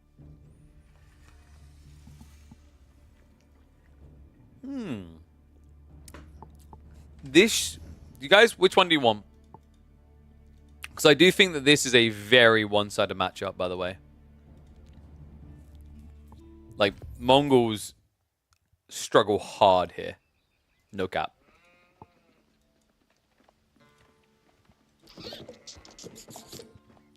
Is it Kazva time? It might be Kazva time. Oh, let's get ready to lock in. Oh, God. A good stretch is needed after that game.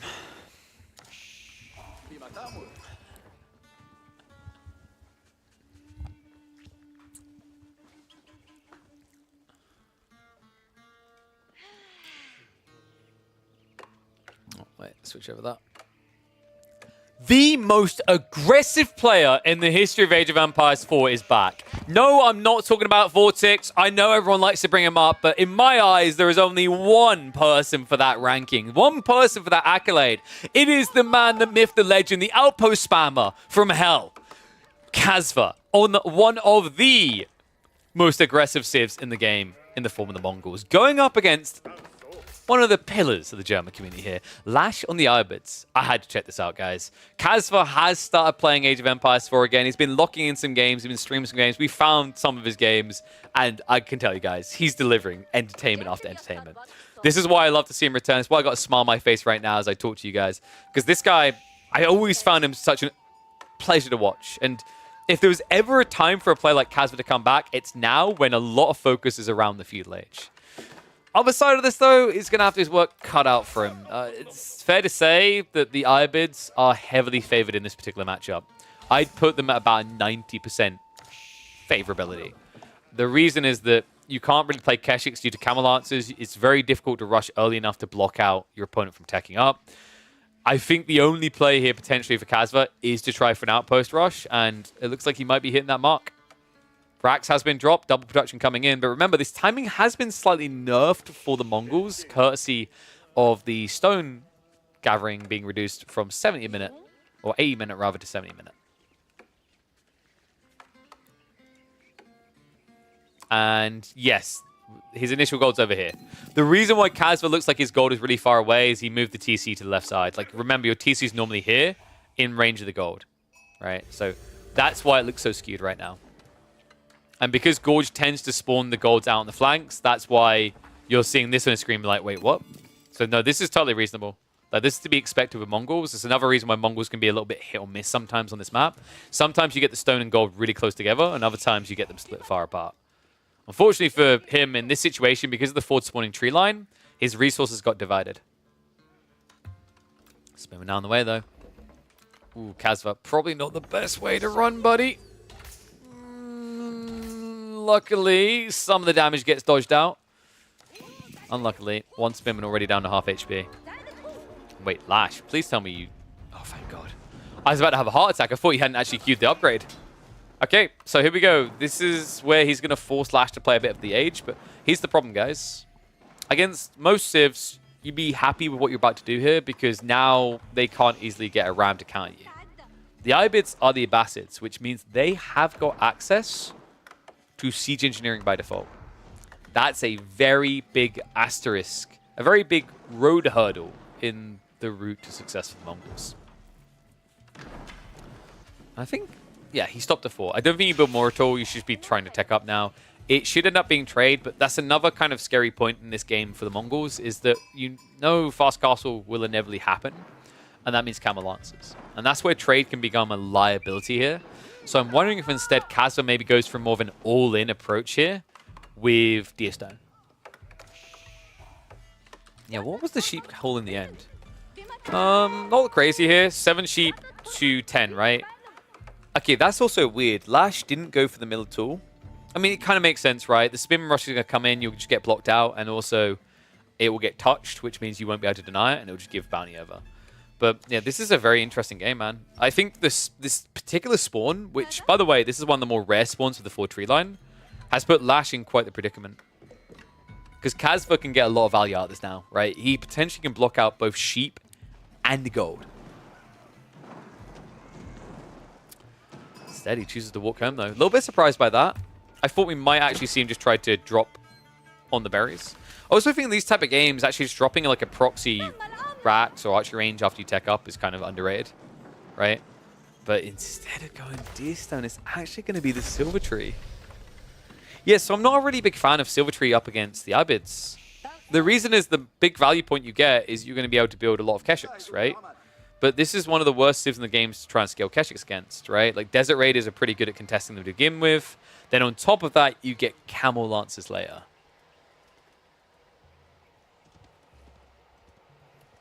Fair point from Kazi Johan. Your scouts can build rams, but also the Desert Raider can.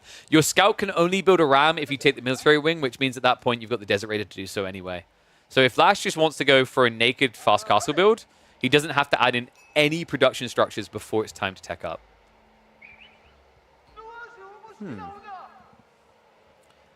Interesting that Lash is idle like this, though. And he, funnily enough, has gone for the archers anyway. What? Wait. Is Lash about to play an all-in feudal game? I mean, compared to most Iba games, this might feel all-in. Because there is an opportunity to just shut Kazra out of the game straight away. This is intriguing. Going for the stables as well. I think, yeah, the best thing to do here for your Lash, you queue up an extra Desert Raider. And then the timing is kind of insane, right? Like in 40 seconds, you'll have 3 Desert Raiders in the field. When your opponent will have, like, what, maybe 1 or 2 Keshiks max. That's enough to win. Oh, wow, but it's worse than that, folks. Lash goes Horseman, and Kazva takes the bait. Archery range now being dropped by the Mongols.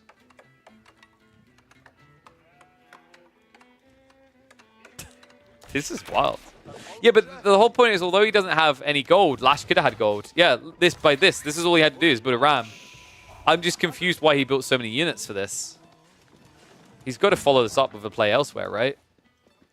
I mean, in fairness, there are 4 spearmen in there, so the argument is that a Desert Raider alone isn't good enough. But 6 archers also feels a little bit overkill. So that's also in, so a little bit more annoying with this. Another reason I don't like Silver Tree on this map is just like the trade is so awkward to set up, even when you get spawns where it's more lean towards your side like this.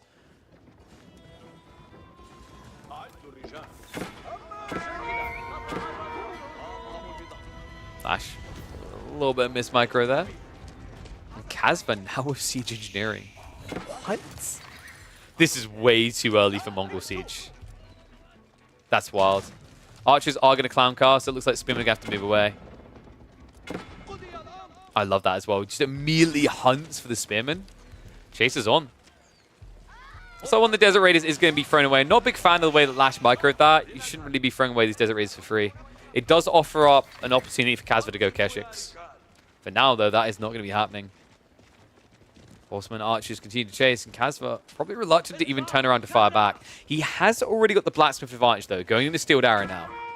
What is up, Vlam? Thank you for the raid, buddy. We did watch one of your games earlier. Hope you're having a good day. Did Lash scout this? He's very defensive all of a sudden. That's really smart, though.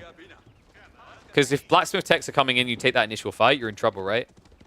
Instead, backing up like this, very advantageous. If he goes for a blacksmith now into Undermesh, this is really spooky. And kind of wild, right? I'd say it's mostly unheard of to see Ibid players leaning into blacksmith techs in Feudal. Maybe when they start teching up, you'll see it, but not when they're in Feudal infancy. 5 wins and 16 losses? Jesus! Hey, Elo's just a number, man. Like, what's Kazva's Elo right now? Yeah, Kazva's... Okay, he's 1,700 Elo. Alright, maybe Elo's not just a number. Undermesh coming in, Kazva. Can you win against this many horsemen? I mean, you've got barely any spears here.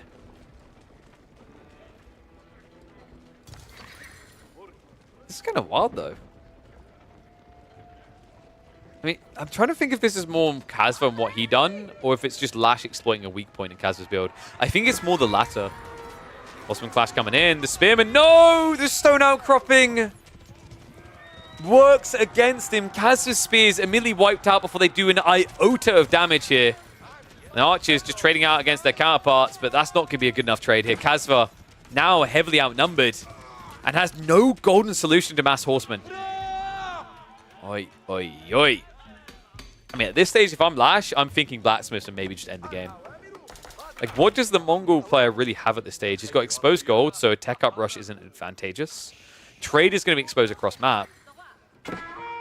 I don't think Kazva's got much of a leg in this. And he queues up the Desirators. That's so cool from Lash. I love to see this. The only unit that can turn the game for Kazva now is Keshix. Right? So in theory, like, you see Silvertree, your opponent should have Keshix coming, but... You know, we're now 10.5 minutes in this game, and the stables hasn't even been dropped. I don't think that makes Kazva potentially weaker. I think actually the correct call is Mass Archers. I just don't think the timings work now. That comes in. Horseman, commit onto the Archers. Attack speed arrow is going to get activated by Kazva. Spearman count only at 4, though. I'm not sure that's going to be enough. Decent amount of horsemen are being thrown away for this dive, so maybe Kazva's able to kind of hold on, but definitely going to lose access to the gold now.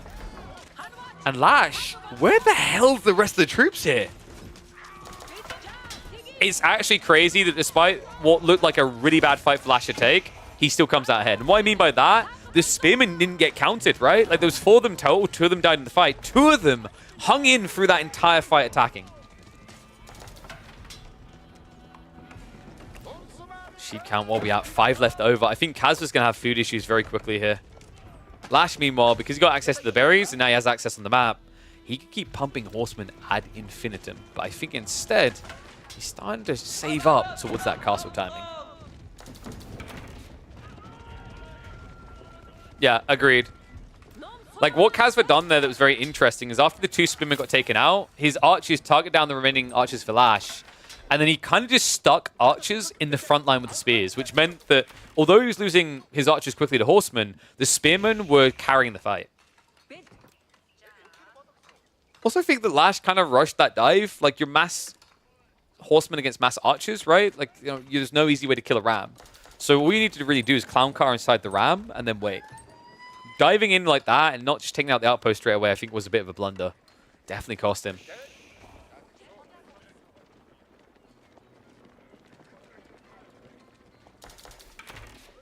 And I think a kind of crazy lesson here for Lash in this game. For the play style he went for, it's so confusing to me that we didn't get Blacksmiths. I actually was really game for him going all in with Blacksmiths, but without that tech at all, what was the point in this?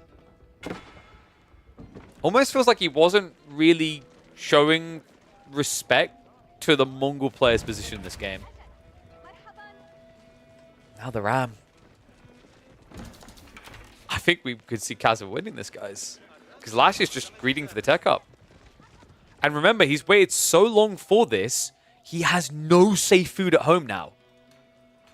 Why is that different to what I was talking about a minute ago? A minute ago, he had map momentum. That's why it was okay to kind of play this style. But now when you forfeiting territory like this, I think Kazva realizes it. There's no long-term food source, right?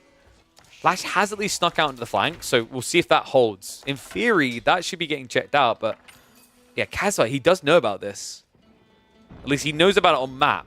And he should see the units dying, right? Like when the deer start going down, it should become apparent. For now, though, it's going to be D on the west side.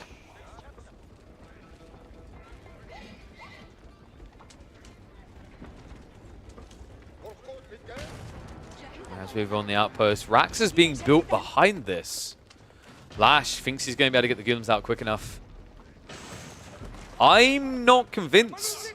Yeah, no, you just fed the beast. Kazva, the Rams should be able to kill this before you get a single Golem out. Which is crazy because he went for advancement wing. Oh my god. Lash has to wait. Blacksmith drop coming in now as well. One Rax down. Second one soon to fall. Kazva starting to swell up himself as well. He's got reserves to work with here. So Castle Age not too far away from the Mongol player. Also, guys, you need to remember, this is not your standard growth wing. This is weak. Lash done this because he's in a bad position, not because he's in a strong one. He will not have a bigger economy. Might not have much of an economy at all at this rate. Tech up about to complete, but you won't even get a Camel Lancer out before the stables goes down. Ambitious, mate. Oh. Remember, this is 50 resources per kill as well, so Kazva can fuel his tech up much quicker now by just hitting the houses and the lumber camps. Smart lad, dude. Kazva does not skip a beat on this.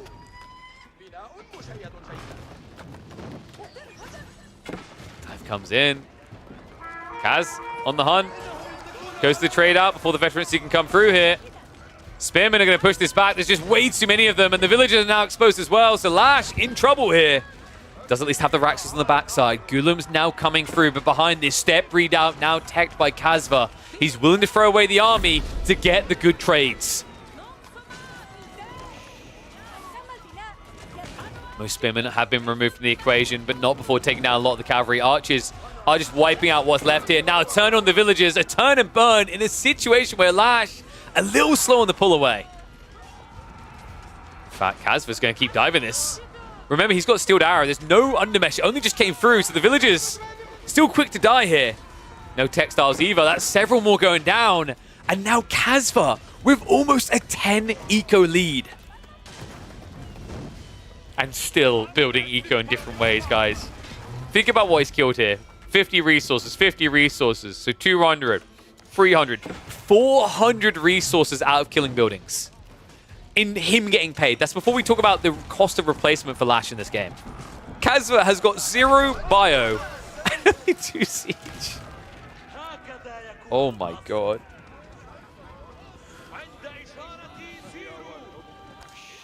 And he did go for the step readout, right? So potentially a lot of gold coming down the line, but he needs to be quick. Kazva, correct reaction here. Goes crossbows.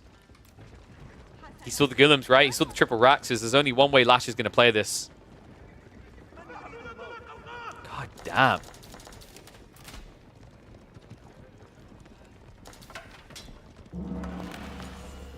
Is there a risk point for him? He is playing out into the deer. I think you can go for this, and it's quite sneaky, right? The pocketed deer.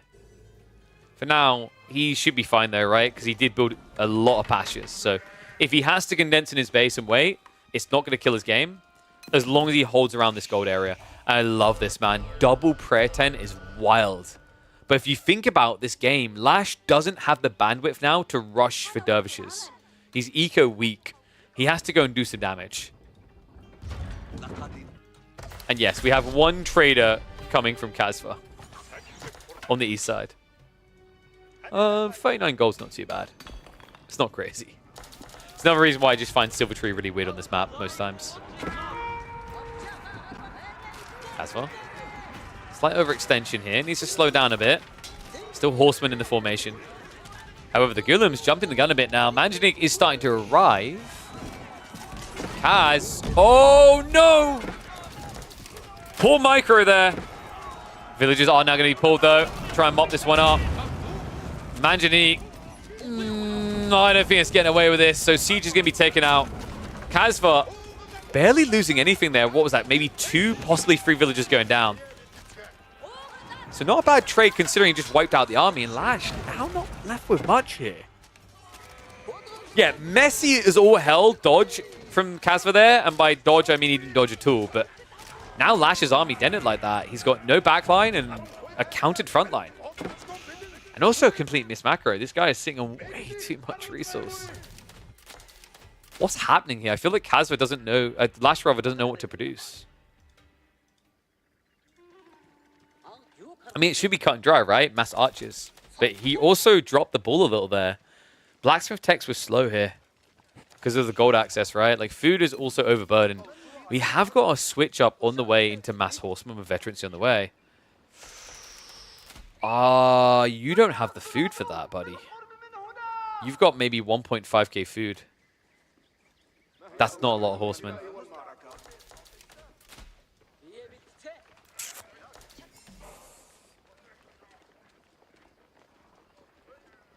I think Kazvan might just prep Keshiks after this, weirdly enough.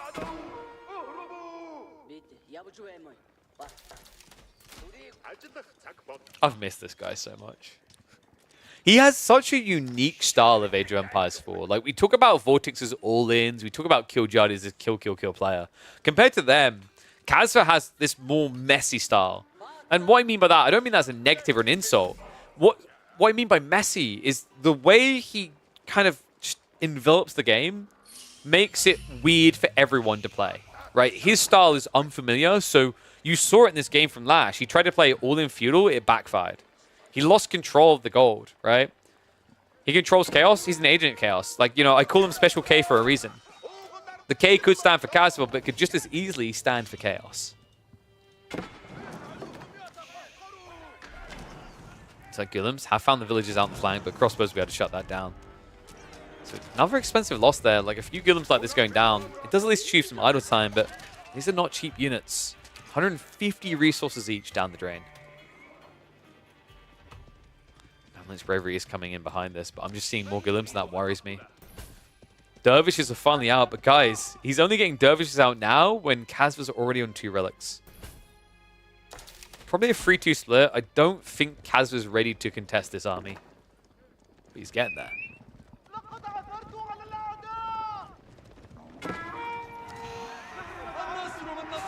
Poor trader.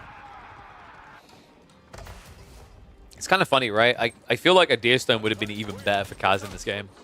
Think about those fights, like that, how easy that Manjanik would have been to dodge. The early dives.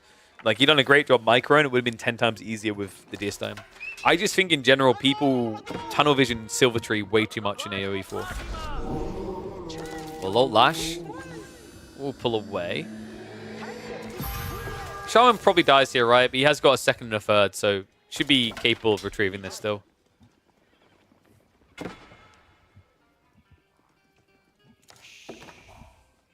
Lash's game is completely slowed down now.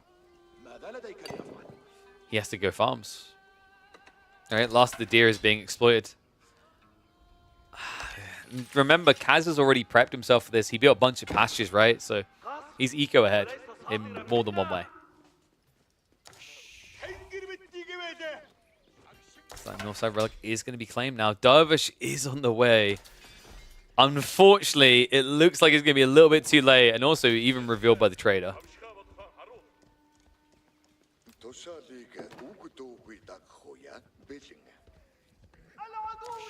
Pasture's better than farms food to cost to food ratio? Yes. Definitely. Oh! What? What just happened there? Kazva, he wasn't looking. No way. He got distracted. He sent the whole army to the north side, to the south side here. And Lash, I mean, he has to be so happy with that, man. That should not have happened at all. There were 3 spears there before. They all got dragged across. And for what? To stand in the middle and do nothing. Unbelievable. It's a 3-2 split in favor of Lash.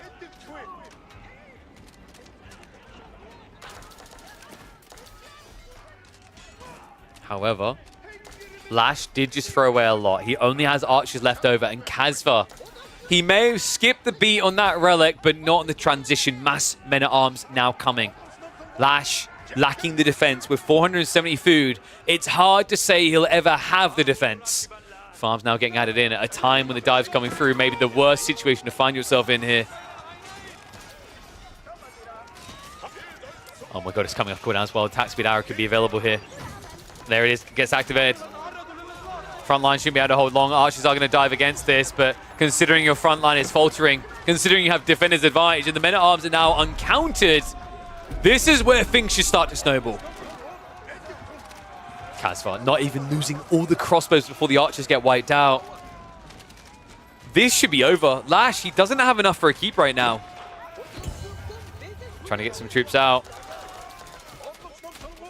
But considering how that Congo line is progressing, considering the state of affairs here, I think it's fair to say that Lash is on his deathbed. His food eco is about to get idled out. Pretty much the only food he has left, and that is it. He calls it, ladies and gents. GG comes out. Kazva, he may be rusty, he may be old, but old is gold in the Age of Empires universe.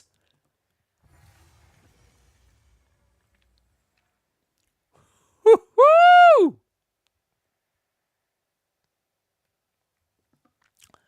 Damn. What a game. Oh, what is... Wait, I said some of the cast is perfect for the YouTube video for that. What was it?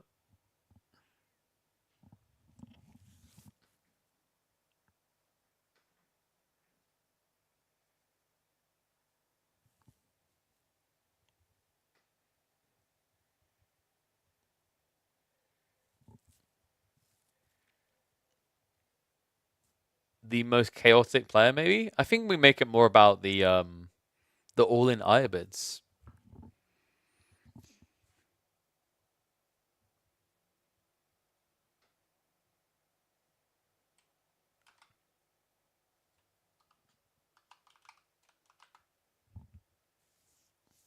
Turn to the tile, worst matchup for Mongols? Yeah.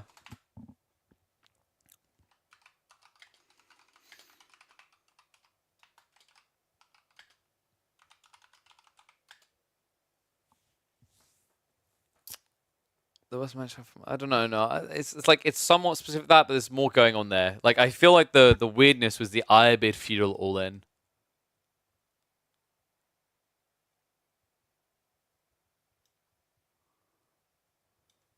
Like, what was the percentage on it? Did I actually toot the percentage for that? Because it really is skewed heavily towards Abbasid. Let's have a look. So Abbasid against Mongols. Oh, that's interesting. Apparently they're down to a 46% win rate. That can't, like, that's not accurately representative in my opinion. Abbasid take a dump on Mongols. Some people have been playing some weird builds if they're losing to Mongols.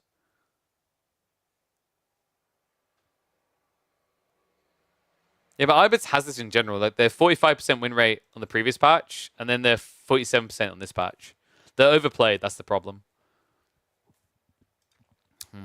What to call that one?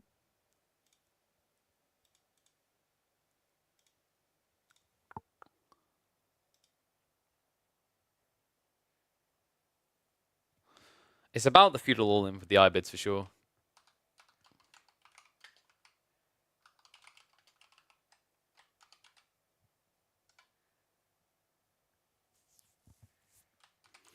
The worst feudal civ attempts an all-in.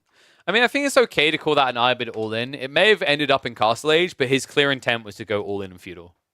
The Castle Age play was a recovery arc attempt.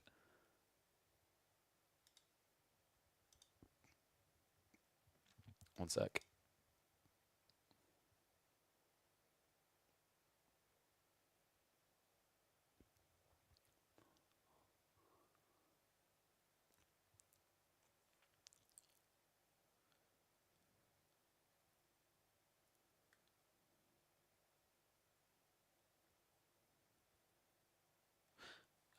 Sorry, I just had to double check something there. Oh.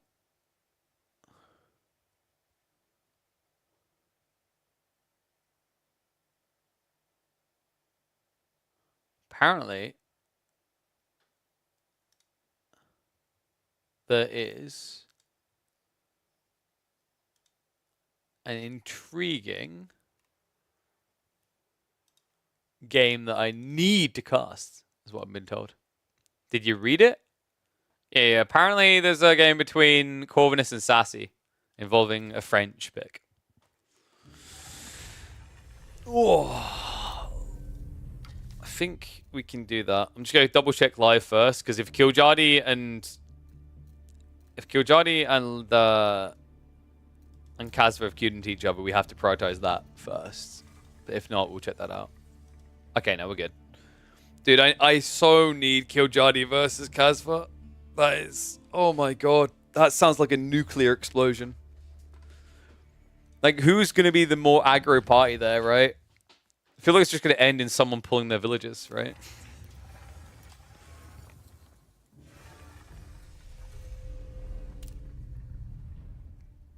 Okay, let's have a look here. So, let me check. Corvinus, have you called yourself Corvinus again? Or is it? Have you put a different name? Ah, you are Corvinus. There we go. So, game involving Francais. Oh, wait. It's not on your main, right? Is it on your other account?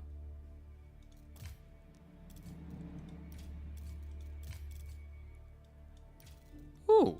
Seeing a bunch of scrim games here. Wait, why are you playing games on Prairie? Rogan? On your main. Okay. Pause button, right? Corvinus versus pause button. The French Abbasid game. I think it's the one.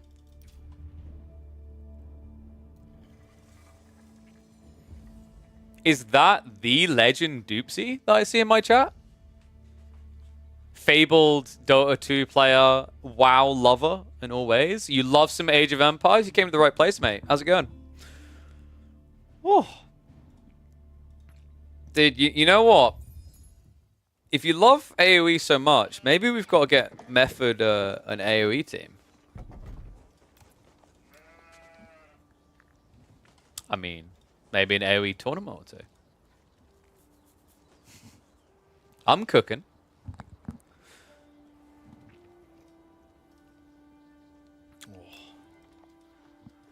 I have been promised an absolute banger. And you know what? When Corvinus promises a banger, he tends to deliver like he's a midwife in a ward here. We hop into Dry Arabia for an Abbasid Dynasty French showdown against a very talented player over here. Pause button is actually, pause champ, Sassy. Top-ranking Turkish player, unless Kazva comes and steals that title away again. He's on the grind. He's definitely working towards it. But right now, I think it's fair to say that Sass is the highest-ranking player from Turkey here. Going up against the... oh, wait. Corvinus, you're still the highest-ranking player from Hungary, right? I don't think Myriad's taken that title away from you. Wait, you played a lot of Age of Myth back in the days? Dude, Age of Myth was my jam. One of the best campaigns in the history of RTSs. I'm very much hyped for the upcoming Retold edition. Myriad noob? Jesus, it sounds like I need to get a show match going between you two. Oh, so French versus Abbasid. That's one we haven't seen in quite some time. Back when we used to see it frequently, I want to say it was... I think it was a long time ago. It was French favored, right? Because the TC escalation into... No, I'm... A very, very long time ago. But I think last time both these civs was meta, I'd still favor Abbasids there. Even that far back. Now, I would still favor Abbasids. Because the thing is, Military Wing's really dominant on the opening. And then that puts the French behind. Because they have to react to the Military Wing while you're going second TC. And although 2 TC will produce quicker for the French, you're a civ that spends more resources on your units in general because you build knights, right? Meanwhile, the Abbasids spend less on villager production, rather, with fresh foodstuffs, giving that discount of 35%. And then they're able to easily add in a camel that counters the entire idea for France. Yeah, this is a scary matchup. I'm curious what Sassy's way out is. And, oh my god, dude, this spawn is dirty. It's good and bad, right? Because you got double deer on the ford, but it's on the ford against Military Wing. So what? He has to go berries, maybe? Okay, my brain is racking a bunch of thoughts here because I'm seeing... Wait, what the f...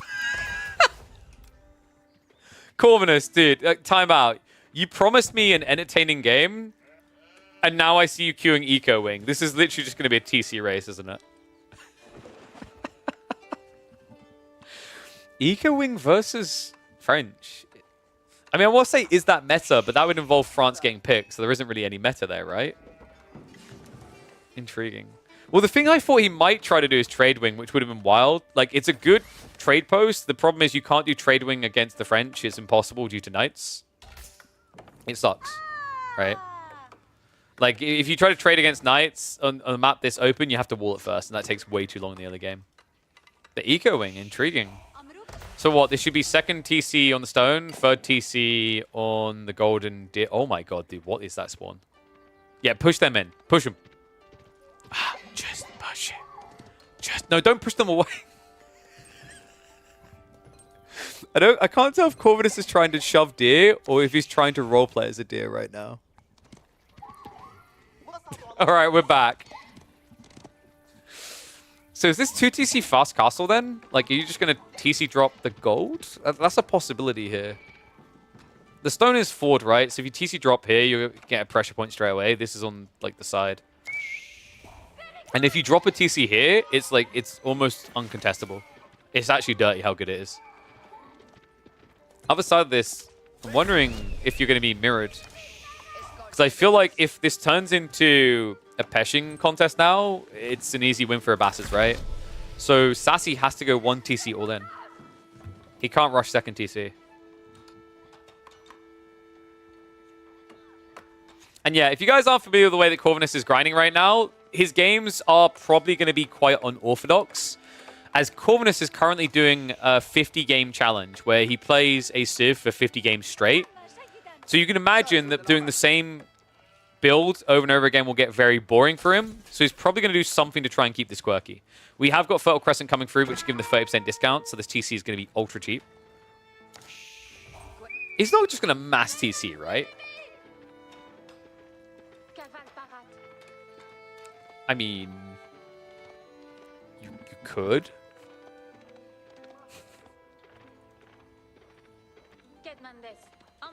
I don't think esports has enough cocaine for that, but you could. Okay, so second TC on the tree line. Alright, this is officially weird. Unless you're going for a third for the go. Because now, I mean, the deer is shoved in. This is perfect for gathering, right? You don't want to mass archers. You're going to try to mass spears.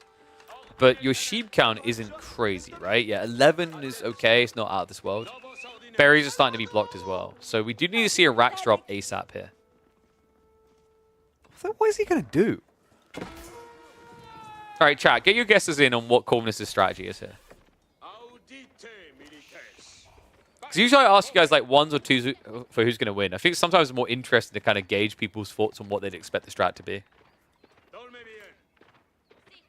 I'll throw my mind. Dude, I just watched a Faye game. Like, come on. My mind is already thrown. I put my brain in the bin like half an hour ago.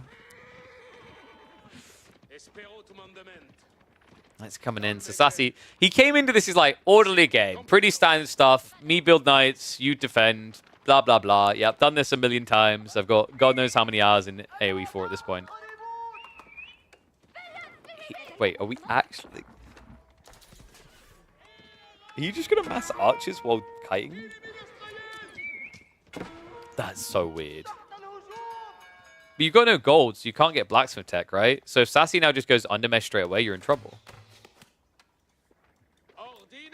Wait, he is doing camel archers, isn't he? Oh, I know it. I freaking know. I didn't want to say it because it's against French knights, which in theory is like not a bad civ against camel archers because they go French knights and go archers. It's legit camel archers, yeah. So I have been nerding out about how I think camel archers are underrated in general, but a lot of that revolves around the idea of water maps, right? Because on water maps like Kawasan, Four Lakes, you can afford so many camels. This is a little bit different. It is going to be expensive, but in theory, you should be able to get enough camel archers together to push away. And we have got the horseman follow-up. Okay, so this is cool because now you have a front line for the camels. This is usually the thing that I don't like is people try to mass camel archers straight away and you have nothing to block the knights. So like even though knights have 20% less damage, they're still going to kill a camel archer, right? Now, horsemen are this much more substantially chunky front line because of how little damage the knights do. And it gives you a perfector up against the archers afterwards. Whoa. It's not expensive food-wise. It got buffed. You're only spending 170 food now. It was such a weird buff. Like 10 food off. Like you just, then the crowd goes wild. Woohoo! That's one extra camel archer every 24 camel archers. And we have also got the racks drop. I think that one's a bait. Like, the positioning of the racks makes me think it's more of a bait. Alright, maybe not. Spears are on the way. But you know your opponent's going to have archers. Okay, this is getting weirder. We now have horsemen. You've officially taken Sassy off the beaten path here. He's in Weird Town Central. So the reason why camel archers are so good against knights, by the way, guys, isn't just because of the fact that you give the camel unease. It's the high base damage. 12 damage is quite high for a mobile range unit. Farms this early. So that's intriguing, actually, yeah, because Eco Wing isn't usually taken for the farm transition, it's taken for the free TC build, right? But we have to remember that right now, Corv, he's not paying the full 75, right? He's only paying 50 free wood per farm. So basically, like every fourth farm is free almost, which is a pretty good exchange.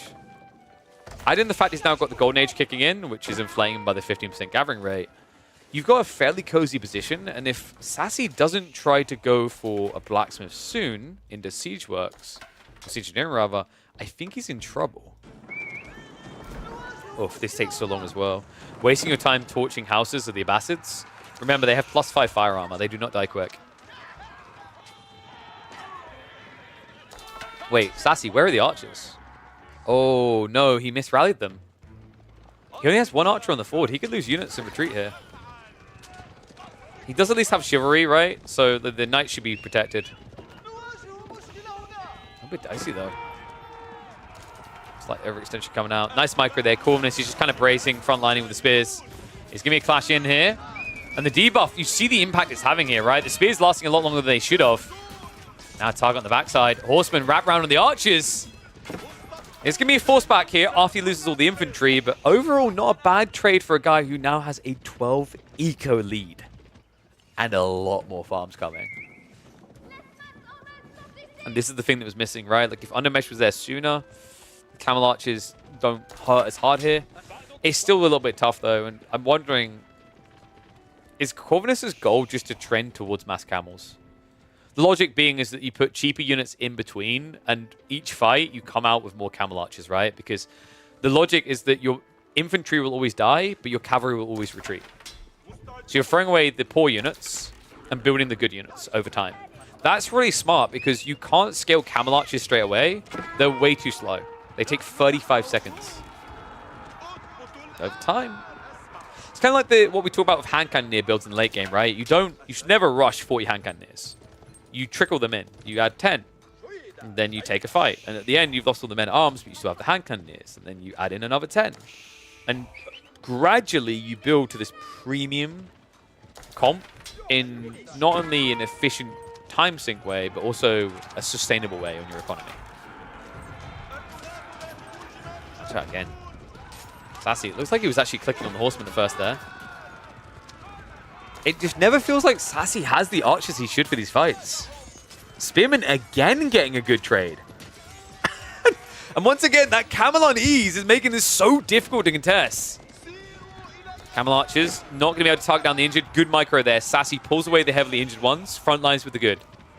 So, bad situation to a certain degree for Sassy, the way he's throwing away archers, but he is still contesting the knights. And this is important because Corvinus, if he's not careful, he's going to get to a desperate point where he overextends to try and finish a knight, and he loses camels for it. But if he keeps this right and continues to trend up towards like 13, 14 camel archers, it's going to be very easy to target down these knights before they can be pulled back. No, you can't build spears if you're Sassy here. Because if you build spears, the camel archers disintegrate them. I disagree. Like, what Sassy actually needs is forward production. Like, why is archery ranges all the way back here instead of here on the deer, right? Like, his issue is getting enough troops to the enemy base quick enough. That's what's killing him.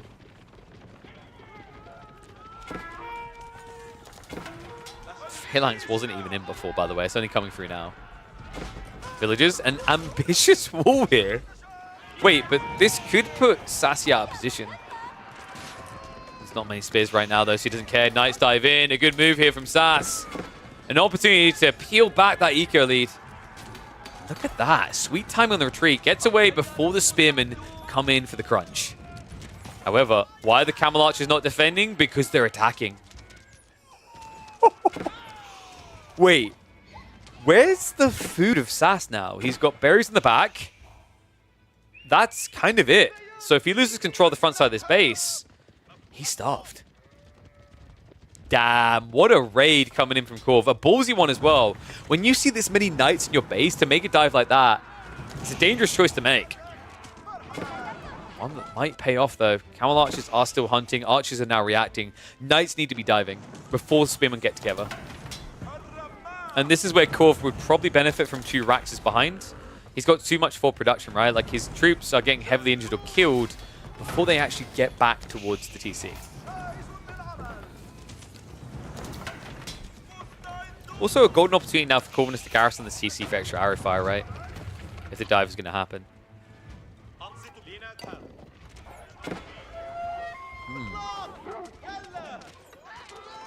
Game's becoming a little bit tricky for Sassy. I mean, the eco lead is now almost up to 20, right? And remember, the farm's already set up. So, like, the issue that Sass has is over time, he's going to have to get more risky and more wide on where he gathers food. Whereas Corv can remain condensed. And Corvinus doesn't need gold, remember. His whole comp doesn't use a sliver of it. Camel archers are food and wood. Spearmen, food and wood. So this is very smart, right? Like, the wood isn't likely to starve him out too soon. He's still got the retract on the backside. And this area is really easily wallable. Notice that detail from Sassy as well. He thinks it's going to be a tech up. Like, this is why this horseman's here. He's paranoid that Corvinus is going to hunker down now and go castle.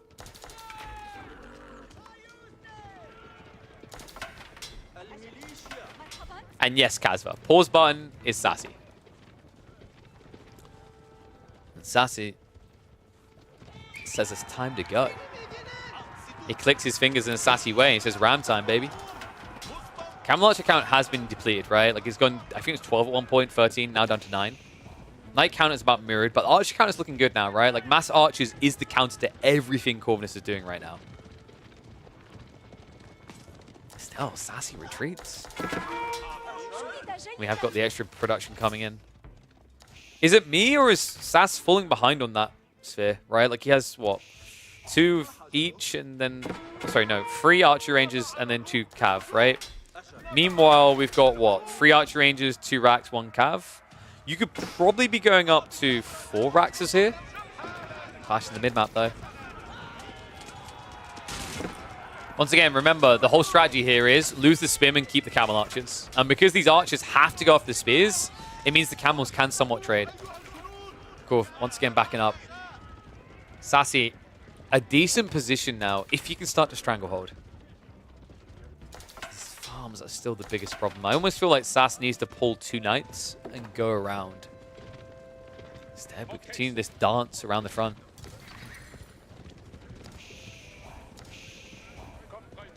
Golden Age first food tech. The first food tech doesn't give a gather rate buff. It just makes them cheaper, remember. So no, it's nowhere near ball gathering rate. But Golden Age is allowing him to contest roughly what Deer would do. Survival Techniques is putting Sassy a bit further ahead. But Survival Techniques has its limitations, right? There has to be hunt to gather. Farms are eternal. 15 cows. Fitz would be proud, man.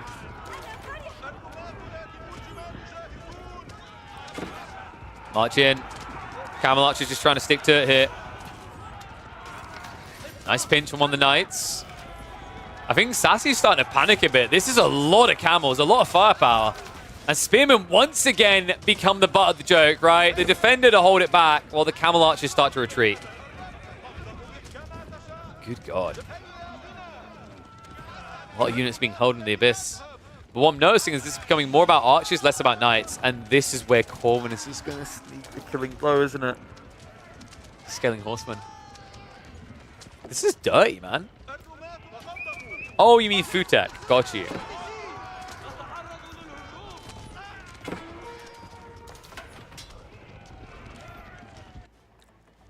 Deer also being gathered. So this did creep back into the picture. This is very important, right? Corvinus needs a lot of food now if he's going to pump mass horsemen. It's a big if, though. So far, we're not seeing much. Just one stable still. Wait, what the Corv, what are we... You can't feed your people gold. I just want you to know that. Right, you're not Genghis Khan. It doesn't work that way. I think he's legit planning to go castle. Which is kind of wild. I think you could win this in feudal, right? In fact, he's winning it right now. Look at this. Military lead has flipped. Oh my god, an overextension Sassy. He doesn't have the archers anymore. A lot of these camel archers are heavily injured. It just doesn't matter. The gap closes too fast. The trades are not beneficial. And this game may quickly come to a close now. The delicate dance leading to one inevitable outcome here. Camel archers now stand their ground to trade out against the archers. The spearmen are no longer being finished off fast here. Knights have been removed from the equation. It is now a 30 eco lead and a tech up on the way for the Hungarian.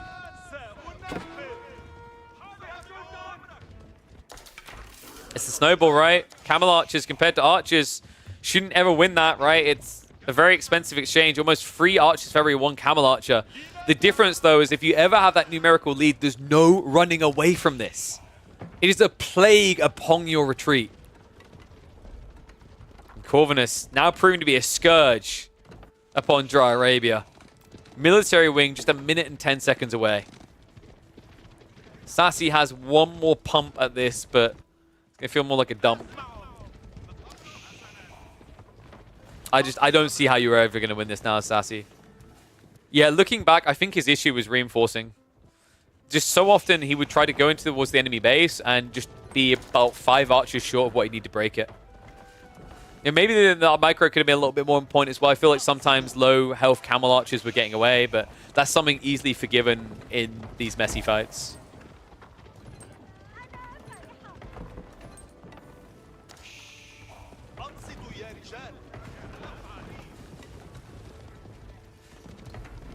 In fact, can you even contest this the moment the tech up completes? Because Sassa's almost out of food now, right? Red is like, he's dry. He's got berries and that's it. He's playing boar? Good God.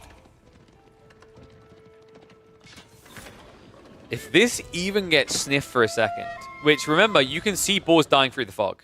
Like, this is GG. Like, you lose this, is done. And yeah, Corv, what the f... Please just go him. Right now. He doesn't even get a chance!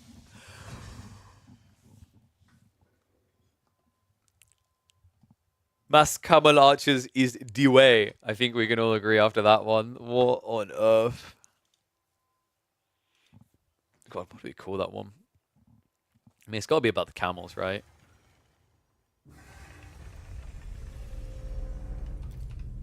Eco wing equal camels?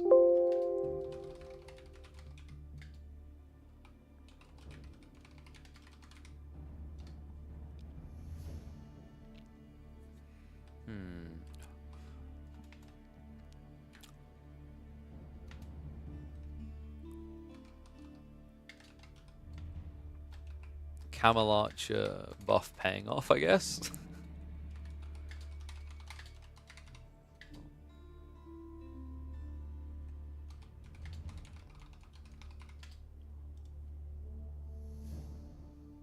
Camel archer buff is underrated. Yeah, let's go for that. Okay, so funnily enough, looks like Kazva. Dude, I love that we got Kazva back because he's one of those players that comes in and lets me know. Looks like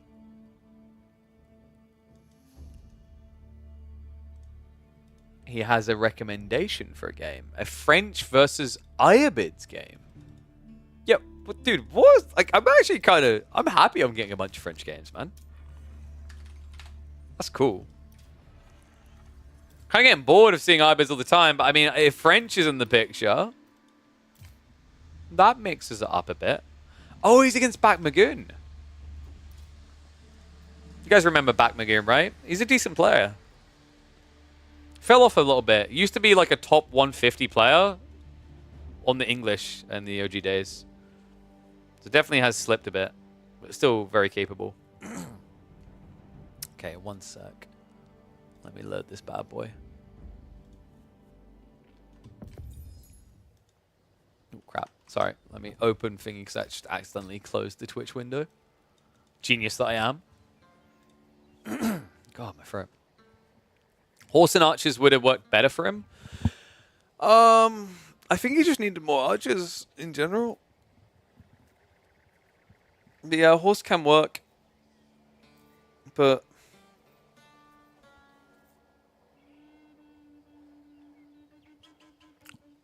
oh, how do camel archers fare against camel raiders? Yeah, camel archers should be able to shred camel raiders, right? Hey, sup, Casva? Thanks very much for the sub, man. Welcome back to the Swarm. It's been a while. Dude, I need to check in on the stream elements thing. I'm gonna have to export and shift all my alerts. I don't know why stream elements has just turned to crap and stopped working.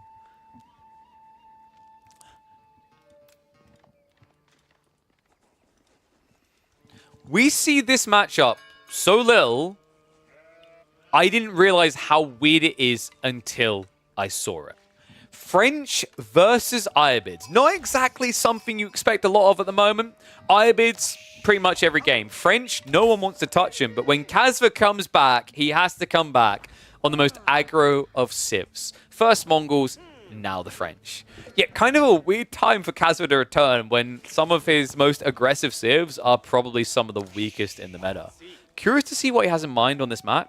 Casva, he's ranked about 160th in the world right now. Back Magoon is an interesting name that we've featured before, actually.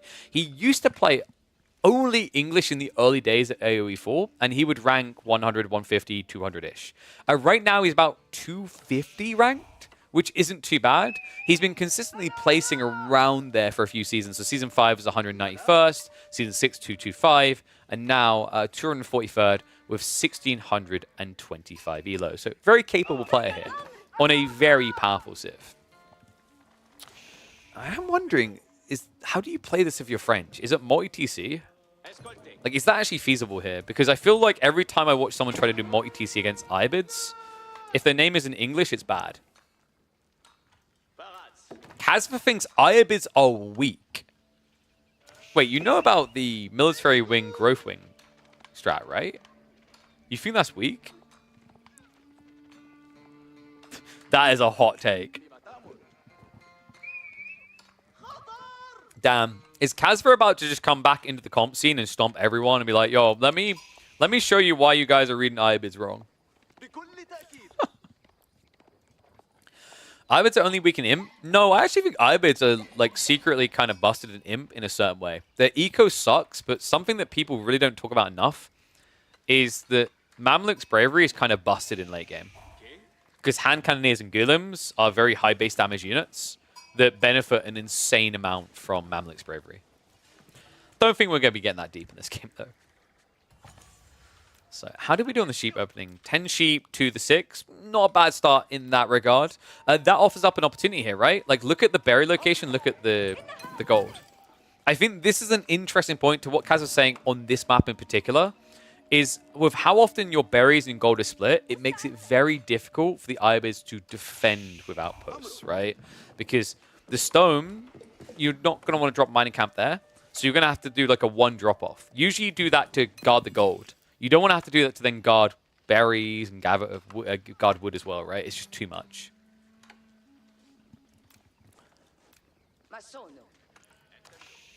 What? Casva, you can't just come in to my Twitch channel and whip your cock out like this. What's going on in this game? It's a Chamber of Commerce. On Gorge? Dude, I don't know the last time I saw this. It's a long time ago. I love the fact that he walks this far out to try and make it a bit more efficient. This is starting to make me wonder, is he planning to go for a second TC as well? Because, like, why would you walk over to the stone like this for Chamber of Commerce? Because in theory, like, would you not rather walk here? Because then you can hide the play easier, but then also you're close to your tree line afterwards. That's a... I mean, Chamber of Commerce, a very ballsy play in this type of game. Because remember, it should be fast castle out the Abbasid, and that means Camel Lances, which shuts down trade really well. And also in the interim, that means a Desert Raider to harass that trade with 13 damage sword. That's kind of wild. Let's see. So, has he ticked the boxes? We always got to do a check. Forestry's on the way. I'm going to be a nerd about this. That's slightly inefficient. Oh, no, he got Wheelbarrow. Okay. No, actually, that's perfectly efficient from Casper then. Well played, sir. So, Wheelbarrow... The timing on the tech, right, is going to be at forestry in 20 seconds by the time Chamber of Commerce completes. So that's going to be a natural flow from one trader to the other. So he's actually about as efficient as you can get on the opening two traders. That was really well played. There you go. First one comes in, 30 seconds till the next one afterwards. And he's already queuing up the horticulture as well. Is it worth sending a person to build a marketplace, is what I'm wondering? I feel like that slows you down because you're still going to want units, right? So you now need to focus production buildings. So whatever the trade's going to be, let it be. In fact, missing the opportunity here. I think Kasva could yield a lot more gold by trading to this trade post. It's risky. And I'm wondering if because it got scouted, he doesn't want to do it now. So 30 gold each way. Kaz, it is going to just be archers. Okay. Makes sense, though. We talked about the knight issue. Is you building a knight against a Desert Raider doesn't feel good. Remember, Desert Raiders, not only do they take 20% of your damage away, they then also, on top of that, have 5 melee armor. So for a normal knight, without damage buff, that's 19 damage, right? 19 damage, which gets reduced by almost 4, so you're down to 15. Then 5 armor, you're hitting for 10. Against a unit that hits for 26. But even with the knights, it's at least a little bit better. The damage buff puts them up to 23 damage, I think it is, for 5 seconds. So for 3 attacks.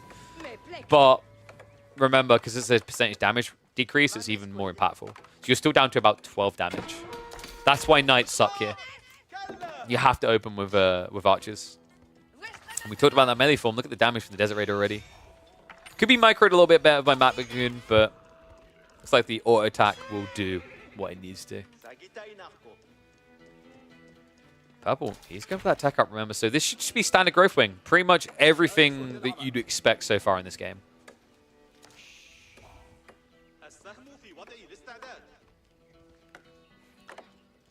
Yeah, before Axe, it was a little bit peculiar, right? But I think the logic is that Kasva had those buildings up already. I don't mind horticulture first, but definitely on the mining tech, the broad axe makes more sense, right? Maybe he didn't have enough food, is there anything I think there? Archers in the meantime can at least now push away the Desert Raiders. You need to be very careful here, by the way. When you have 4 archers like this, if 2 Desert Raiders come in, they can go melee form and shred you. It's kind of wild. I've seen it time and time again. But considering that he's trickling like this, Kasva should just be able to go on the offensive. In fact, is this going to be siege, isn't it? Yeah. I love how in sync I am with what Kasva wants to do here. My immediate thought was like, this is just Rams. And I think it is going to be. I don't think you even go Steeled Arrow here. You just immediately queue up Rams. Moment of truth. He's got what he needs for siege engineering.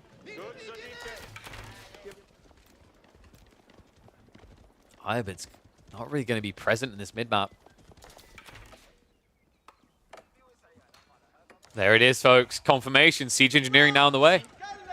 What's happening? No, you don't need to switch to wood. Here's the cool thing, right? Like, if you leave the traders on gold, you gradually get your trickle into Undermesh and Steeled Arrow without needing to move a single person across to gold.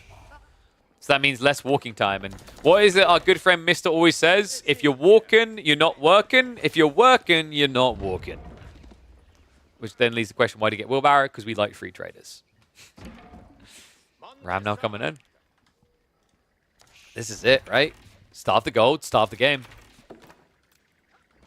And yeah, predictable, right? Stables play. So if Kaz just goes for what, a Rax? Yes! My boy! Dude, everything is just being pathed along perfectly here by Kaz. I do think this is a mistake by Bat Magoon, by the way. He should be scouting his opponent and realizing this play, because if he did, he goes Golems. I actually think this is a struggle for Kaz if Bat Magoon had gone double Rax. He screwed up, though. Double stables is the way you lose this game.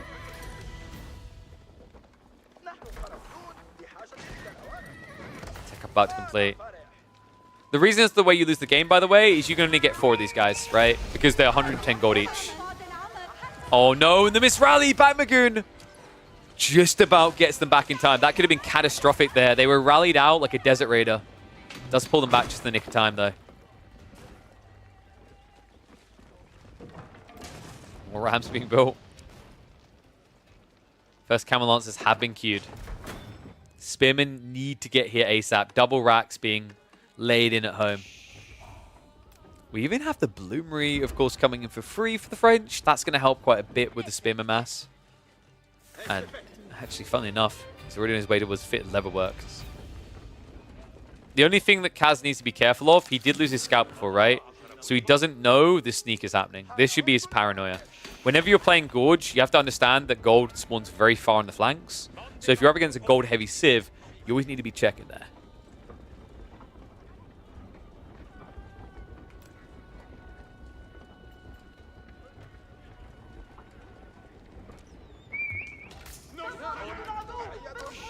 Let's run towards the food here. Lancers Desert Raiders are holding behind this, and Archers now getting added in by Bat Magoon. However, if the Rams beeline for that, it can be shut down before he finds his mass. Dive in. No undermesh. So these steeled arrows, they do hurt. And Spearmen are now starting to arrive. Now he needs to target those Spearmen straight away. Otherwise, it's going to be his own folly. And a little bit of a missed micro there. Not targeting down the Desert Raiders first. They're the easy targets here. More spears starting to arrive. Kazva is going to be hemorrhaging a few archers, but now just start to stabilize. Yeah, also the Spearmen, once again, not being prior targeted. Triple commences. Kazva, in some ways, it kind of feels like you want your archers to get attacked here so the Spearmen can win. Being said, good thing he has enough left over to clear this up, Kazva.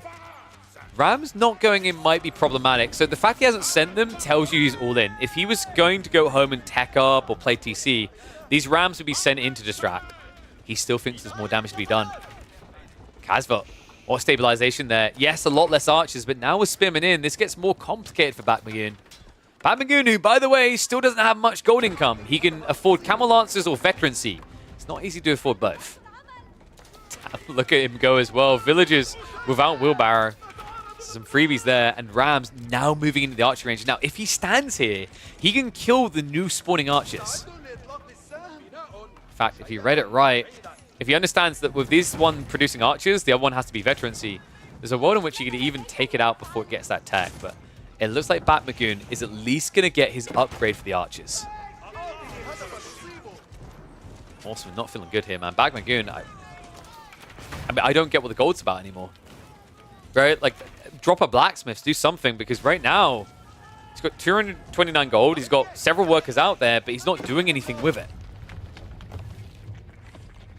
Once again, this shouldn't have happened. I think like maybe that's the little thing that Kaz is maybe looking at now, is he should have realized with an archery range producing archers out of one, the other one was the only one that could build Veterancy, right? So if you just camp here, you don't mind that this is producing archers because it means you can kill them when they spawn. This, however, can be a real threat by getting Veterancy. Veterancy has been achieved. Let's continue to trade out. The upgraded version on the other side. Spearmen are just going to dive in onto the Camel Lancer, but the Camel Lancer's still targeting those archers. So once again, a situation where the archers tanking allows the Spearmen to win out more.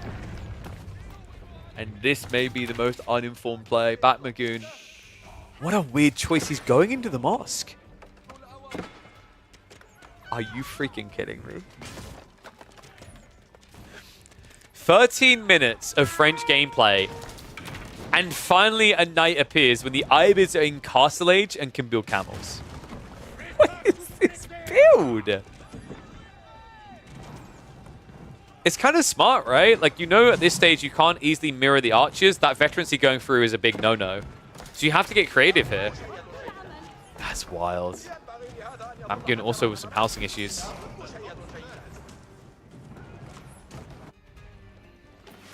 Raid on the other side. Lancers are going to hunt into Kaz's base here. So temporary slowdown there, but he still has the berries at home. Farms are being laid in, and more spearmen now being spawned to defend. More production also being lost. Are we even... Yeah, we're not even in Golden Age 2, right? Like, I think we cracked it for a moment before losing it. Still, knights are arriving. And back Magoon, that is the true sign of desperation for an Ibid player. He's queuing up spears.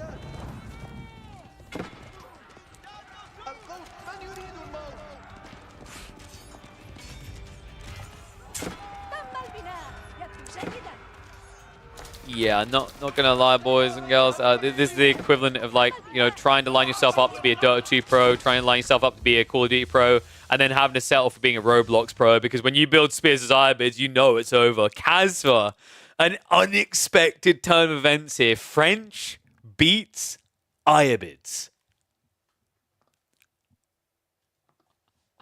What?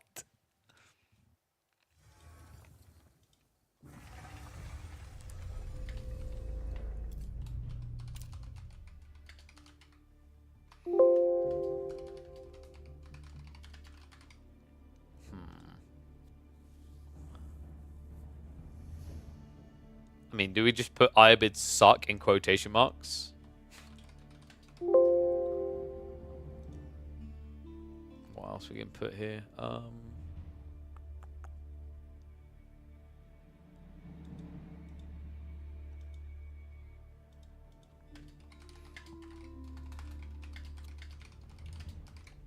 And then...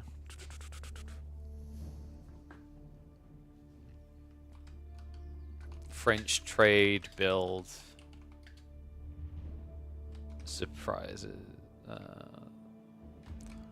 This pro player thinks Ibids are F tier. There you go. That's the title.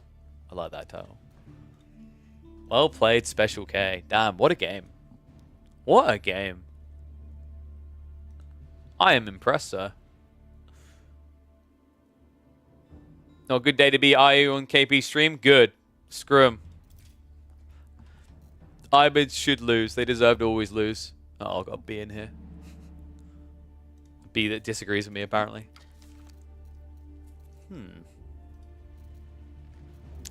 Who's Killjadi up against? Dude, how's Kazva and Killjadi still not queuing into each other? It's upsetting. Like, who's Petrichor? Who is this?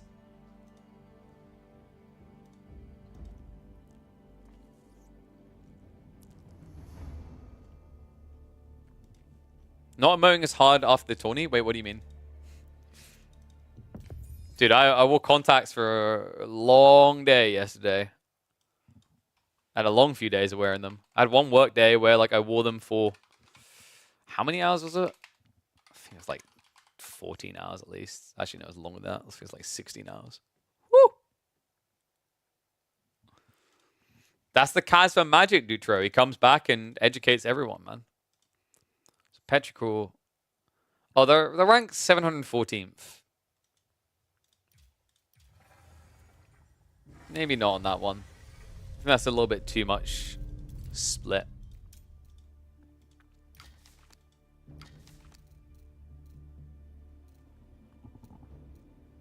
Was this Louis? I can't remember if this is Louis. This is Louis. He's scrimming. So probably practicing Marine Lord. Louis stream anywhere? I'm not sure if he does. It'll be on a Chinese website. Remember, he's from China.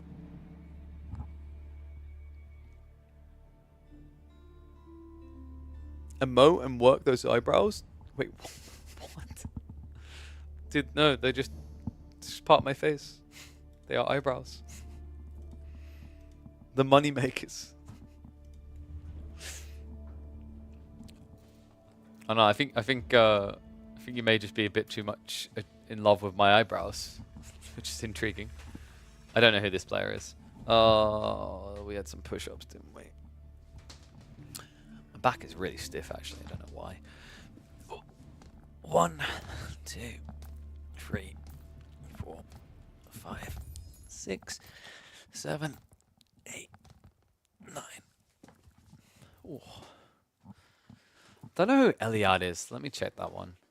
I mean, it's French versus English, which is like, does French actually win that these days? Kaz was up to rank 117th, by the way. You guys such a Chad. So this person's ranked 314th. Was off camera. We need proof. Sorry, I do not have a good enough PC to run multiple webcams. So I would need a very, very rich Monopoly man to donate $3,000. Very expensive webcam. Dude, I was around some really expensive tech actually last week because I went and visited CVP in London. Those guys have a wild amount of recording equipment in their studio, as you'd expect for those. Like, I'm used to that kind of equipment being around me, but I like don't really process the cost or the quality. They pointed to one camera from Sony and went, "That's there's only 10 of those in Europe." I was like, okay.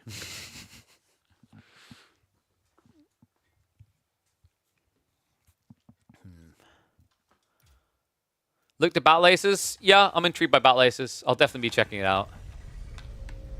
I mean, I'm curious. I'm not convinced about the multiplayer format. I like that they're finding a format where player can't just be eliminated, because I think those formats are lame. A lot of RTSs need to learn to evolve that, because it's what makes team games suck in RTSs. But I'm not sure if that's the golden solution. To me, wait, your friend's a dev? All right, dude, yo, Sips, hook me up. I need some early access. Wink, wink. But like, I think that the interesting thing about that, the only thing I think Battle Aces is missing from the gameplay I've seen is it needs mid-map objectives. It feels like that's the... I almost feel they should take almost a Heroes of the Storm approach, where the unique thing for Heroes of the Storm was they added a lot of different map designs that played differently, right? You interacted with. That's the only thing I felt like was the biggest miss at the moment when I watched Battle Aces gameplay, is it almost felt like you had a very empty mid-map that should have almost some buffs or things to lean into to play towards. All right, so who are we going to watch? Let me have a look. There was someone I had in mind. Give me a sec. Oh, yeah. Myriad. Myriad had that show match she was talking about. I don't think I'm going to have enough time today, because there's some stuff I need to do a full BO7. But we could probably catch it on the Thursday stream. Let me double check. Yeah, because it was... Yeah, I don't think there's going to be enough time to do that whole show match. No, not today. But I think that might be there for a little bit, because I don't think me and Micah plays too often on that account at the moment. And they're custom games. The custom games kind of log differently. But let me have a look here. We'll do now. Give it one more check.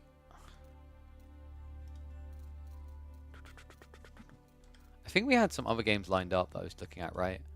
So let me have a look quickly. We've done the Faye one. We've done one of the Anatan ones. He did have another one against Avali.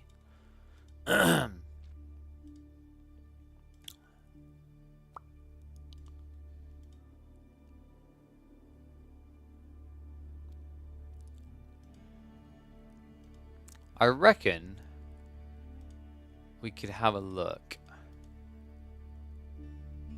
at the Avali game. Yeah, let's check out the Anatan Avali game, I think. Oh, you have... Oh, Voldy? Whoa. Dude, MSN. It would have to be very, very, very intriguing for me to open an Abbasid mirror. Be honest, is it that creme de la creme? Because if I get in that game and it's just, oh, I built 5 TCs, oh, I built 8 TCs, someone's getting banned.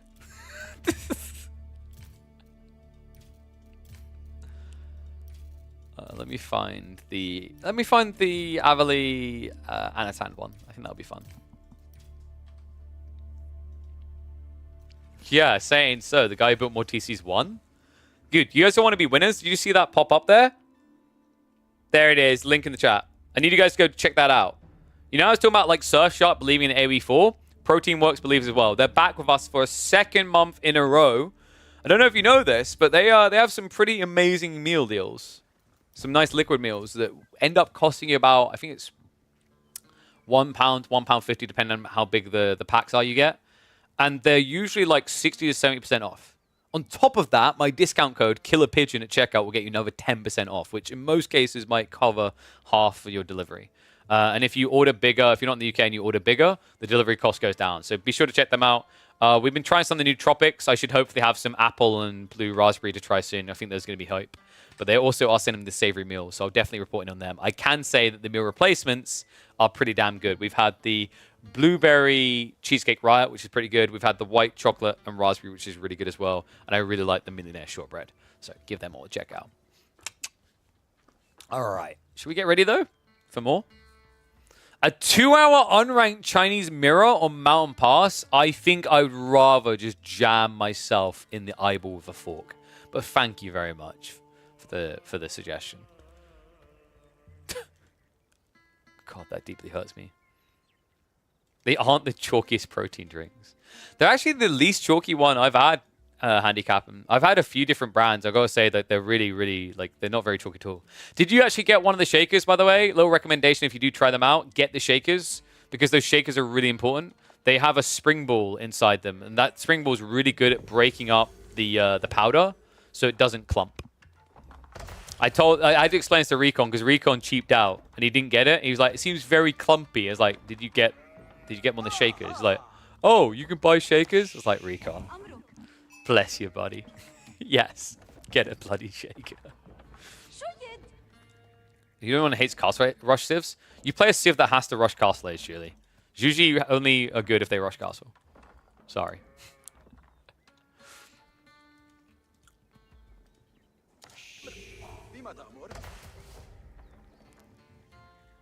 It's AA time, but no alcohol to be served or talked about here. Only 2 absolute chads of the A category as we've got Avali up against Anatan in an Abbasid Chinese showdown. This is really cool, actually. Anatan, he's one of my favorite people to watch in China. He has some very creative and unorthodox approaches to them that always just has my jaw dropping. Even when he's playing a boom game, it's not your classic boom game that puts you to sleep. Well, unless you're the enemy, in which case Anatan's going to try to put you to sleep permanently. Avali on the other side of this with the Abbasid, I think that's maybe going to be our more atypical anchorage here. Avali doesn't put as many games in at the moment, and when I have watched him play Abbasid, I haven't seen too much diversity compared to, you know, what we're used to seeing. But that's what I think makes this exciting, right? You've got the boo, he's going to go military wing, growth wing build versus the, I don't even know where to begin with this. But we're going to begin with the Dark Age. In fact, let's hit the speed up a little bit because I'm curious to see what the choice is going to be. We already have that really cool opening. Anatan does this a lot, guys, actually. He loves 2 scout openers. It's really effective. It's really cool with China, especially because you have the extra vision, rather. You see the whole map so quickly, and you're able to easily eclipse the sheep count your opponent. And it's impressively showing, right? 6 sheep for the Abbasid, and they're going to get none. None more. That's it. That's everything they get. There's nothing else in this northern corner.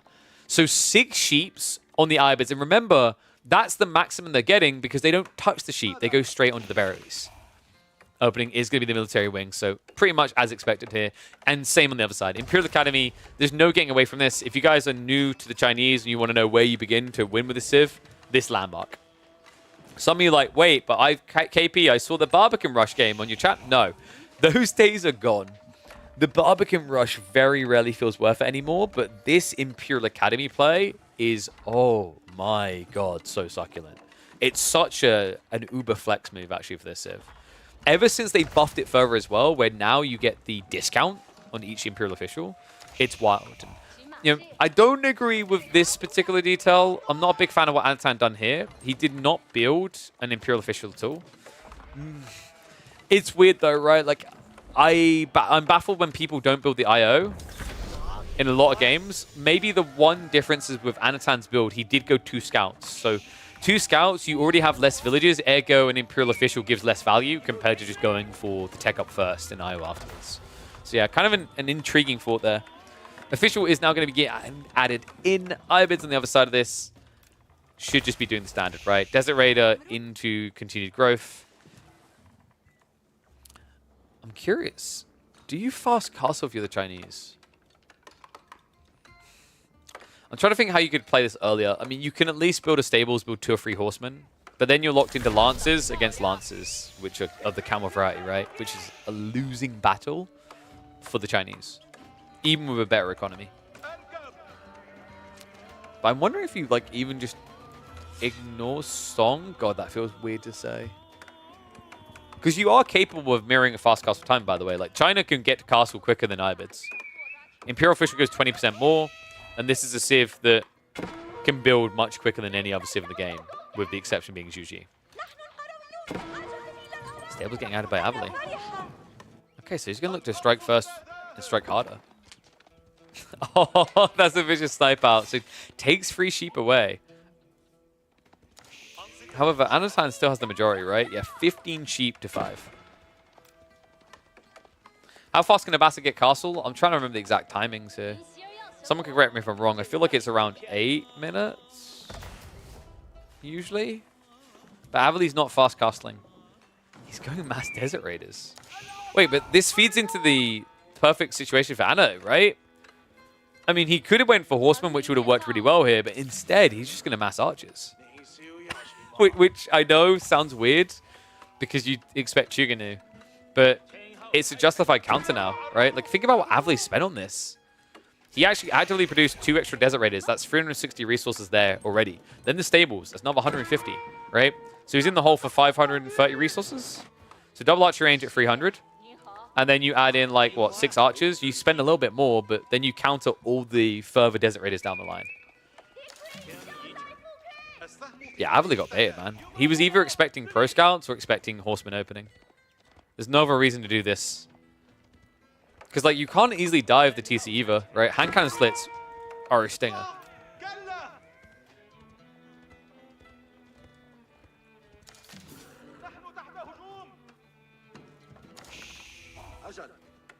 I just look at my chat to the comment. That's why you touch them, like Kazva. Yeah, Kazva does like to reach out and touch people in the early phase of the game, right? But Anatan, it's kind of interesting. Like, I think Anatan has this nice tempered combo of being that type of player sometimes, but then also being a more strategic mid-game player. That's really where I've been kind of marveling at the way Anatan and Kiljadi have evolved as players in the last year. They've both got that beautiful blend of early aggro and mid-game focus. Anatan, good God. And I rest my case about the whole point of all-in aggro where it is appropriate. We have got 13 archers already. Remember, he can supervise these to pump them out at a ludicrous pace every 6 seconds. Horsemen cannot pump out quick enough to mirror that. 23 seconds. If Anno rushes a blacksmith now, this is disgustingly strong. It's the only thing missing, right? Like, if you're doing just archers, you need blacksmith tech. And we've already seen an IB player today forget about those, right? It's very easy for IB players to forget about blacksmiths before castle.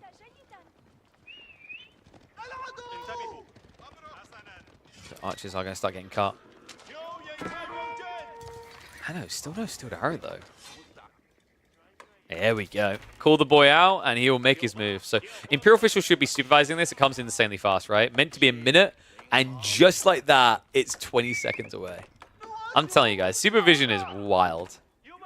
Yeah, I feel like when we're talking about OP things in the game, or like incredibly strong at least, it's something that kind of gets glazed on, but never really highlighted just how ludicrously powerful it is. The level of flexibility that an Imperial Official has, I can't think of many units that match that, right?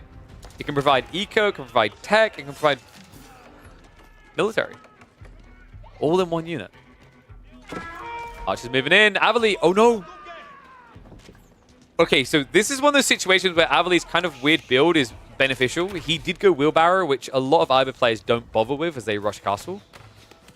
But that actually paid off. That should have been 5 villagers dead. Instead, it's going to be 4. Okay, 6 villagers dead. Instead, it's going to be 4. Still down now being prepped for him.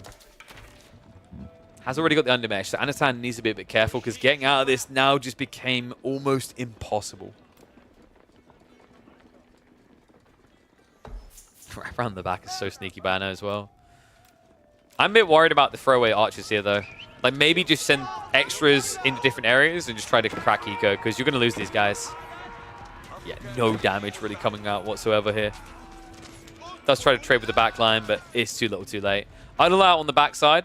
And Anatan is now 7 eco units ahead. 3 of them should be taxmen. Actually, 4.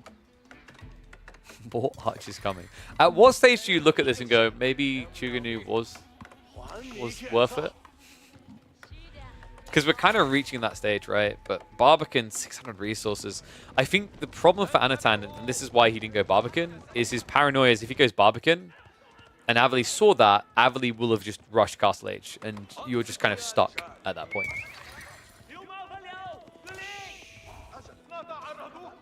What do you guys think? 1's if you believe in the Chinese power, 2's if you believe in the Iber power here. I'm actually curious now. Where do people lean on this?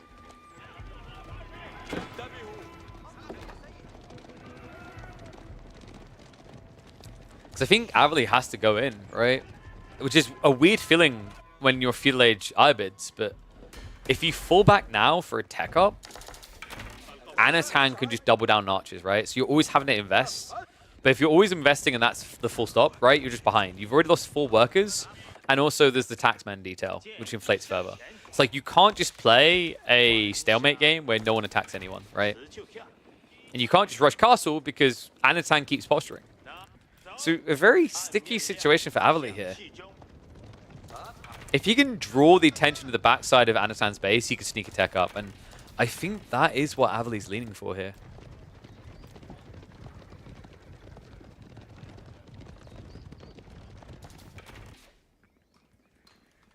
I know, hunting towards Avali's base, and it looks like the berry mass might be in trouble.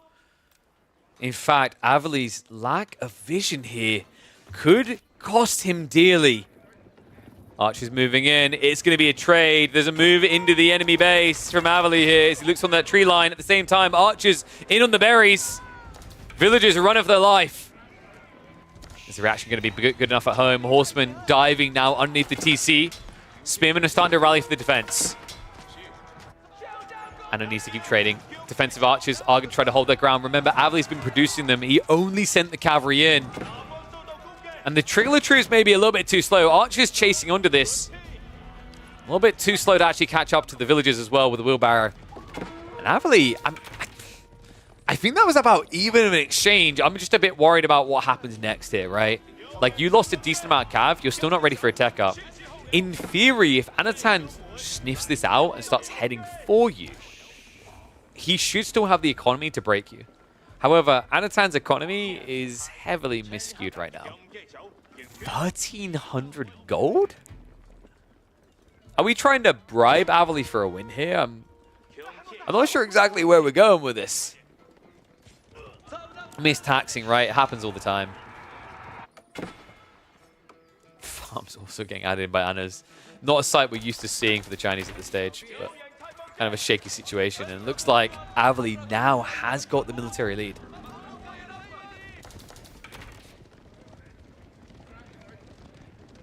And yeah, all that gold is from taxation. Can we now just agree that the Imperial Academy is too good? Right? Like, can we just really be honest about this? He had over 1,000 gold. He has only gathered just under 300 gold from this mine in this game. The rest has been taxation. That is quite frankly ludicrous. What a civ. I just can't, man.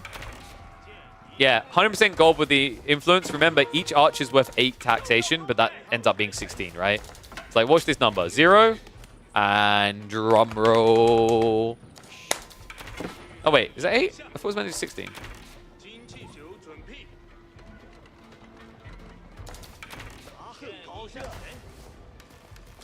I mean, 8 is still ludicrous, though. That's a 10% rebate, right? On every unit produced.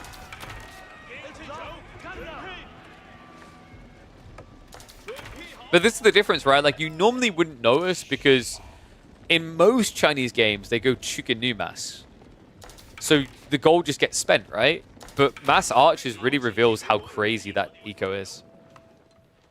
That's wild. I'm starting to think Avali's been baited here, folks. Anno's starting to save up for castle. Abbasid, did he pull the trick? Oh, okay. No. He went advancement. That explains it. Still, you're about to see how crazy the Chinese tech timing is that I was talking about. Watch what happens here. Right now, Abbasid is 43 seconds away. Start the clock.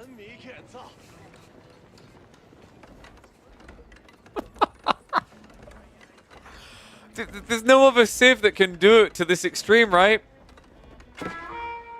It took him 20 seconds to reach Castle Age. And he's still 20 seconds ahead of Advancement Wing. What a position to find himself in. And remember, you can also have this inflated military lead now because you can easily supervise for Archer veterancy if need be. Absolutely wild. And there it is. Coming in 20 seconds. Anatan can march forward fast here. Tech up queued on the other side. Abbasid did at least get Golden Age 2, so he somewhat competes, right? Takes him 40 seconds to get his upgrade. Antan wants to strike before that, though. Cav on the backside is at least going to be annoying, but a few spearmen should be sent to deal with that. Instead, Anatan is sending everything across to Avasid's base. Veteran archers up against Feudal. At least they're opening this fight. Anno needs to get the rest of the wave in here, though.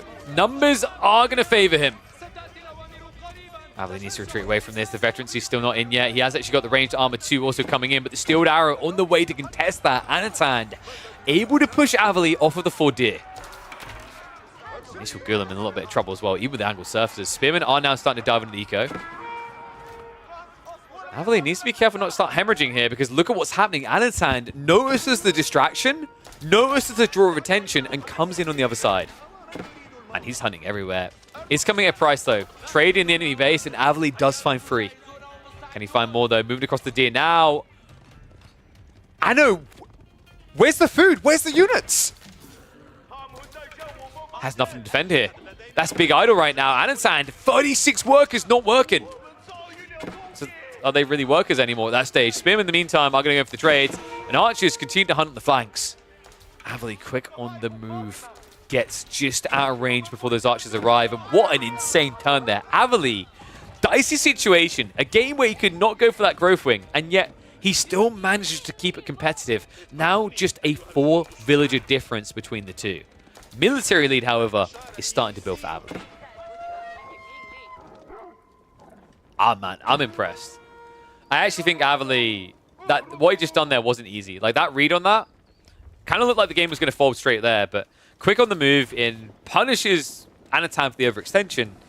Now, arguably finds himself in a fairly favorable situation here, right? Military lead should be big enough that he should be able to kind of take control of the mid-map now.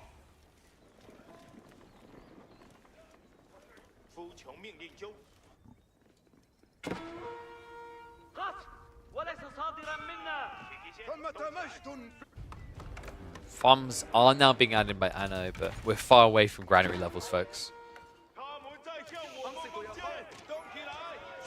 The interesting part is, like, Abbasid's playing full flank resources, Anatan is not. So that means that Anno theoretically needs less to defend, whereas Abbasid has to spread more, right? So that's just something to kind of be conscious of here, is if Anatan can keep finding food, he kind of has an edge there. The downside is if he fails to build enough eco lead over 2 or 3 raids, Abbasid's army will be big enough to dive the enemy base. Wait, psych, I forgot. We're watching Chinese gameplay. If only there was a landmark that gave them the way of winning every single game.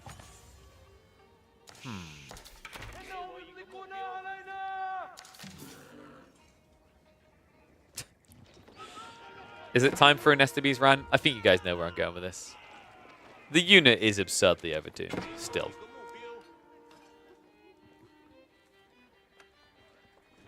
I think that's something that can be said about a lot of Siege at the moment. I kind of feel like Siege should have a longer setup time, to be honest.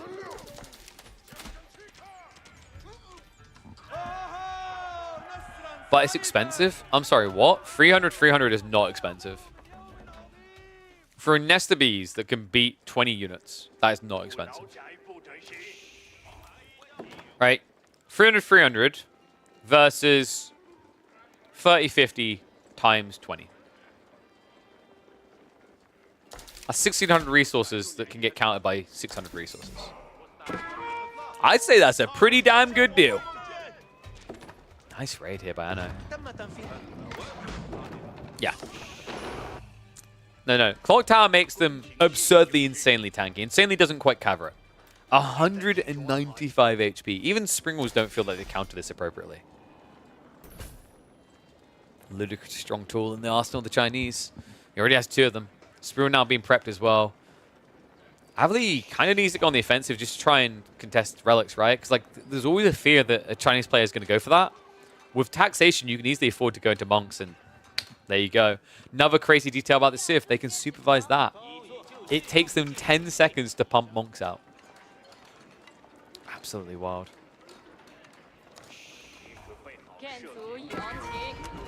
Mr. Bees! Oh no. Avali, he took the bait. Second flurry comes out. That's what I mean, right? There's only a few things that when you dive like that, it forces you to think twice with an army like this, with the Abbasid. And, you know, nested bees is one thing. I think the only other that comes to mind is like maybe, you know, White Tower at this stage in the game. There's just not many that would make you falter that way. Spring's now being added in, but once again, that detail around the differences in health, right? Oh, big mistakes made! Avali loses the Manjanique. Spring's being built up now, but look how tanky they are! How is this reasonable? The Springwalls don't even counter the nest of bees! I just can't, man. I just can't. I lose my crap every time I see these units. Avali's in trouble, guys. He can't afford anything but archers. 250 food income, and he's about to be claustrophobic in his base. Raid hit on the east side. Even with him retaining control there, there's not much berries left to farm there, right? And also, hand in the cookie jar. He was getting ready for a TC transition. Oh, wow. All it took was Avali walking up to the Chinese base. All it took was for him to kick the bee's nest. And then it kicked him back in the teeth. Deer on the front side as well. Boar, of course, is not something you can even access. You have to set up farms. Oh, God.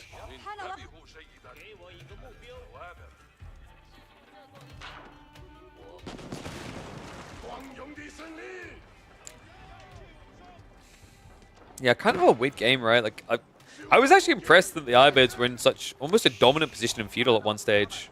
Like, just not something you ever expect to say about Abbasid. It's a civ that tries to dodge feudal all the time, but now they're deeper in Castle Age, like the inevitability, the truth of it becomes all too apparent, right? Like, Anatan had to outplay to get this position to a certain degree, sure. But this is kind of what I mean by it can be very Chinese favored. Even if you went Camel Lancers, what it's trying to do, they just hunker down with spears in their base, right? I think that's why Avali tried to lean more into archers than go Gullums. I actually like the Gullum detail. I just think he didn't have enough Gullums. He never reached critical mass. If you do, then those nested bees can get shredded, right? Because archers can't really frontline, but what was the maximum we had? Was it 8? Maybe 9? It's just not going to cut it.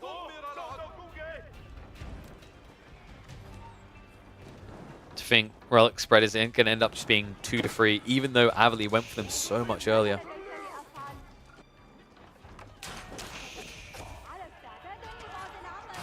And we're starting to reach Palscar flood point. That means farms are on the way, right? Yep. Already got the clusters down here. No granaries yet, but that should come eventually. Need to activate the Song Dynasty first. You know, I'm going to say something weird. I wonder if Avali could have maybe doubled down on feudal a little. Was that possibly an option here? It's so weird to say, but I have to wonder. You feel bad about it, because like if you pick Abbasid to go full feudal, why didn't you just pick Abbasids, right? Like you're fundamentally just playing a worse version of Abbasids at that stage. But it did feel like there was a moment where you almost had Anatan's number. Not anymore, though. A keep drop now next to the House of Wisdom.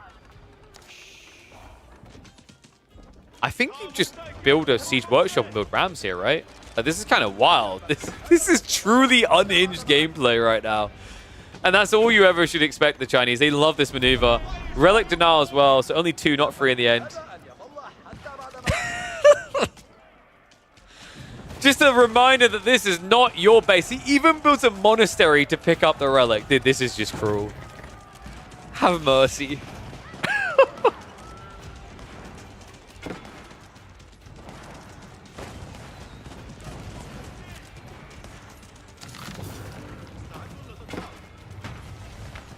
Siege Workshop follow-up now that we talked about, right? So this should be what? Trebs or Rams?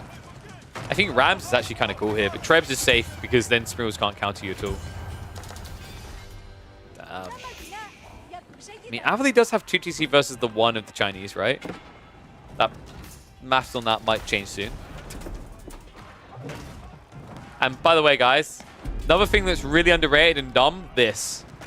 555 HP on a battering ram. Reminder that that goes even higher in the late game. Just to demoralize Abbasid, let's let him know that this is now your relic. Thank you for that.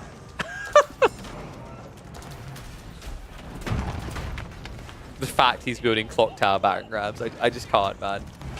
Look at the difference in health. 370, 555. Like, what do you do with this? How do you do with this?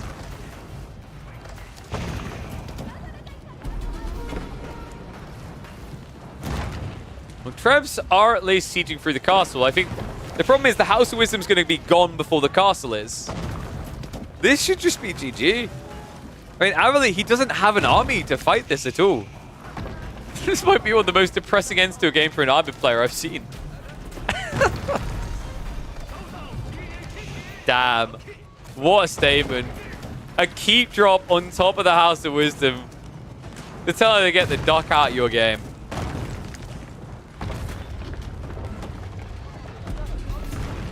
House of Wisdom down. TC next to the chopping block. I don't know why we'd ever run away. Just run in. Springles are trying to counter this out, but it's just pathetic. They really don't kill quick enough. Villagers now being pulled to try and kill off the Rams, but that's going to be all she writes on this one.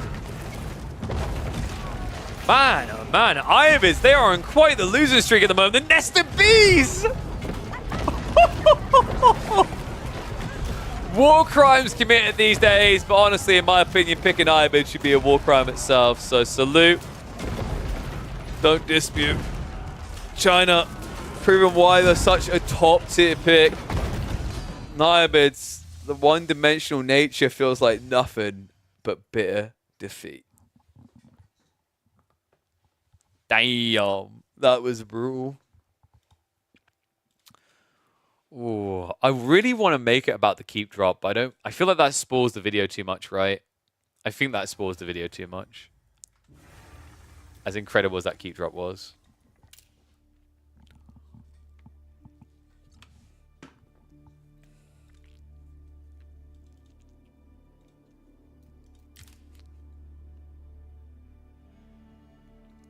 I think Abbasid's, like, part of it's maybe the predictability, but I also feel like we've watched a lot of people try to play more feudal than they probably should. Kind of hard to tell if that's just, like, the way the meta has changed and what it forces out of people now, or something else, though.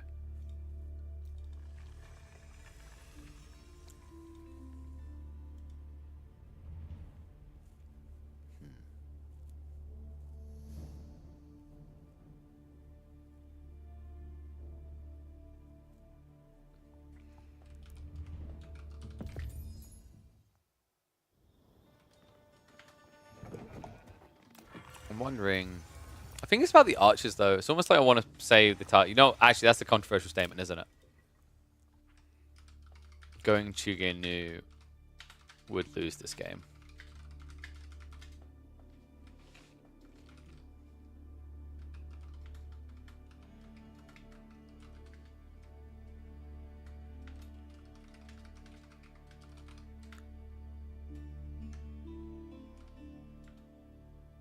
Do not build Chuganu. Alright, better than Chuganu.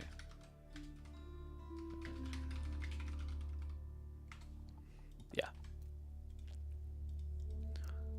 China's only banned because of the map pools? No, dude. Nah, dude. Like, I don't. This is the thing. Like, sometimes the design choices do. They worry me a bit because the Imperial Academy buff was never necessary. Ever. Ever, ever, never, ever, ever, ever, never in the history of ever.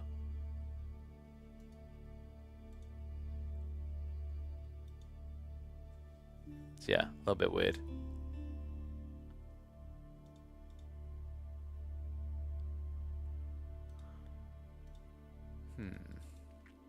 I think food is soon. Do we try to squeeze one more? Wait, what we got for food today anyway?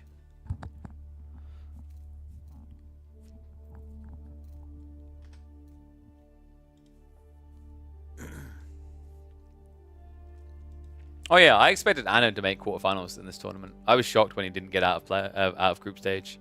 Then again, I think Anno had a really unfair group. That group was like way too stacked. Out of all the groups, that one was the most stacked.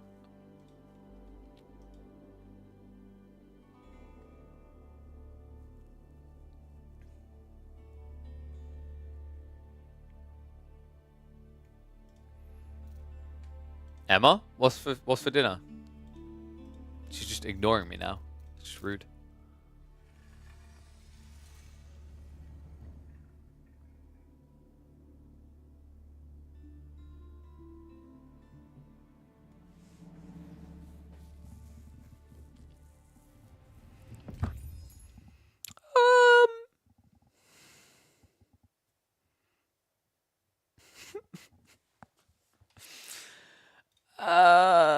Do we want to watch this?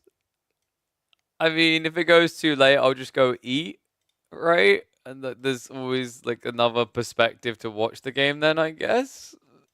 I've got a feeling like, I don't know if I don't know, man. If they play this way too slow, I don't think we'll have enough time. We'll have to see. Oh, man.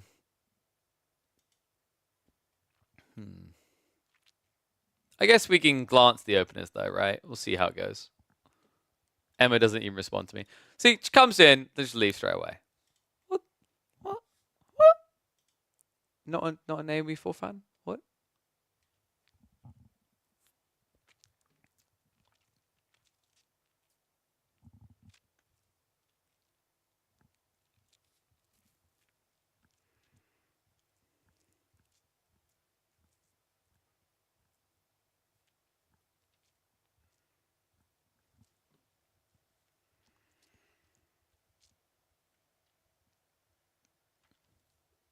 Kazva nearly made Wallow when he was active?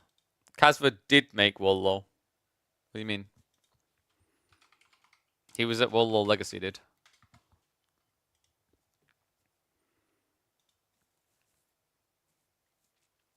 It's 2 that he didn't quite make. He made it, he wasn't even the last to qualify. He actually made it off of the top points of the 6 best weekly results. It was him and Hart that made it off of that. Then the last chance qualifier was Magic and Recon. So done pretty good.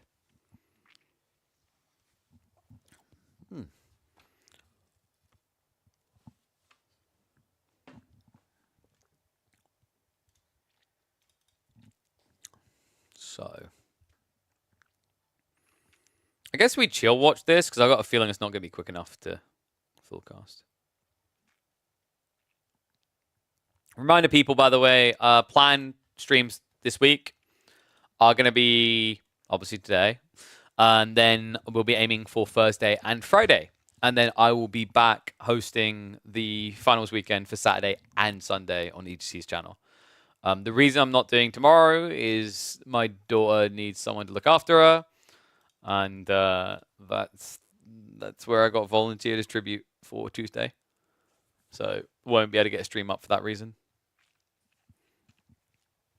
And then I said at the start of the stream, the reason why I won't just do a stream on Wednesday instead then is because it's felt like there's not enough content to do 3 days of casting in in a row. It kind of needs breathing room, especially between people like hiding their data and whatnot, right?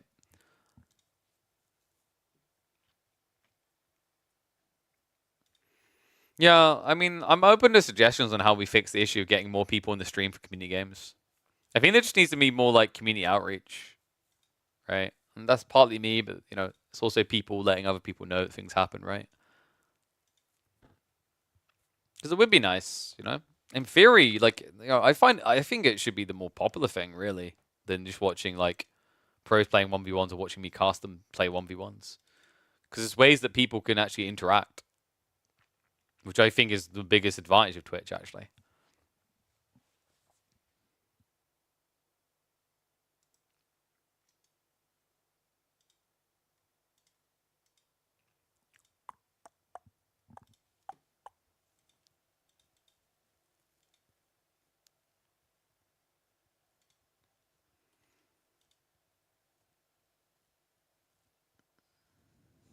Wait, why is Killjohnny not streaming his view? Bliet.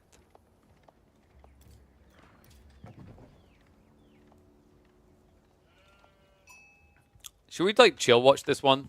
I think food's going to be ready in a few minutes. So we'll chill watch, we'll catch the opening, because I'm kind of curious how they both want to play this. So Abbasid mirrors are very intriguing from a counter triangle perspective, because there's basically three options when you go feudal age. You can either go for culture wing, military wing, or eco wing. And there's this very interesting triangle there, actually. So military wing counts trade wing counts eco wing, and eco wing counts military wing. The reason is that if you go eco wing when your opponent goes military wing, you just build these TCs really close to home and you kind of extend out. And with fresh food stuffs, you don't really starve. But you build a big eco lead, and then the military wing flops. The reason why military wing beats trade wing is because you can't hunker down. Trade happens on the map. It happens in the open. So your opponent just goes after it and shuts it down as it's happening. And then finally, the reason why trade wing beats eco wing is that trade scales quicker than villages. Right? It's just a fact. We've seen it time and time again. We saw it at the peak of the trade meta is like you just couldn't TC boom against it. So first choice matters a lot here, and I'm wondering if there's even a potential for a player to hold back their option until they know what their opponent is doing. Swans are fairly similar. Actually, no, we got Force-Wing berries. So like BC might be more vulnerable to a military wing play because of this detail here. Whereas Killjoy is a little bit further out. So you could get time to get horsemen and whatnot in position. Everything's pretty standard beyond that, right? I think they went... Oh, no, it's not at all. Guys, check this. I don't think BC realizes that they cut the map, or he doesn't care. This is a bit weird with the rotation back. What's weirder is the fact that Killjoy, he doesn't cross the map here. So I'm starting to think they didn't see each other, because there's no other reason why you wouldn't go across the map here, because then you could get basically 2/3 of this right side. And then BC's just behind on eco. I think BC's analyzing the same game on stream right now. No, he's playing this game.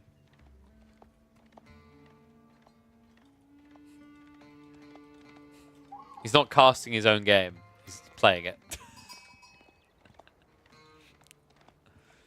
Because Beastie is Beastie.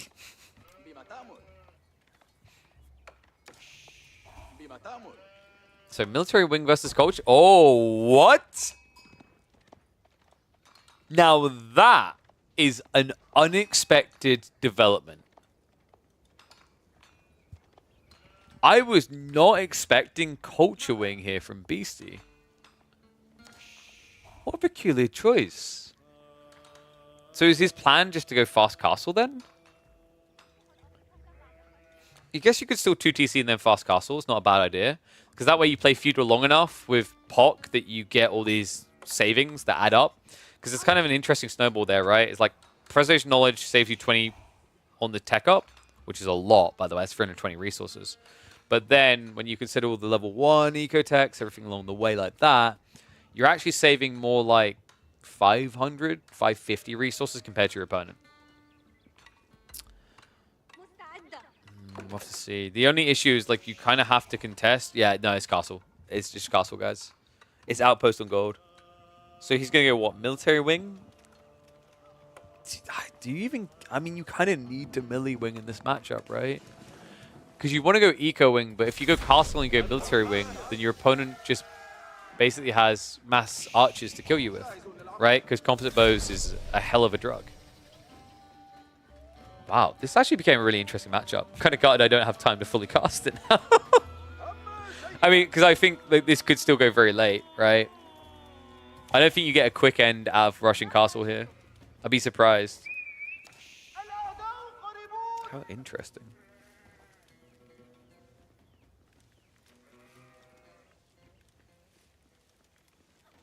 Keep an eye on the food. So definitely 2TC. And Killjoy has to 2TC on the gold, right? So he'll place it here or like here. Here if he wants a better wood position. Here if he thinks it's going to be attacked. Because BC's fast castling, if you just place the TC here. Maybe even here to connect the berries. Basically, when you know your opponent's going to attack you, the TC needs to be forward to be basically an outpost. But in this situation, it's more optimal, more efficient for resources if you place it in the back positions. Interesting game. So preservation knowledge now on the way in. He at least got fresh foodstuffs. You should. It's going to pay for itself in a few minutes easily every time. But there shouldn't be any other techs before we're in castle, right? Or at least before we pulled the trigger. Remember, guys, it's a pretty big discount. Check that. 960 food for 80 gold. Right? It's almost advancement levels of discount. Actually, like, it's ridiculously close, right? Because, what is it? I think advancement wing, is it 500 gold and 900 food? Wildly close. Yeah, I think the first player I started seeing doing this again with Abbasid recently was cool. He was using it against Abbasid originally, and he was stomping Abbasid players with it. And there you go, TC even looser, so go straight on top of the berries. Huh.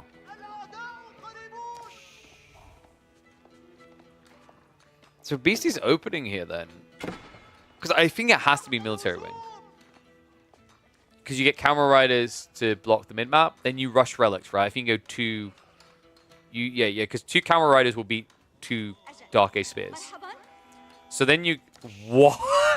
Okay, dude, now I'm really annoyed that I didn't cast this game full. I mean, I knew I wouldn't have time, because I'm probably going to go eat in about 5 or 6 minutes. That's wild. Trade wing. Yeah, this game's going late. Because Killjoy, even if he wants to full-on int him, he can't, right? He won't be fast enough. And Killjoy's probably going to be going eco-wing. Oh, we have a protein shake? Well, no, it's not just that, mate. It's the fact that I want to spend a bit of time with my family, and also I've got some behind-the-scenes things to do in 45 minutes. So that is simply not an option, unfortunately. Wild game.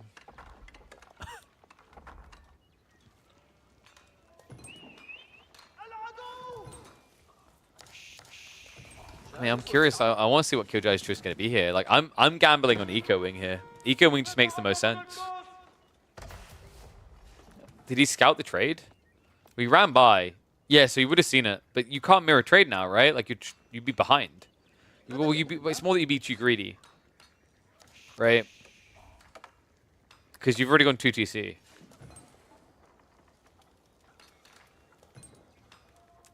Wow, it's not even eco. So the culture wing choice is about him trying to directly contest, but the problem is like this doesn't work when you're this far behind. It's a minute and a half. That's 6 Lancers with this current level of production.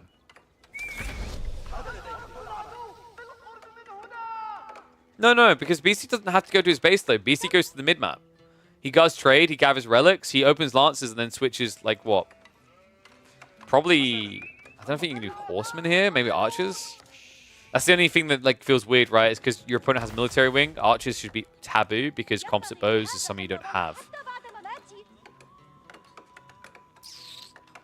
Could you just brain dead Spearmen? To a certain degree, but, like, once again, Archers. It's probably... It's going to be a bit of a weird one. I think it's going to be Rush Relics, Guard with Lancers, and then you kind of back Lancers up with Siege.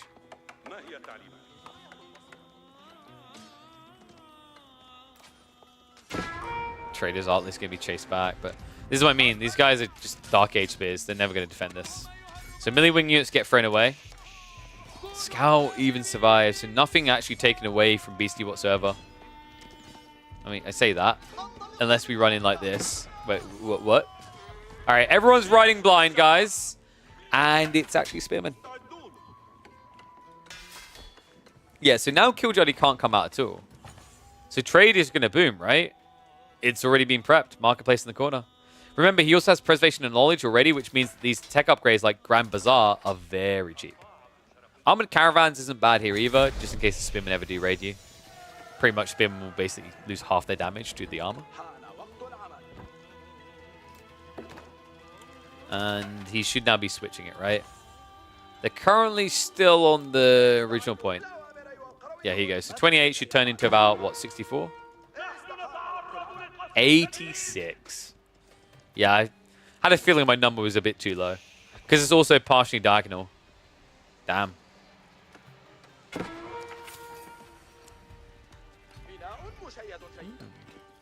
What a really cool game. I mean, I may have to come back and cast this on Thursday then. Fully start to finish without my face on the screen. So Knight's coming in. A lot of this feels unguarded for Killjoy. I think he's going to lose his eco lead. Yeah, idle time as well. I mean, this is adding up. Especially with the fact that trade's now happening behind this.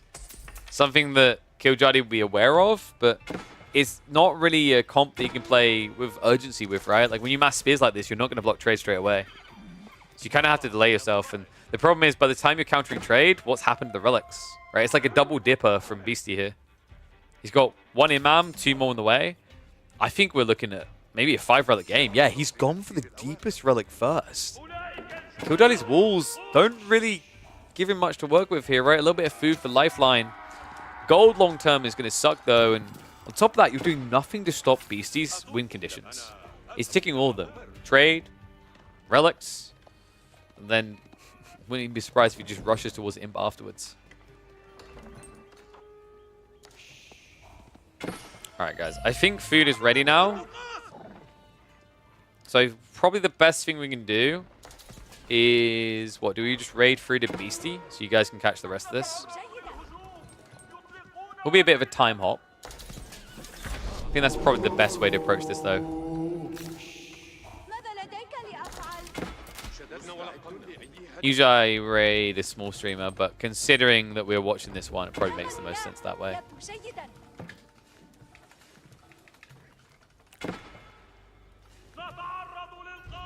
Yeah, guys. All right. Food's ready. Cool game. Let me know how it goes. Maybe we'll cast this one on Thursday. We'll come back to this one because this seems like a very intriguing game. But for now, yeah, I'm going to head off. I'm going to go eat. So what I'll do now is I'll raid through the Beastie so you guys can catch the rest of this game. It is going to skip forward 5 minutes because that's how live works. But the game is still going by the looks of it. So, much love. Thank you for tuning in, folks. Join me again on Thursday and Friday as we get ready to welcome in the final weekend of Master of Realms. If you don't catch me before then, make sure at least follow the channel. Make sure you got notifications on so you know when I go live and where I go live and what I'm doing. Make sure you follow me on like Twitter and all those other places as well, because you never know when I'm working a show in a different game. See you all soon.